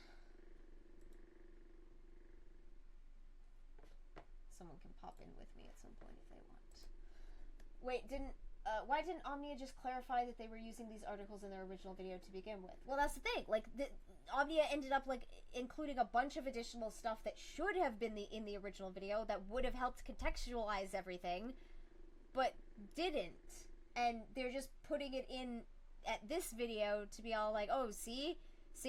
But, like, why didn't you put it in the first video? It was necessary. At the very least, it was necessary to show people, like, where your thought process on this was coming from. Because, like, the only things that Omnia brought up as rigid definitions were fucking Google definitions! So obviously people are gonna think that the additional information that Omnia provided comes from their own interpretation and not from, like, scholarly documents that they've just badly clipped. It really sucks because maybe it's just me personally, but I feel like Omnia was kind of a mini role model for some people. Someone who has been through a lot but still overcame it. For them to mishandle such a topic in such a condescending way, ending up insulting a lot of their viewers by their careless statements and still blame them for not accepting their word as docile, I guess it does suck. It's hilarious given that their video ended off talking about how content creators need to be more aware of how they present their information and how that affects their viewers, which is the thing that Omnia was blatantly not doing in that video. It was all just poor scripting. If the video was just them correcting themselves, it would go well, but calling it accusations from me and me alone and calling me wrong is just, yeah, just seems weird. Just bad optics. Yeah, that's something else. Can't say I'm surprised they privated their accounts. The video received backlash, and even before they released it, there was this whole story with their weird Discord fanfic on their ex. Yeah, I didn't see anything pertaining to that here. And the 14-year-old from said Discord who apologized about it, or Linlin's falling out with them. I haven't heard about the last two things. I saw the screenshots of the alleged fanfic. I mean, like, you made a comment got deleted, so you decided to talk about it on your own channel. Yeah, that's fair. Wait, Dice Rollball, are you saying that Hopeless Peaches made a comment and that comment was deleted? Did you make a comment, Peaches, that was deleted? Omnia's issue is that they just don't do enough research and don't fact check their sources. On top of poor scripting and not running what they write by other people, it gives off a sense of them being condescending and dismissive, especially in this case. Yeah, I can agree with that. Yeah, okay, you just assumed so. There's screenshots going around that are alleged to have been from Omnia's Discord, where people are writing Kai in jail fanfic, where it's like supposed to be written from the perspective of like Kai being in jail and like I guess what's happening to him. I read like the first entry and the first 2 lines of the second, and then I was like, oh god, I don't want to continue this. I don't know if it's real, but if it is, I hate it. It's like, great. Yeah, Kai in jail fanfic. Actually, I wonder if I can find that. Give me a sec. Give me a second. Omnia Kai jail. Oh, what if it's just straight fanfic?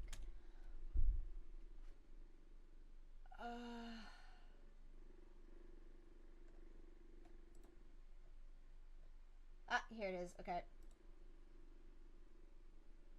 Okay, so I'm not entirely sure how factual this is because, you know, they're Discord screenshots, and while yes, they are easy to take, they are also very easy to fake. A 14-year-old came out apologizing for the fanfic thing. If they want to vent and go wild, I say go for it, but the issue is that the fact it's public and inducing parasocially connected, or including parasocially connected fans. Sorry, where the fuck did I get inducing from?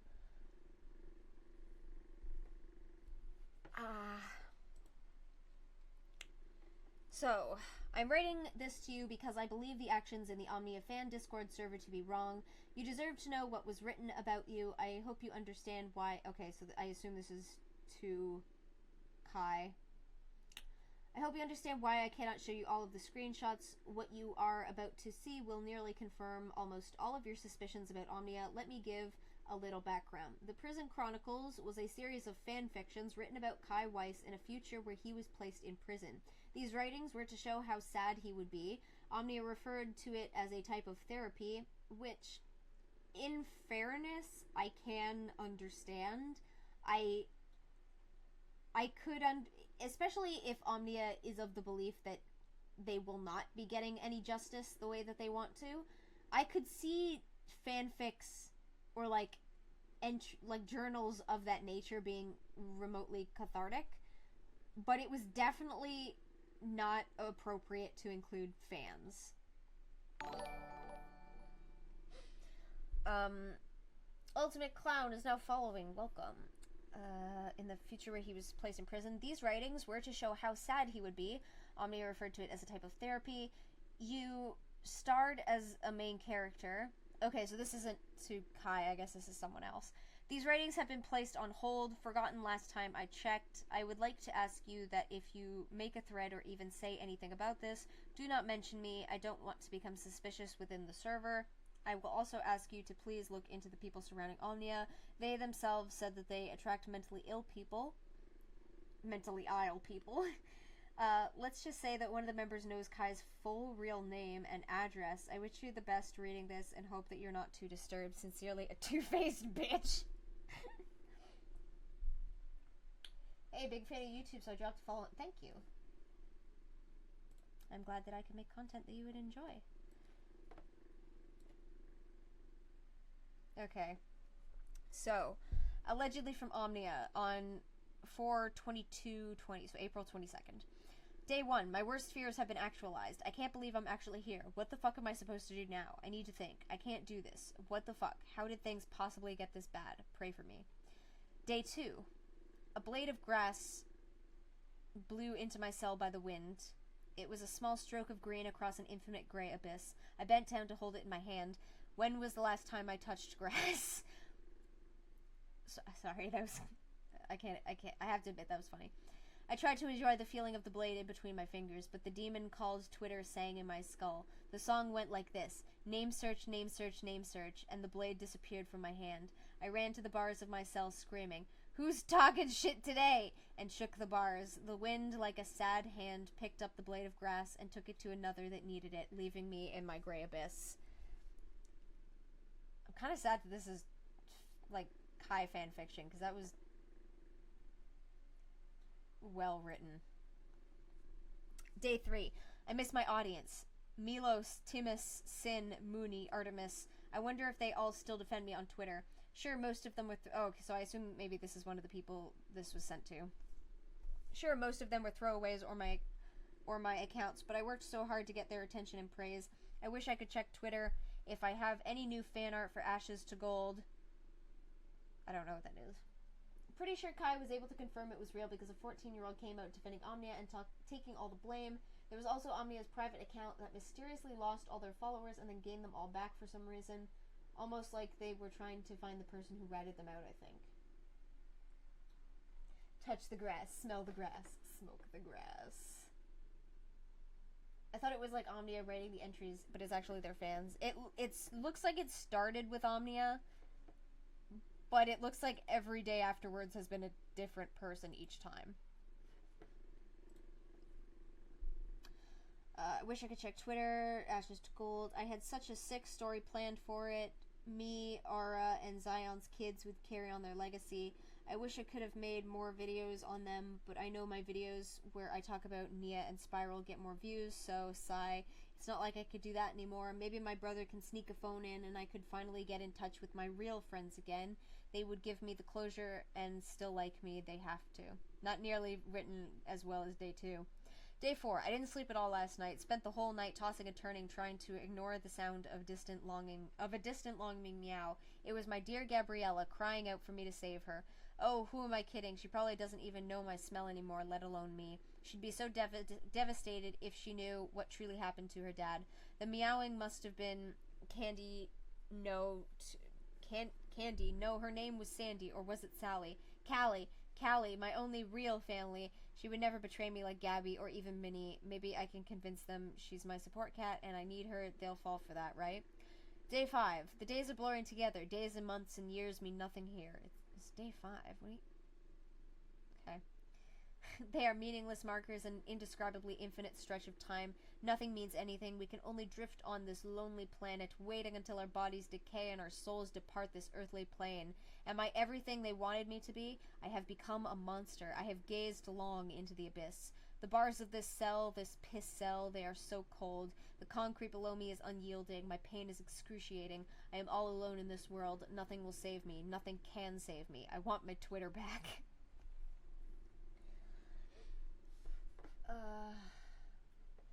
Day 6. The prison guards give me my food. It's the usual slop you'd expect to be fed in this concrete box that reeks of my own loneliness and urine. You guys know there are toilets in jail, right? It's not like they're pissing in the corner. The mashed potatoes are lumpy, the gravy just flat out sucks, the chicken's nowhere near seasoned properly, and oh god, did the side of fruit they picked for me today really have to be peaches? God damn it, why'd they have to remind me of that heinous devil of a woman? She's probably yucking it up now that I've been exiled to this hellhole of a place. I can only imagine how much she's continuing to twist every single interaction we've ever had into me being the bad guy. It's plainly obvious that I've never supported the people she said I supported and that I did absolutely nothing wrong. But it's whatever, I don't even care about her. Now where was I? Oh right, falls to knees and rips open orange suit to reveal a tattoo recently gotten on my chest of a heart with an arrow through it with Nia's name on it and screams, "Hannah, I still love you." I don't like that one. Day 7. I am trembling as my suffering is still going on. The days I spent in the piss cell has become long, cold, and filthy. It feels like you're just mimicking what the other people have said. I can't wait to get out. Hopefully my family of fellow criminals is thinking of a way to help me break out. I can't take it here. Hannah, how dare you make me face consequences of my actions, which are completely justified, by the way. Day 8. They've finally given me my mattress, and the blankets are itchy. Sighs forlornly. Forlornly. I've managed to replicate my Twitter timeline into the walls of my cell and my cellmate, and I go back and forth adding to the timeline. It reminds me of when I was on the outside. It reminds me of the alts I made, anonymous supporters that did nothing to help. Helped me reaffirm my status as the victim I truly am. It's only been 8 days, but I'm feeling confident. Some might say quirky even, and I know that it's only a matter of time before the justice system does right by me, and when they do, I'll be happy to see Gabby and the only cinnamon swirl that has ever made my heart beat. Exo Kai presses lips gently to paper. Day 9. I've started to get used to structure here in prison. Every day I'll wake up at 6:30 a.m. God. It's like when Demona wakes me for walkies. The lights have stopped burning my eyes. I get up and brush my teeth. I finally had time now. Breakfast is at 7. It's always disgusting. Like they hired the most cheapskate, shitty chef with poor hygiene, but it's sustainable and probably the only thing keeping me alive after my life support Twitter was ripped away from me by them. I could feel my blood begin to boil. Nia was the reason I'm here. Didn't they read my Twitter bio? My energy isn't theirs to mess with, so why did they fuck with it so horribly? I miss my dark dungeon, as I called it, where I could surf the web and refute the lies that Omnia touted on the internet. I miss Ashes to Gold. I still don't know what that is. I miss drawing Aura, and I miss petting Callie on the head with my Apple Pencil. Never with my hands, though. She's dirty. My cellmates have asked me to, in their own words, to shut the fuck up about that stupid bird app, Green Bean. So now I was left to sit in my own misery and fathom about what kind of lies Omnia was spinning on Twitter. Couldn't their neatologists,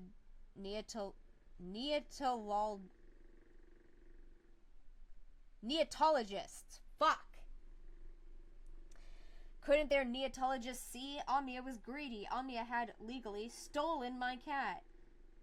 How do you legally take someone else's pet? Now I'm curious.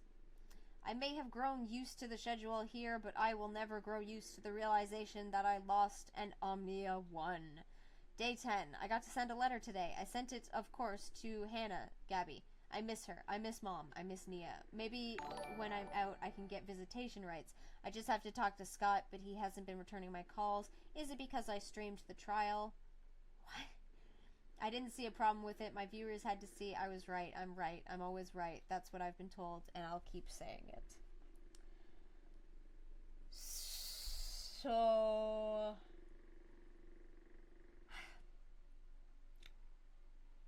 that was the thing.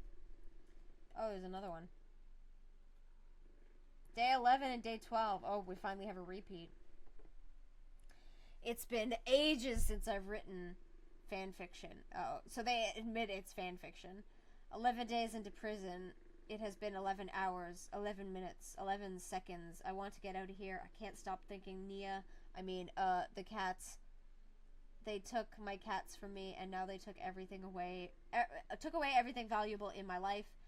Sobbing, my 3 switches. Oh, my beloved switches. I miss watching you 3 collecting dust on my shelf. I miss how one of you get so jealous of the other switch when I play video games on them. I miss Maxie and the gang, especially Maxie, my #1 supporter. Maxie, the sock puppet, placed their pipe cleaner hand on his shoulder. Hey, Kai, it's all... oh.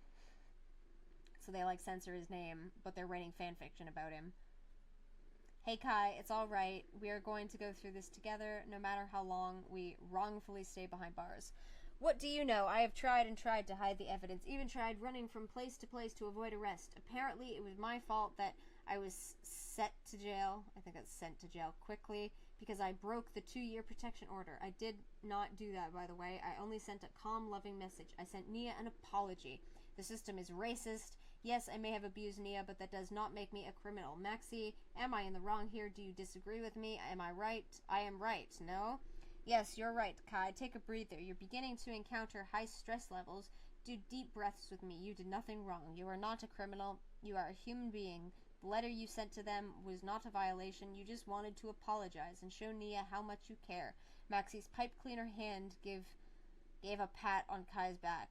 I'm imagining Maxie like, Forky from Toy Story 4. Shh, hush now, Kai. We both know who the innocent one is. The smelly, repulsive sock puppet hugged... Oh, it's a sock puppet. Hugged Kai's face and gave him a kiss, ignoring the fact that he was talking to himself this whole time. Day 12. I still cannot fathom why Hannah would do this to me. Sending me, a young black man... Fuck, I forgot I'm supposed to be non-binary. Oh, my mistake. I've been referring to Kai as a he. So much for Black Alliance. I couldn't give a 10,000 shits if they are black. They still reported me for what? Writing a love letter? Stomps foot on ground and cries like a baby. Forgive me for being so emotional. I just miss my life outside of these bars that hold me hostage, no longer able to fly freely. I miss me, Maxine, standing by me no matter what Hannah pulled out of their ass. I miss Twitter, my home, my life. It shaped my entire personality, and I was always in the right because I am a black non-binary. Fuck, I just wish the best for Hannah, aka getting me out of here, running back into my arms, begging for forgiveness, cutting off all their hair. All there. I cannot misgender them on purpose or else I'm transphobic according to their fans' stands. Well, yeah, if you misgender someone on purpose. Yes, that would make you what? And saying I did nothing wrong, nothing wrong, not long. I miss you, Hannah. Glad that your channel was deleted. Kai Weiss. Mwah.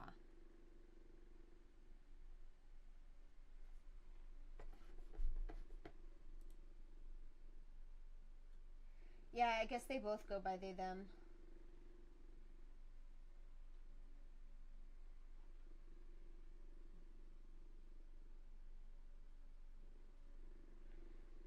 This is,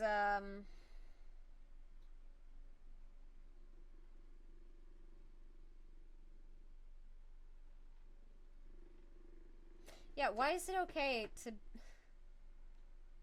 It's like, oh, it's okay if I acknowledge that Kai is a man and not NB / cross it out, as long as I'm making fun of them. It's like, that... No...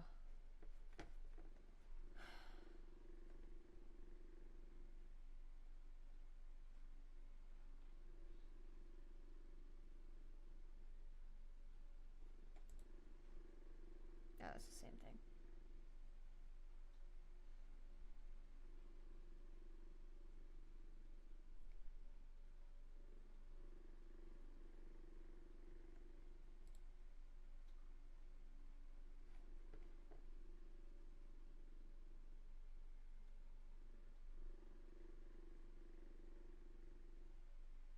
Oh.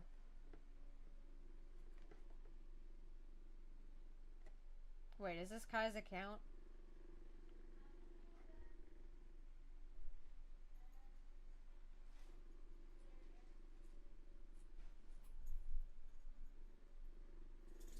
Oh, yeah. I guess it's Kai's account.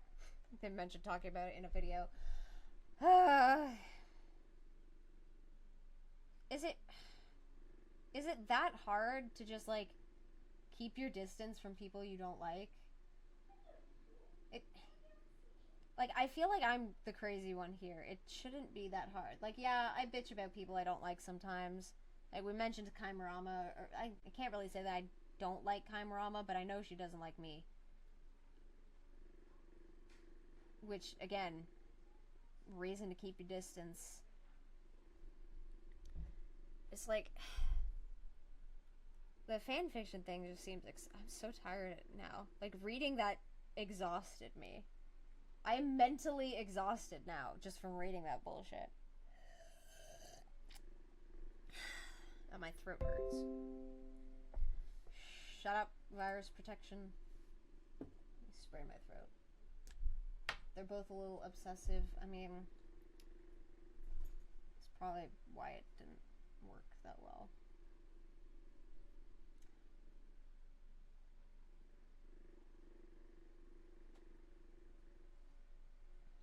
Sometimes other people will send me screenshots of people, like, talking about me, so yeah, I just keep my distance from them.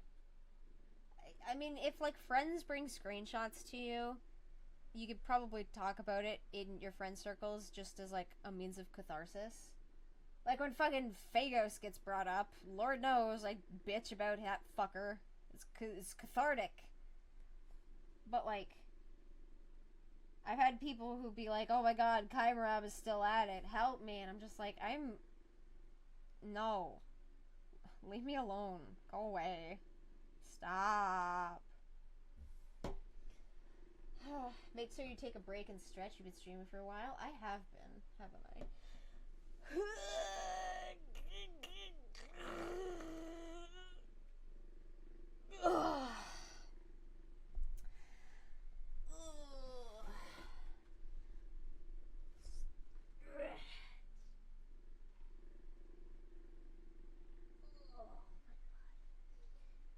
Yeah, I was actually given some screenshots of Phagos because they apparently came back to do, like, additional videos after dipping off their channel.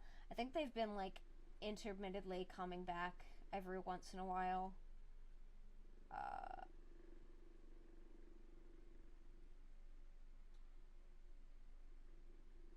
my god, sorry, my brain. What was I talking about? My brain just farted on me. I literally forgot what the fuck I was saying. Oh god, someone help me. Your pharmacy wished you a happy birthday. Right. Yeah, they've been, like, intermittently coming back to their channel every once in a while, and they did so, I think, with a stream at one point, and, like, another video at one point. I've got screenshots of the comments. Like, comments that Phagos was leaving. And it's just like, oh wow, so you actively are so fucking dumb that you can't recognize how disgustingly toxic and problematic your behavior was. And you're somehow of the delusion that if you had confessed to it and you weren't fucking forced to confess to it because you were outed for being a piece of shit, oh, somehow we'd still be friends. No, idiot. As soon as you told me, oh yeah, I lied about killing this girl, or I lied about this girl taking her own life after you mocked her, I'd be like, yeah, I don't fucking care. We're not friends. We're not fucking friends. Like, as soon as you did that, fucker, you decided that we were not friends. Because a friend doesn't do that. I did not make that decision. You made that decision. I get what you were saying. I try to move on from my abuser, and I have for the most part, but it's still cathartic to complain about him, especially to other people who had to deal with him. Oh yeah, for sure. Like, every once in a while. Like, fucking Dickweed popped up a little while ago because he ran for election. And we all laughed at the fact that he lost, because of course he did. And the fact that people were like, why is there no information about his past and family life on his website? I wonder.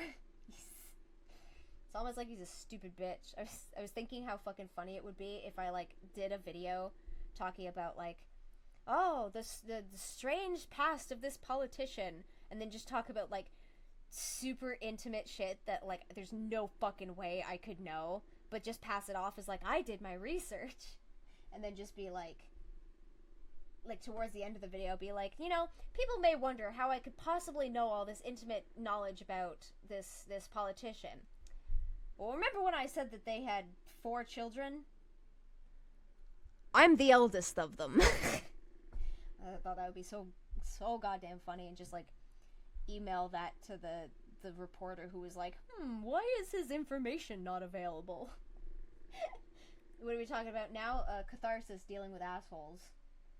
And how, like, it's fun to talk about them in private with friends who, like, just let you vent your emotions, but, like, it's probably just best to keep your distance from them as a whole. Like, not even just for your own mental health's sake, but also, like, so they can't try and vilify you for whatever reason.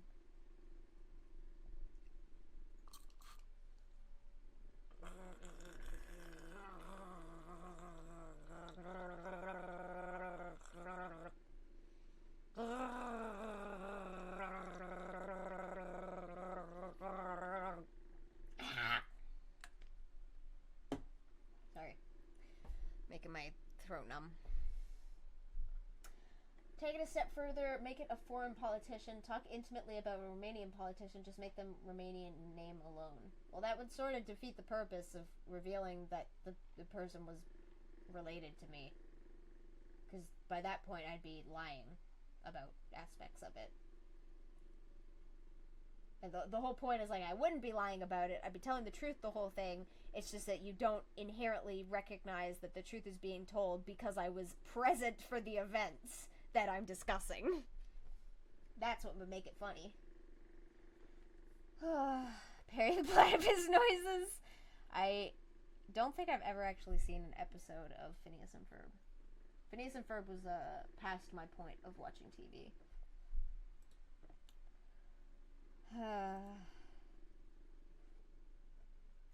I'm tired.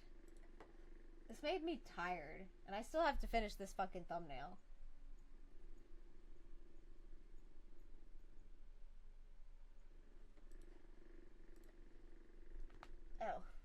Oh, we need to, like, revitalize.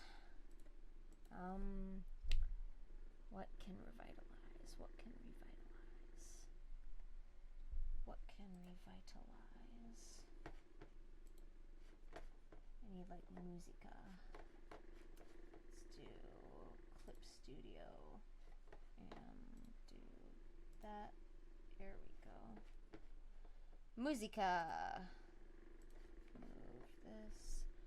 Even if Kai has been shit, it doesn't mean it isn't pretty weird and unhealthy to have such an hate obsession to the extent of messaging their account, making a weird fanfic of them in jail, etc. I've been in a similar situation. It's not healthy to either party. Yeah, that's fair. We gotta remember, a lot of people in these sorts of situations are certain mental illnesses or disabilities that cause someone to constantly think about people who have negatively affected them. It's how you express that hurt and where it's important, privately and without being malicious. That's how. Yeah, which is why it's good to, like, talk about it with friends in private spaces.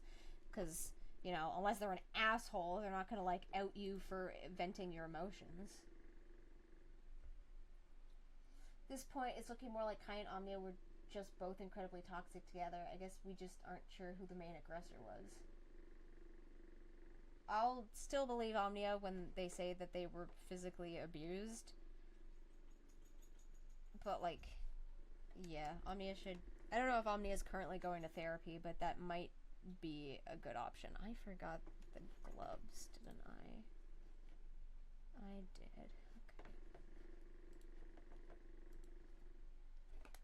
It's just like...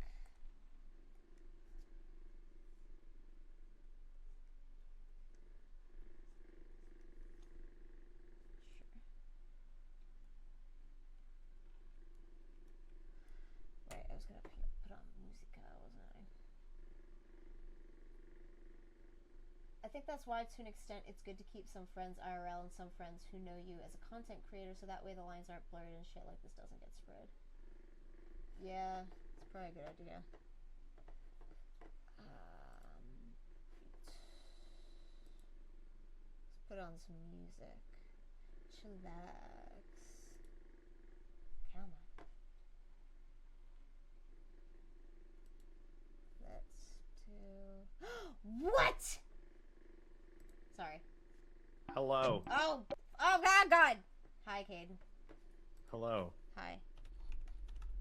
Hello, everybody. I was actually about to get started on your lines if you still need them. Yes. I definitely Hello? do. Yes, sorry, I definitely do. Okay, I will. Sorry. Been busy this week. Been very, very busy. Frickin' worries. I have also just been dead. By busy, I mean dead. Yeah, that's pretty much it. Yeah. Hey. Yeah, I caught the Omnia thing. What the fuck is happening? I'm so confused. TLDR? Like... Omnia made a video that was very, very poorly worded. It was criticized on... Oh, they also were, like, copying another artist's work and did not originally give them credit. They got called out for this and responded to a video by Hopeless Peaches about the situation, and then just, like, threw all of the additional information that would have been necessary in the first video into the response video and pretended like it was obvious from the get-go. Jesus.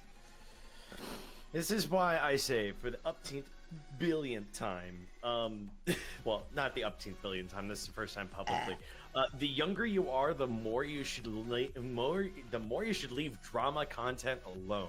It's you don't have the brain to understand complexities at such a young age.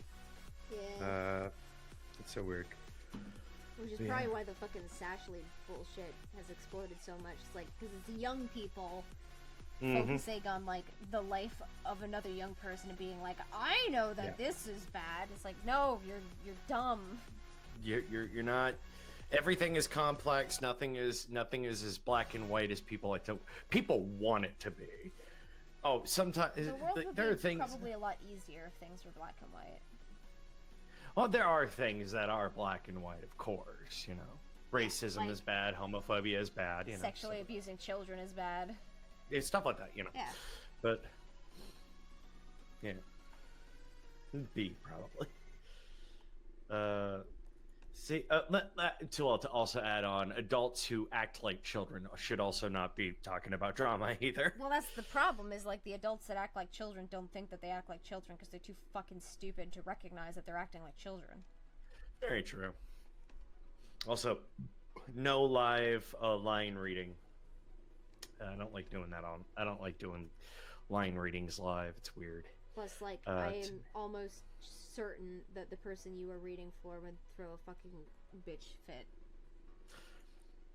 Well, seeing I have to say some not so kosher things in this. Yeah. Yeah, look at like the first one is just bit yeah.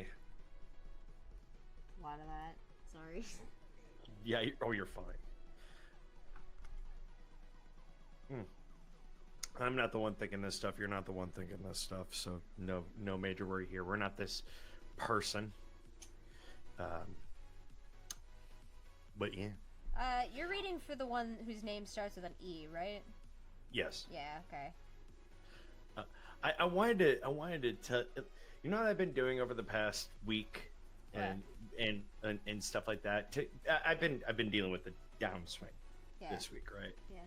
And I've decided I am going through every single MCU movie on Disney Plus from the beginning, Interesting. and rating them on if you should watch it or not. Okay.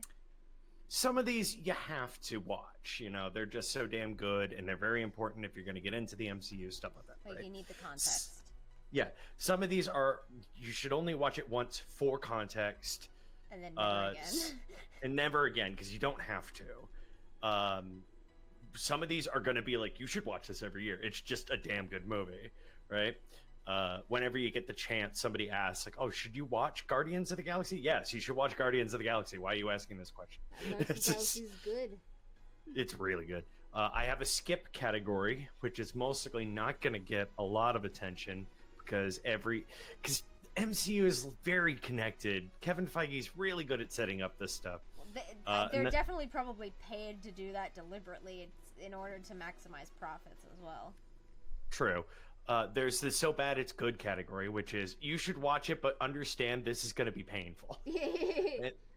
And then there is the not on Disney Plus category, which is just movies that are just not on Disney Plus, which now includes, because of No Way Home, all the Spider-Man movies. Oh. So on not what I have so far is I have nothing for skip and nothing so bad it's good. Do you think the MCU formula is getting stale nowadays? I don't know. I haven't watched the recent stuff. I think bringing in shows like episodic series has really changed everything for the better, mind you. Moon Knight is just beautiful. I love them. I love the series. Moon Knight is so fucking good. Oh, it's so good. But yeah, so far I'm gonna go with the not on Disney Plus thing. Right now is the Sam Raimi Spider-Man series, the Amazing Spider-Man series, Venom 2, and the Incredible Hulk. which they have like on Disney Plus a little explanation for the Incredible Hulk on like the on DVD extra for Thor, you know. So it's the on DVD extras from the time are all on Disney Plus. But right now, for yearly watch, I have Captain America: The Winter Soldier. It's a great espionage film just in itself. It has a lot of good twists and turns, and whenever you know something's around the corner, it makes the twists and turns actually good, which is something not a lot of espionage films can do well. And Guardians of the Galaxy, which I'm currently watching. On must-sees, I put Iron Man on here for the simple fact of this is where it all began. You know, it's like it's got some dated things in it, the graphics or the writing or the people in it, and so on and so forth. But it's still like you should watch it. It's a cornerstone. It's literally a cornerstone. Then I got Captain America: The First Avenger. It's just a fun little World War II movie with a nice good twist at the end. And then Avengers. You gotta watch the first Avengers. It's just important. And then I got Watch Once. Currently, in order, it is Iron Man 2. It's for me, it's a once. Because there's not a lot to really get out of it, you know? Yeah. It's still good. Sadly, it's also the movie where the things that hold me back from fully enjoying the film is the animation is extremely dated. It is 2011 after all. And B, two factors of casting. One, Elon Musk is in the movie, which already bumps it down. Wait, he is? Immediately. He is. He's in it as a cameo. What? Go ahead, sorry. Oh, I didn't know. Hang on. Iron Man, Elon Musk. Oh, so he is. Yeah, he was in there as himself, which makes it mean Elon Musk is canon to the MCU, guys. Also, because of Iron Man 1, so is Bill O'Reilly. It's painful. Goodbye faster. Fucking ads. Yeah, it's cursed. It's very cursed. I'll the major thing with the Elon Musk is this is 2011 whenever Tesla started getting out, you know, so everybody was already comparing him to Iron Man, which nowadays is a massive fucking insult because Iron Man is not anti-science. So yeah. Wait, Elon Musk is anti-science? Oh god. He's anti-science. In what regard? COVID. Perfect. Oh, Absolutely. It can be. Yeah, he was one of the people trying to push businesses to open back up in May of 2020. Thank you very much. Thank you. Those Merlin engines are fantastic. Yeah, and that was whenever people started noticing it's kind of a bad. Then we'll make it work. Some More News did a video on it on Elon Musk. It's actually really good. Then the other casting issue is Don Cheadle as Rhodey. I don't have a problem with Don Cheadle as Rhodey. I want to make that very clear. Don Cheadle is an amazing actor. Every movie he's in, it always gets a little bit better whenever he's in. The issue is why. So the producer at the time, this is before Disney had Marvel, so this is a Paramount film. They have multiple producers. Kevin Feige was obviously there since the beginning in some form or fashion, but the major overlooking producer who recasted Rhodey with Don Cheadle replaced the original actor for Rhodey. Let's see, Iron Man.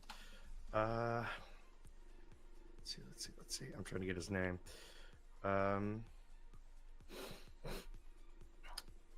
Which was Terrence Howard. Okay. Terrence Howard, reasonably, was noticing that this is blowing up. This is making a lot more money than people thought. He wanted more out of his pay. So the other producer for the Iron Man 2 and early MCU said no, fired him, and replaced him with Don Cheadle with the statement, no one will care to see the difference.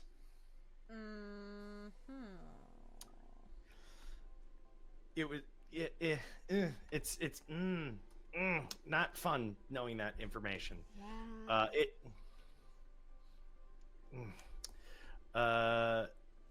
It's another reason why I can't make the old stuff, whatever. But yeah, that's one of the reasons why it's hard for me to fully enjoy Iron Man, because it's Iron Man 2, because it's there, it's in my face. Like, once you know that information, you can't unsee it. Then there's Thor on a watch once, and that's because it's Thor's first movie. Nobody talks like people in that movie. I mean, it's a Thor movie. Thor: The Dark World had more natural dialogue. I haven't seen. I mean, that it one. was. I'm going to surprise people with my opinion on that. But yeah, no, Thor. Thor 1 was directed by a Kenneth Branagh. Kenneth Branagh was the director for the full-length Hamlet movie in the 1990s. He's well known for trying to produce or direct Shakespearean films. Didn't he also star in it? Yes, he did. Ah, okay. Yeah, and so they brought him in because it's Thor.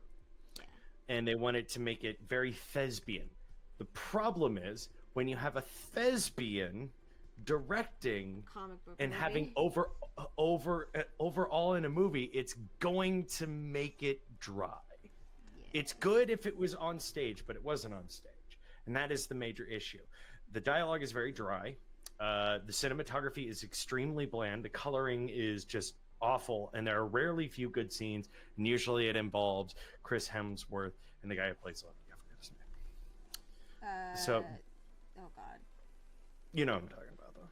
Whenever Thor and Loki are on screen, it's usually fun. Because it's an actual genuine dynamic. They're good like all these are good actors. It's not the actor's fault. It is direction, straight up direction, and I'll always defend that. Tom Hiddleston. Tom Hiddleston. Thank you. Then there is Iron Man 3. Iron Man 3 is a watch once for me, but I could see why it'd be a must see for other people. It's a really solid movie. There's really good moments. The thing that takes me out of it is the random moments of monologue. Well, here I am. You may be wondering how I got here. Well, it all started in December of 1985. Stuff like that, you know. So it took me out of the scene. And then there's Dark World. I'm going to say something for all the people who like Thor. Dark World is leagues better than Thor 1. Dark World is actually good.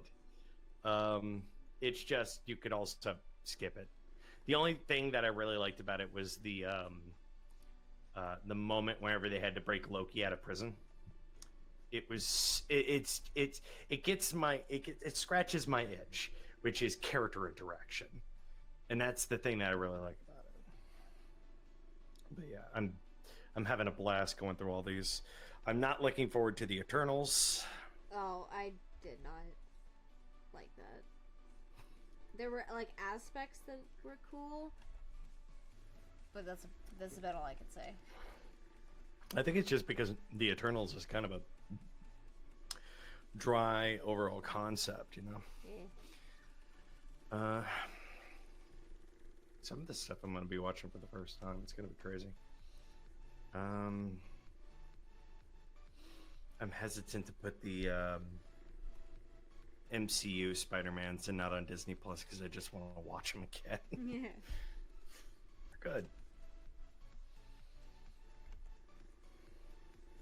Hopefully that alleviates your stress of the whole entire stupidity.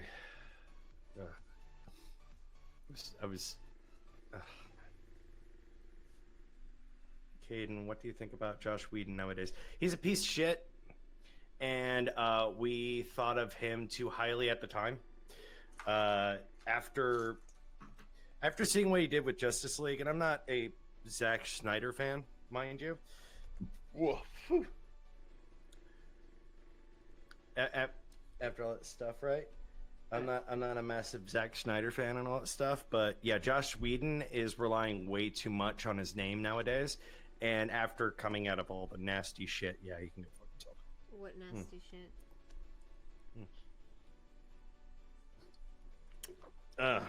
Let's see. What are the allegations again? Did he poop himself?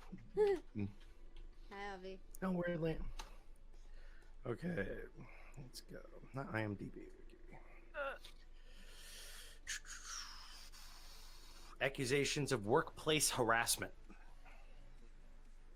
In July 2020, Justice League actor Ray Fisher accused Whedon of showing gross, abusive, unprofessional, and completely unacceptable behavior toward the cast and crew of the film, going so far as to invite Whedon to sue him for slander if he believed the allegations were untrue. A virtual panel for the 2020 at-home San Diego Comic-Con focusing on Whedon's work was canceled during Fisher's statements. The following month, it was reported that Warner Media had begun an investigation into Whedon's behavior during the production of Justice League. Jason Momoa posted in support of Fisher, writing about the shitty way they were treated on Justice League reshoots, and saying serious stuff went down. In December 2020, Warner Media announced its investigation included that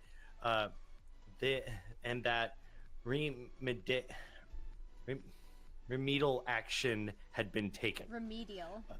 Remedial. I'm so stupid. It's just me. But yeah, it's basically a lot of actors over the past few years have come out. It's like, yeah, Joss Whedon is a abusive piece of shit. And whenever it comes to an industry that is full of abusive pieces of shit, getting away with being abusive pieces of shit, finally getting called out, I'm fine. I'm for it. It was not even just them. It was like a lot of people from like Buffy the Vampire Slayer to Firefly and stuff like that. They were like, yeah, Joss Whedon's kind of an asshole. Not even kind of, like a massive asshole. So it's oh god. In January 2022, Whedon claimed Godot misunderstood him due to English not being her first language, and called Fisher a bad actor in both sense. So instead of addressing the issues, he slung mud. Lovely. So Josh Whedon is a not a good person. Hi, Abby. Hi, what's good? Did you and I already have the conversation about how the final boss of wrestling has been defeated? Vince McMahon? Nah. If Ric Flair doesn't officially retire, the final boss will never die. So this is just phase one. This is just phase one, yeah. We just finished phase one. We just finished phase one of the wrestling MCU. That's what we're going with. Okay, but it's fine. The corruption health bar is yellow now. It is no longer it is. green. We're now at the second. We're at the second stage. The final boss has changed color and skin. He now looks like a boat. That's a good one. I love that video. That video rules, dude. There's nothing greater than this video is brought to you in part by me, because I made this. You hear about the underground game series Falsifiers? I have not. I don't care for the Eternals, since they thought it was a good idea to change the story too much. I don't know the story of the Eternals off the top of my head. I just don't hear any good things about the Eternals. I didn't hear any things about the Eternals, actually.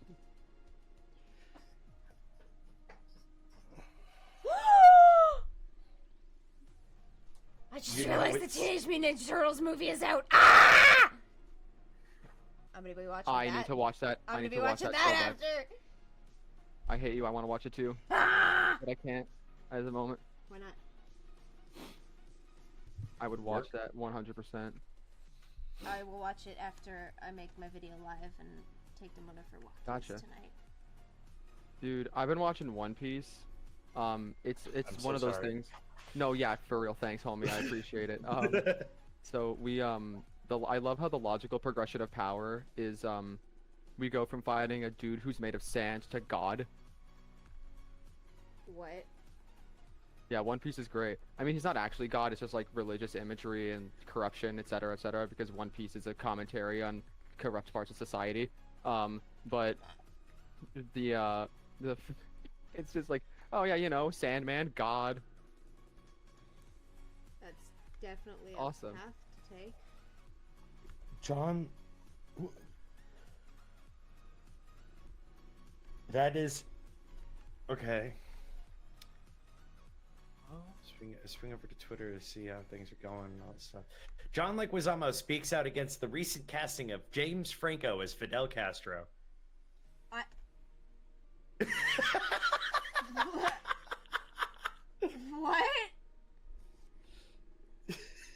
You fucking what? You heard me. John Leguizamo speaks out against the recent casting of James Franco as Fidel Castro.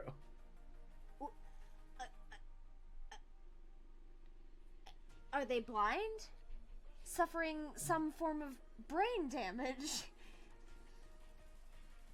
Boycott this fucked up. This effed up. Plus, seriously difficult story to tell without, what is it? Aggrandizement, which would be wrong. I don't got a problem with Franco, but he ain't Latino. Yeah. What the fuck? This is fucked, dude. This is fucked.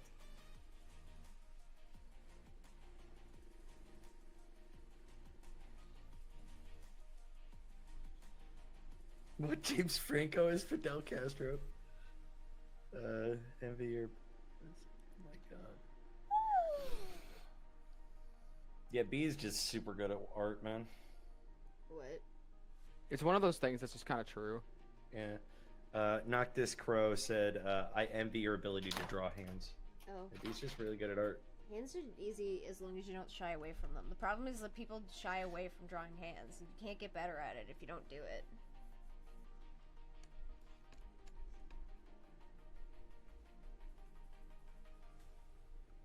Hands are easy if you don't be a bitch about it. Jeez.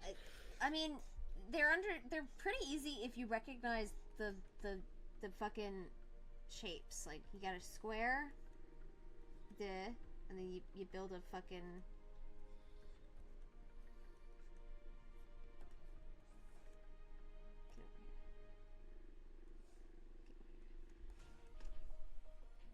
And then you do fucking ha, ha, ha, ha, ha, ha. Voila. Hands. Ah! What? Did you just startle yourself? Shut up. Leave me alone.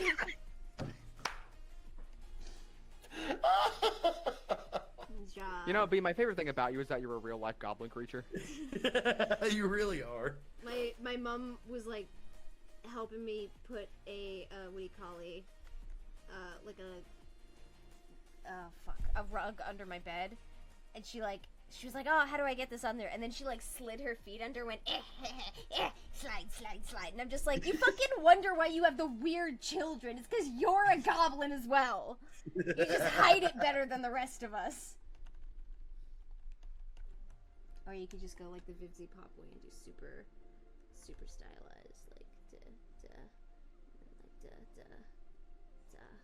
Destiny 2 players are just crows. Ta-da. Like shiny stuff. Forge loot. Scream. It can and will fight gods. Have you ever thought about giving a 40s pop art aesthetic to an art piece? I feel like with your style you could pull it off. Maybe I'm biased since my art takes inspo from 40s comics.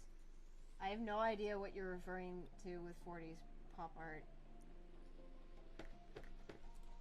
I don't really pay attention to art from the 40s.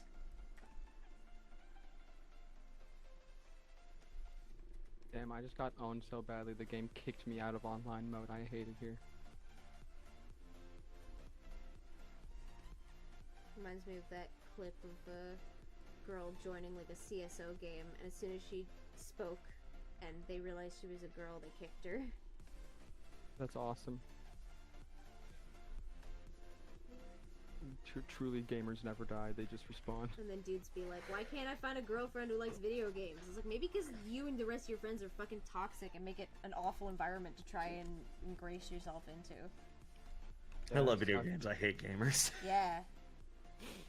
I love video games. I tried getting into Magic the Gathering. I went to like one tournament and everyone was a fucking asshole, and I'm like, well, I'm never gonna try that again. Which is weird because like I went to at the Strive tournament at MomoCon, everyone was really nice. That's because we were all in our element at that point. Oh no, I mean like the people who I like, just randos who I had to ask to lend me controllers were just like, oh yeah, sure, man, go for it, no problem, man. Because fun fact, if you don't have a bridge controller, your Mayflash can't run on PS4. Oh, did the game just completely freeze? How to draw braids with the way I draw them, just like a girl's sausages on her head. Braids are like...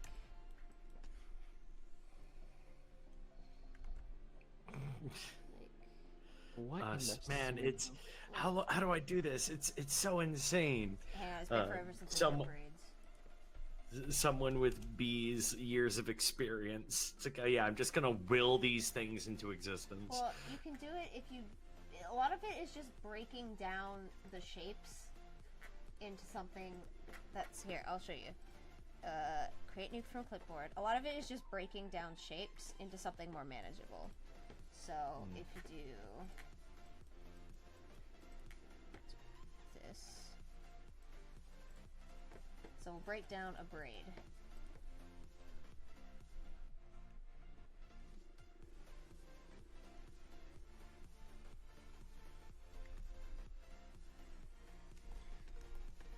So you want that, and then you do this, and then you do that, and then you do this, and then that, and then that, and then that.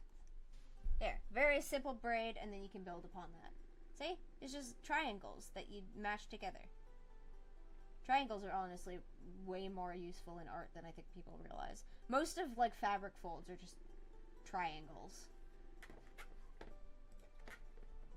Triangles. Triangles, Yeah. exactly. No, dude, Promare was actually about how to draw.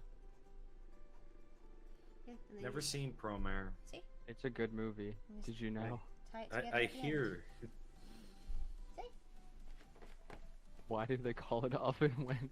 Having flashbacks to playing Minecraft on those Xbox group things, and everyone was being really weird about me being a girl. I was around 11, and looking back on it, wonder I didn't fall into the arms of a crepe. Oh, Jesus. Yeah, the braids are just triangles, and then you just, and then you, like, build upon that, and then you just make them...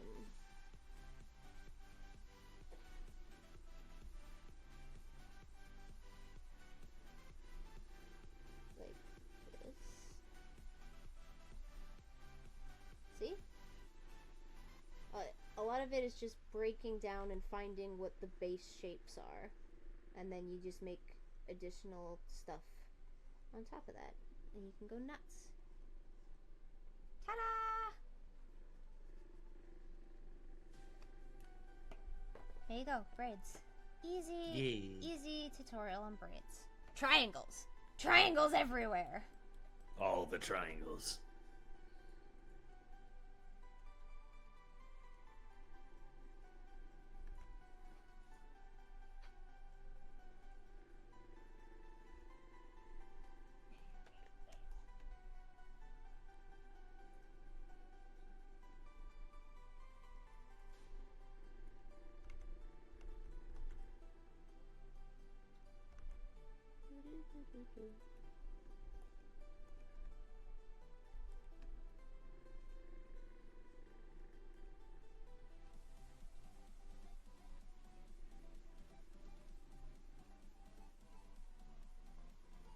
Hey B, how many legs does Fiend have? I sent fan art to you the other day, so I think I put 6, but I remember you calling them the Texopus, and the only seeing Hexapus come up.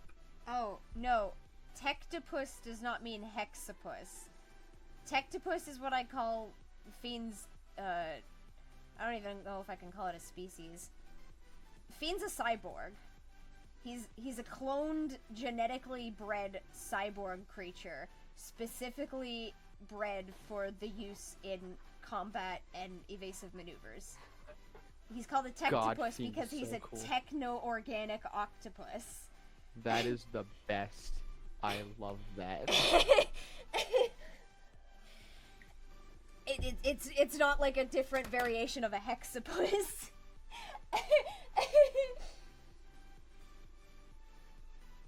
I just realized triangles are called such because it's made up of 3 angles. What the fuck is wrong with me? He's what? Yeah. What do you think? What do you think the text stuff on the bottom is? Hang on. I've got like a picture. Pictures.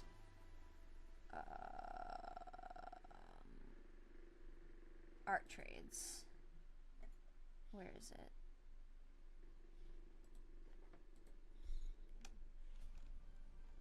Yeah. That's like organic metal. All this, that's why he's gray on the bottom. That's organic metal.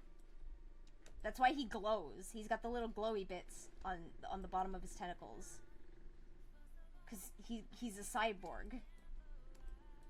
That's also why he can like splay his tentacles out and like wrap them around Pondersprocket's body parts to like further accent and amplify her strength.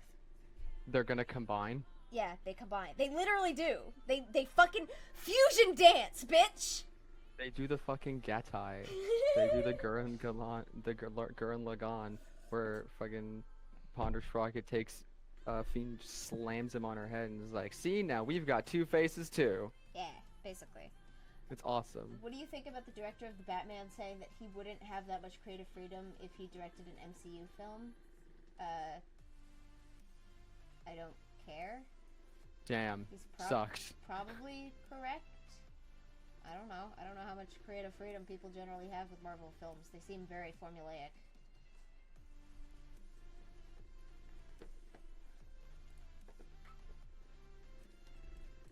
How about a damn sucks, hope that gets better for you, homie? Yeah.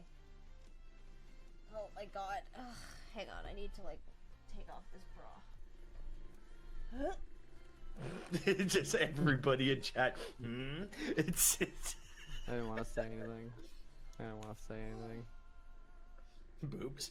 I was like, I can't. If I say something, then that's it. It's over. It's over. Game over. People will think I'm into boobs.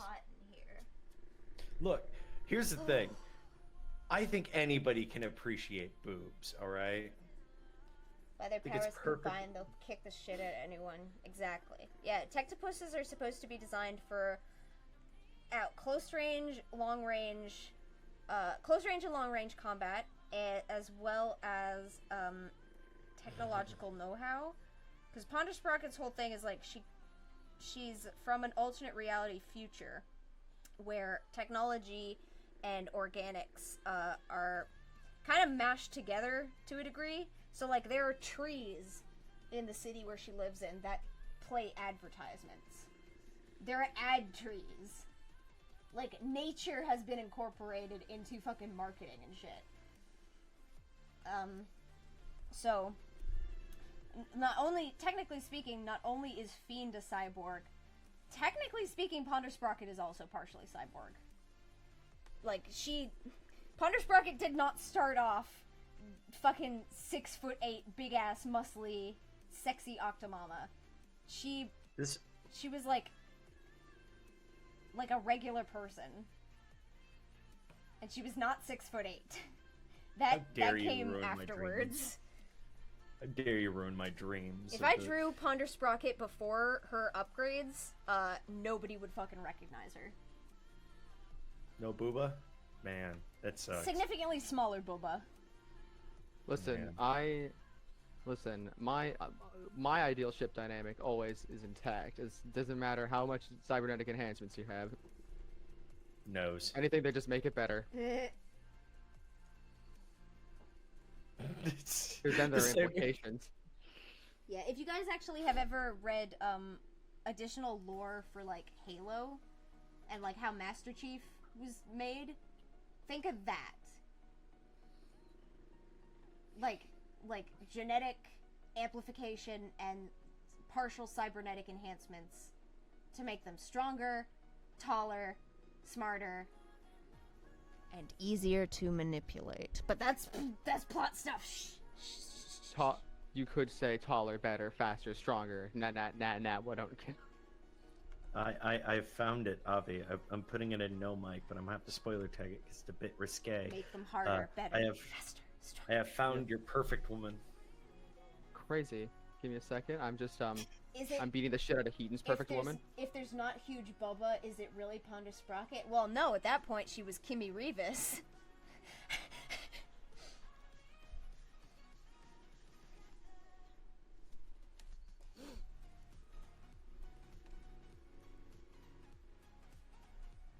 Y'all be out here thinking Ponder Sprocket is a name.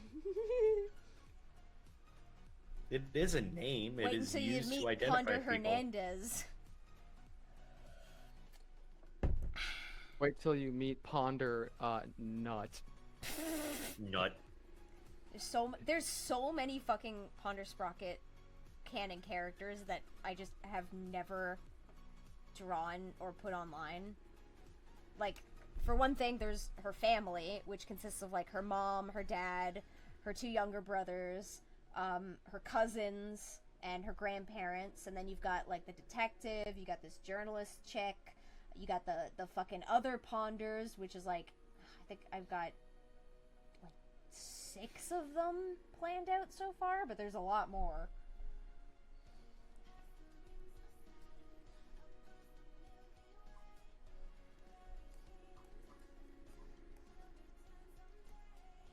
Ponder lore.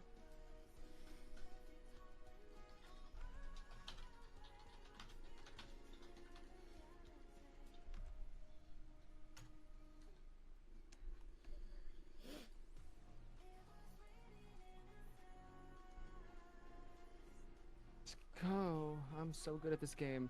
Damn, I can't believe you put my ideal woman in the chat. No, too short. I like tall lady. Tall woman with a come big on. nose. Put her on a box. Put her on a few Pilot boxes. animation one, that would Just be extend the legs to a comical length. The body stays the same. Everything stays the same. Yeah. Just really long legs. I mean, I'm not VisiPop. I'm not an animator. I don't strive to animate my works. It'd be cool if they did end up as animated shows.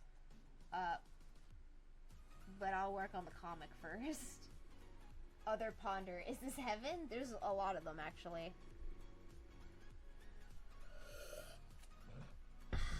I do the whole thing that artists do where they, like, plan out scenes in their head to music. All the Ponders, like, leaping around on top of, what do you call it, buildings, chasing criminals and shit. What do you call them? Buildings, that's right. Fucking... Shut up! Thinking about it, if you go back to her old sprites, you can just call those her outdated models, since she's technically a cyborg. Yeah, fucking fits.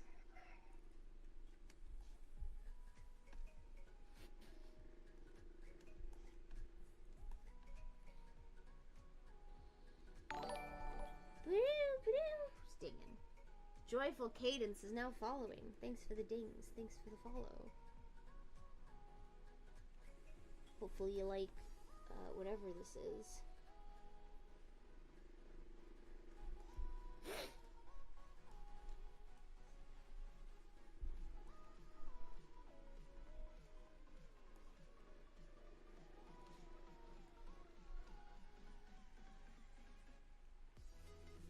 I'm a fool. Yeah, no, Caden, it was really upsetting. Have you seen any of One Piece? I used to follow it back in the early days. Okay, so you know about Ace and Robin, yeah. Yeah, a little bit, yeah. So, when I was watching, I was like, I knew who Robin was because of course I did. Of course. But when I met Ace, it was a complete surprise to me, and I was like, who is this? Who is this who is this Hello, Mr. whole Man. who is this whole man for me to, you know. Hello, Mr. Man. Who is this Yeah, man hi. with the holes? Who is the I guess you could say Ace is really hot. I guess you could say he's a hot guy. He's really smoking, really high temperature. I guess you could call him a flaming homosexual. But Laura Boro Creations, you are definitely on the money there. She's technically speaking a quote-unquote wanted criminal, but there's again plot reason for that. So I told Heaton a little bit ago. I was like, hey man, so I just finished Alabasta arc and I'm doing great. I'm loving this show. Ace is my one true love in this universe. And she said, wait till you meet Robin. And I was confused because I'd already met Robin. Robin was already like a big thing in the story and has already became a part of the crew. So I was very concerned, or not concerned, I was very confused as to what she meant. And then I started getting profile shots and I was like, oh, that's what she meant. I was like, oh, hello, man. Hello. And then they revealed that she could put more than just her hands on things, and I was like, oh. Awesome. I want to read the comic, which is her backstory, please. I would love to be able to get to it. I want to read it. I want to know what happened. You get to figure out why Ponder Sprocket hides her eyes all the time. You get to figure out why her hair is short. Oh, I thought it was because she felt like it. No, there's a... Technically speaking, there's a narrative reason for that, too. Awesome. Actually, hang on. Where's my... I have a picture somewhere. Spiral Doggo. Pictures... No, it'll be in documents. Comics. Ponder Sprocket. Miscellaneous images. These are already worn out. Fuck, do I not have...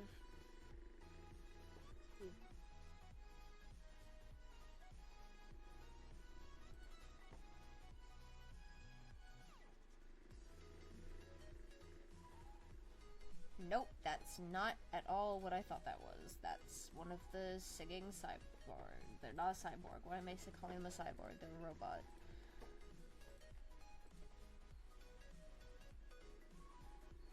Nope, still not it.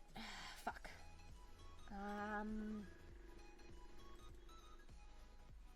Oh, maybe. Nope. Fuck. I swear to God, I have a fucking picture of her somewhere. Okay, what if I go to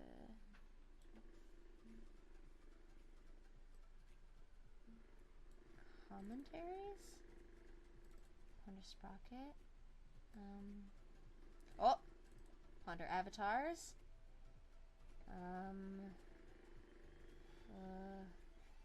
Sketches. Nope, that's the old shit.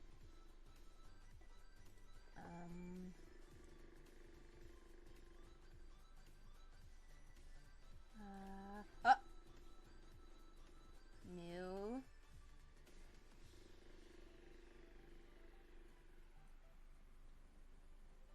Excuse it while it imports. Very slowly. This is a large file from what I remember, and I'm importing it from a PSD file. Which is how you can tell it's been forever since I worked on these. Yeah. It's all Yeah, Caden, I've been really getting into One Piece recently. By the way, apropos of nothing, I've been really getting into piracy. Yo, same, homie. Yo, same. Yeah, no, I pirated Planet Robobot yesterday because I lost my original DS copy. And I was like, I deserve to play this game. I'm a good enough person. I'm allowed a freebie, come on. Oh, man. I am actually going to step out so I can take care of those lines and start working on your video, Abby. Oh, so, I will talk to you all later. I Alright, goodbye. personally assume she uses Fiend to find her way around. I mean, technically speaking, yes. Okay, so... Where the fuck? I'm sorry, I just got off the most legendary mix of my life. I'm so fucking cool. Lower... side... Do I not have...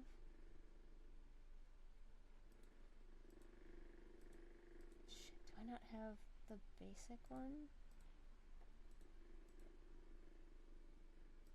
Fucker.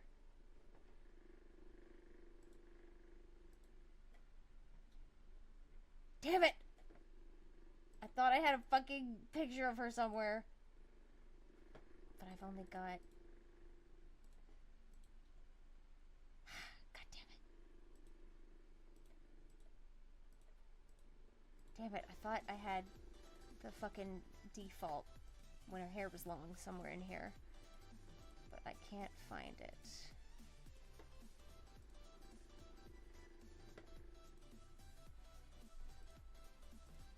Oh yeah, before I had to swap out Ponder Sprocket as an avatar, these were gonna be new stills.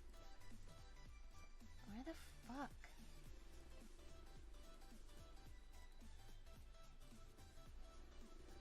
Damn it, I thought I had her in here. Do not save. Damn, oh well.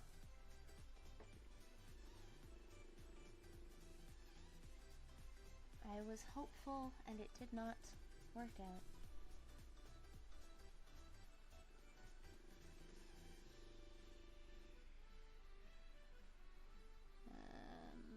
Yeah, I'm not finding... Damn it! I thought maybe I had a picture of her before her hair was cut.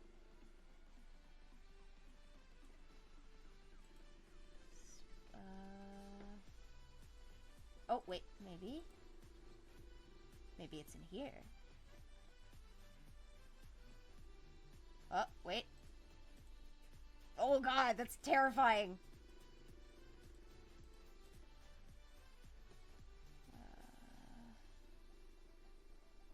Put the hair back, Jesus.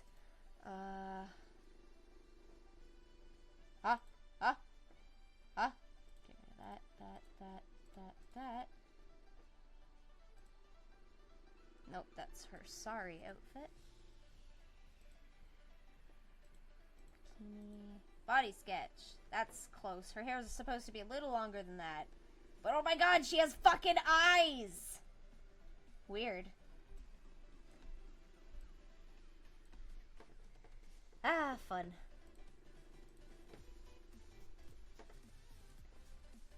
Bald Pond Sprocket!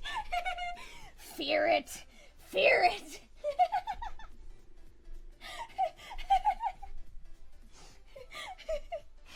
The fucking SpongeBob meme. Bald! Bald! Bald!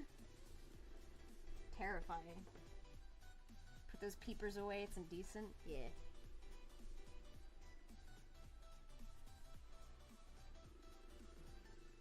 By the way, B, I gotta scoot for now because the rabbi's gonna be in my house in a little bit, but if you ever wanna throw together a time when you're not busy and when I'm not busy for writing that thing we said we were gonna do, just tell me. You said you're busy this week, and I'm probably also gonna be busy this week, so let me know. Yeah. Excuse me. Maybe we can like watch the video together and like just write down a couple little notes and then like actually get into it next week. Yeah, that sounds like a good idea. Alright. I'll see you later. Okay, Goodbye. Bye.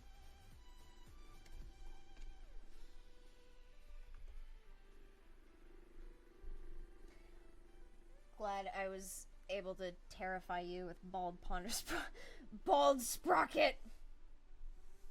Balder Sprocket?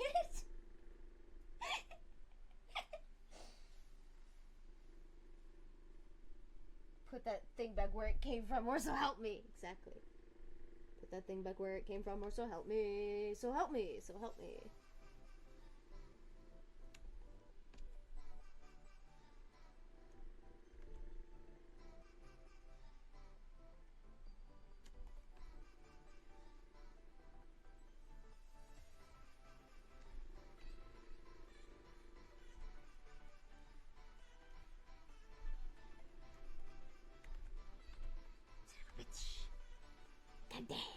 of a bitch. Thank you for hosting these streams very coincidentally when I'm off work for almost 3 weeks now. You're welcome. Anything to help. By the way, I don't know if it'll be right after this stream, but tonight there's a new video coming out. Just anyone who's been on my stream before saw the video in like the last week probably already knows what video it is, because I finally got around to doing the fan art feature. Hey! Finally! Bitch.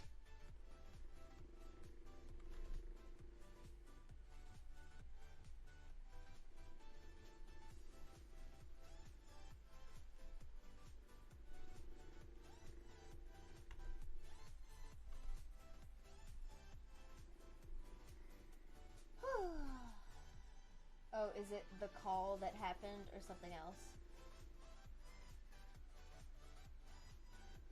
You mean the call from the research stream? No. That I'm still working on shortening into a cohesive video. But I've got like some stills that I was working on forever ago that I'm gonna touch up and probably use for that. No, it's not the Sappho one. I fucking wish. I want that one to get I want to get that one out of the way, but I have to go through and collect screenshots for shit because I did my research and like a dumbass I didn't bother collecting the screenshots while I was doing it, so I have to go back through the places where I was looking shit up and re-get everything, which is gonna be fucking annoying, but you know, whatever. Is it the Mal one? Oh, the Maltose one? No, I also have to go through a bunch of fucking shit for that. Caden's gonna get me some lines for that, actually. I've got some messages on my email that I have to go through that I just have not had the mental wherewithal to do so this week. And then I have to separate everything into parts so that I can send those editing packages off to editors. So I gotta go through screenshots and voice clips, and I'll probably have to separate the voice clips in instances where people were reading for users that appear in multiple parts. So I'll have to go through all that and separate those into the correct editing packages. There is too much to cover. I've also got the fucking pink cat thing, which I don't think any of you guys knew I was working on. Fucking only Mako Shark would be aware of that one, because Mako did some voice acting for me. But I needed to add some more shit to that one, and I have to fix a few things with regards to the art. Wait, is the person that, like, was in the stream and there was, I think, a Warrior Cats and someone about FNAF? What? Who is Pink Cat? Oh, you'll see. Hey, you'll see.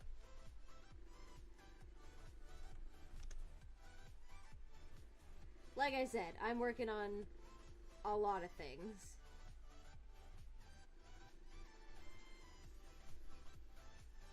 Because I'm ADHD as fuck, and I can't just work on one thing at a time. Despite the fact that it would probably be significantly healthier if I did. What did my man the Pink Panther do? Don't eat the pink sauce, y'all. Yeah, not the pink sauce. I heard pink and instantly you don't cat nerd sauce. Yeah, don't eat pink sauce. Don't eat things that aren't FDA approved, guys.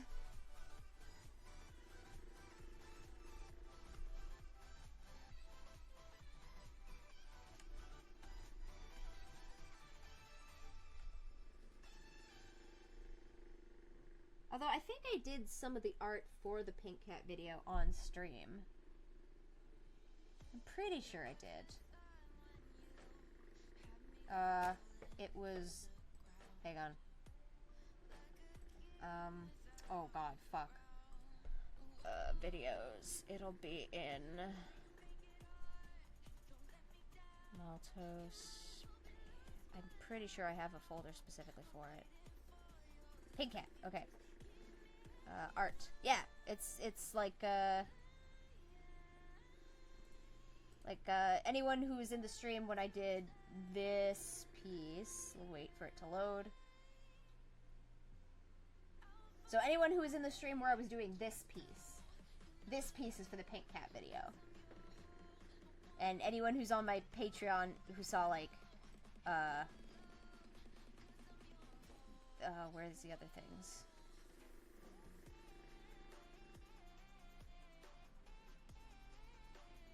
Wait a minute. Shit, where's the other one that I did? Oh, did I put it in here?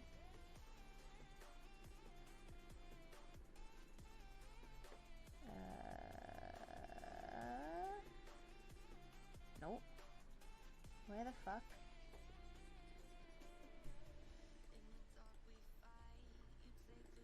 Where the fuck is that goddamn... Am I crazy? Have I just lost this stupid fucking piece? Sorry. I'm so scatterbrained. It's painful. Oh, maybe it was in here, actually. Was it... Yes! Okay. It was in here.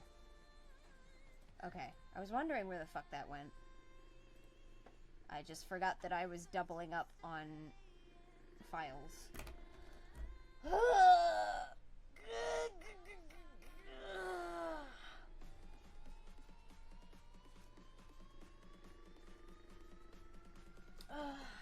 Problem with pink sauce is mostly that it wasn't being refrigerated in transit and thus went bad pretty fast getting to people. Also, as B stated, it is not FDA approved nor meets standards. Yeah. I think that one of the problems with regards to transporting was also that, like, the creator initially did not acknowledge certain products within it that required refrigeration. But I imagine they also just weren't making those,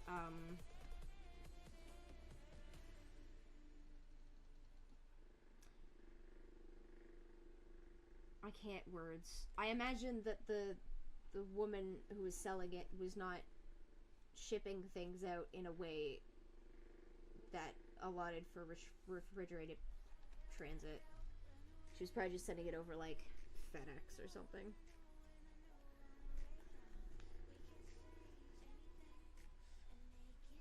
Bro, the milk, yeah. Pink sauce could have piss in it for all we know.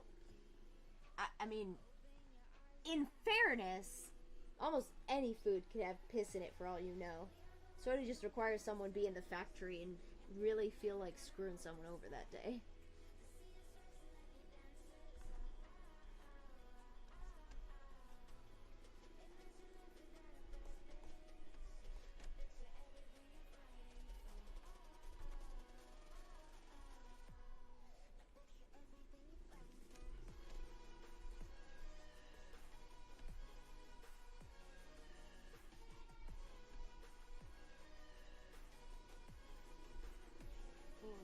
My back hurts. I'm probably gonna finish inking this, and then I'll take a break so I can go get a snack,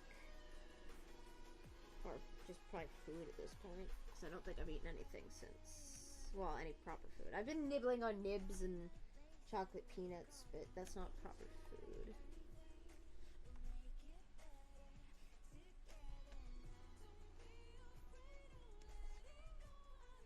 So I'll, like, finish inking this, and then I'll color it in my spare time.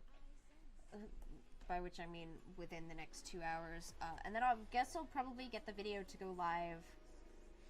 It's probably going to be closer to tonight. I wanted it to be closer to noon, but obviously that's not going to fucking happen right now. And I'm still going to have to, like, walk Demona later tonight, which is usually around 7 or 6:30. And then I'll have to eat dinner. Although I can eat dinner while the video is going live. I just want to be there for the premiere. It's nice interacting with peeps. Seeing what their, like, initial... I think that's probably my favorite part about the premiere, is seeing everybody's initial reactions as they type things out. Because you don't inherently get that through comments. Comments are usually done when someone's done the video, or like at one segment of the video, but during a premiere you can see different reactions during the course of the video, and it's very interesting.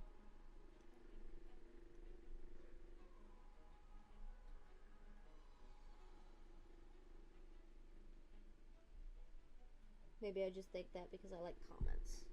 People be like, oh my god, your channel has hit blank, blank, blank many views, and I'm like, all I do is read the comments. I don't pay attention to channel views or subscriber count. Ah!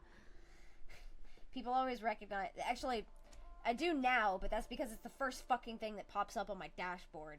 It just gives me anxiety every time I stare at it. It was so much easier when it was not the first fucking thing that came up when I tried to go do content shit.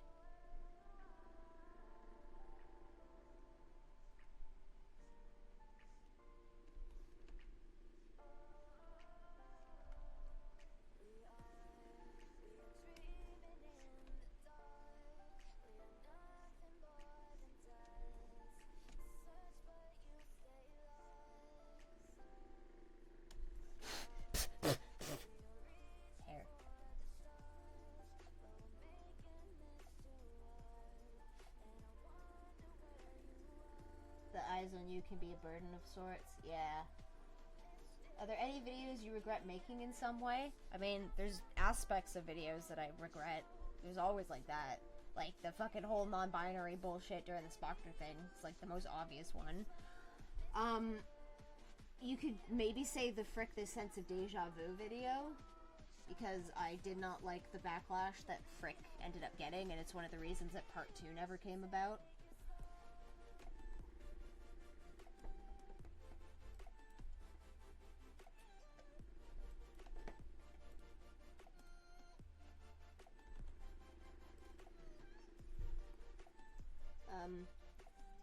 Other than those, I can't immediately pinpoint a video because I don't tend to go back and watch my older content, so I've just flat out forgotten most of what's in there.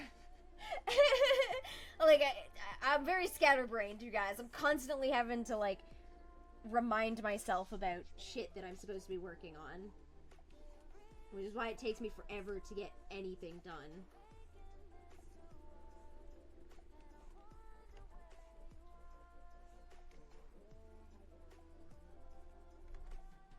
You fucking mind.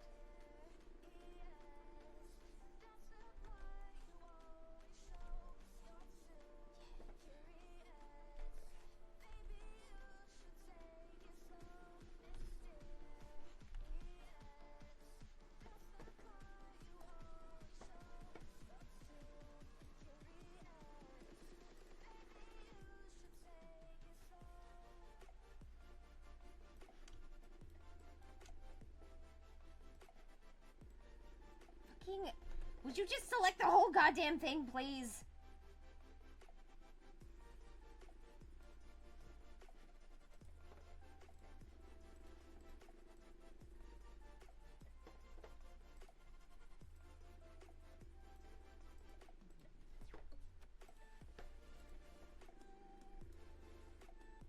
Off topic, but do you think Ponder Sprocket would be the type to say, oh honey, in a way of pity to someone naive, making fan art right now? Yeah. That is definitely a thing that she would say. Like, just like do that thing where, like, you're, like, resting an elbow on an arm, and, like, you're cradling your head or your chin in your hand. You're just like, oh, honey. That is definitely a Ponder Sprocket thing.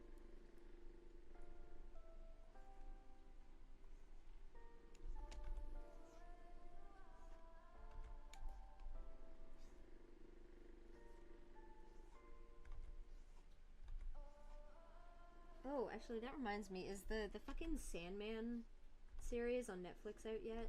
That's another thing I want to watch.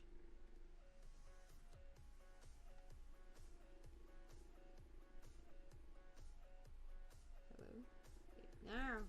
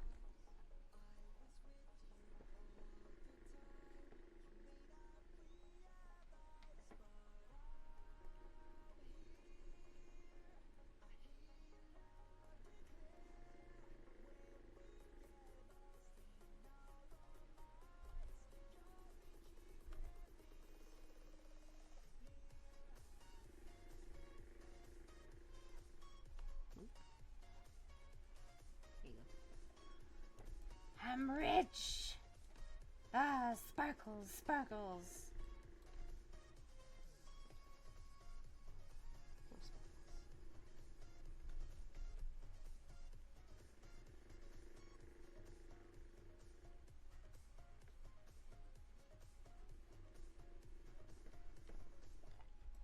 Excuse me. Okay, inks done. I'm gonna. Oh god, I've been streaming for 5.5 hours. I'm gonna go love my dog. I'll color this, and then once it's done, I will make the video live, and y'all can enjoy a heckin' premiere tonight. So, I guess the latest you can expect the video is in 5 hours from now.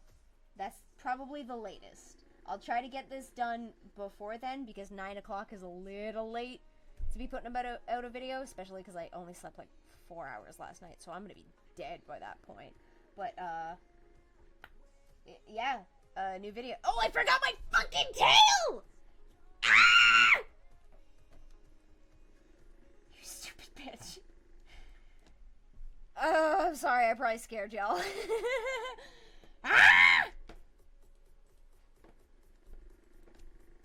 I did the same thing when I was working on the stupid thingies, and you'll see it in the recording, because it's dumb, because I'm dumb.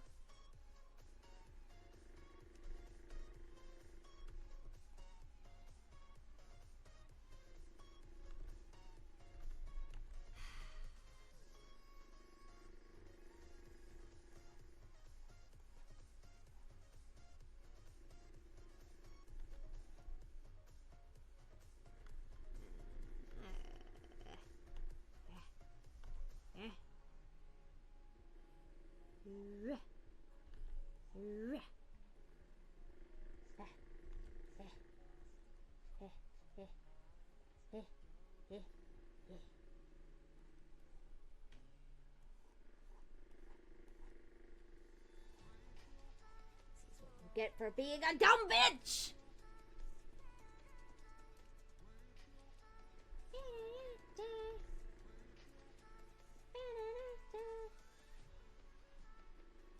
Okay.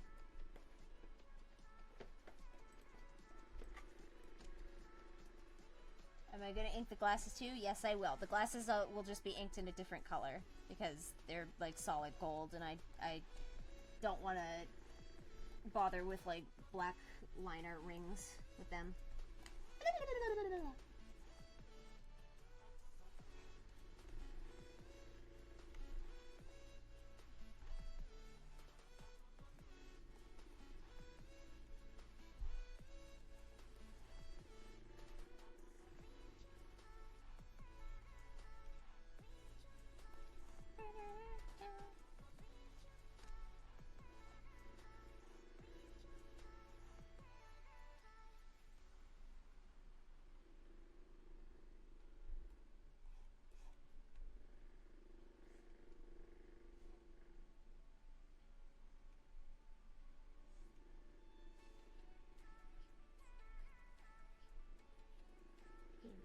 Forget my fucking head if it wasn't attached. Yeah, there you go. Bitchin'.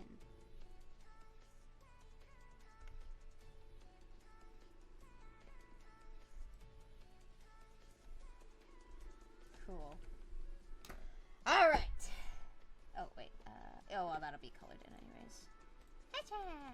Alright, guys, I'm gonna go stretch because my butt is starting to hurt. Are your commissions open, B? We need to know. Nope, they're closed. I currently have a bunch of commissions that I'm working on, and then when I'm done, I will not be opening them again because, good lord, the fucking stress of not being able to work on these people's commissions after they paid me like $900 fucking dollars. Ah! Yeah, I can't deal with that stress anymore right now. So, that's not gonna happen. Sorry. Sorry. I made tutorials for art. That's about as much as I can do. And, you know, sometimes I might do request streams, or like I might ask people to give me ideas of characters to draw on Twitter. That's about all I can offer you. Sorry. I am not opening them again. Oh god. The stress. The stress! Anyways, guys, I'm gonna go stretch my butt cheeks because, God, my butt hurts right now. I've been sitting way too long on what feels like fucking concrete. I need a new chair.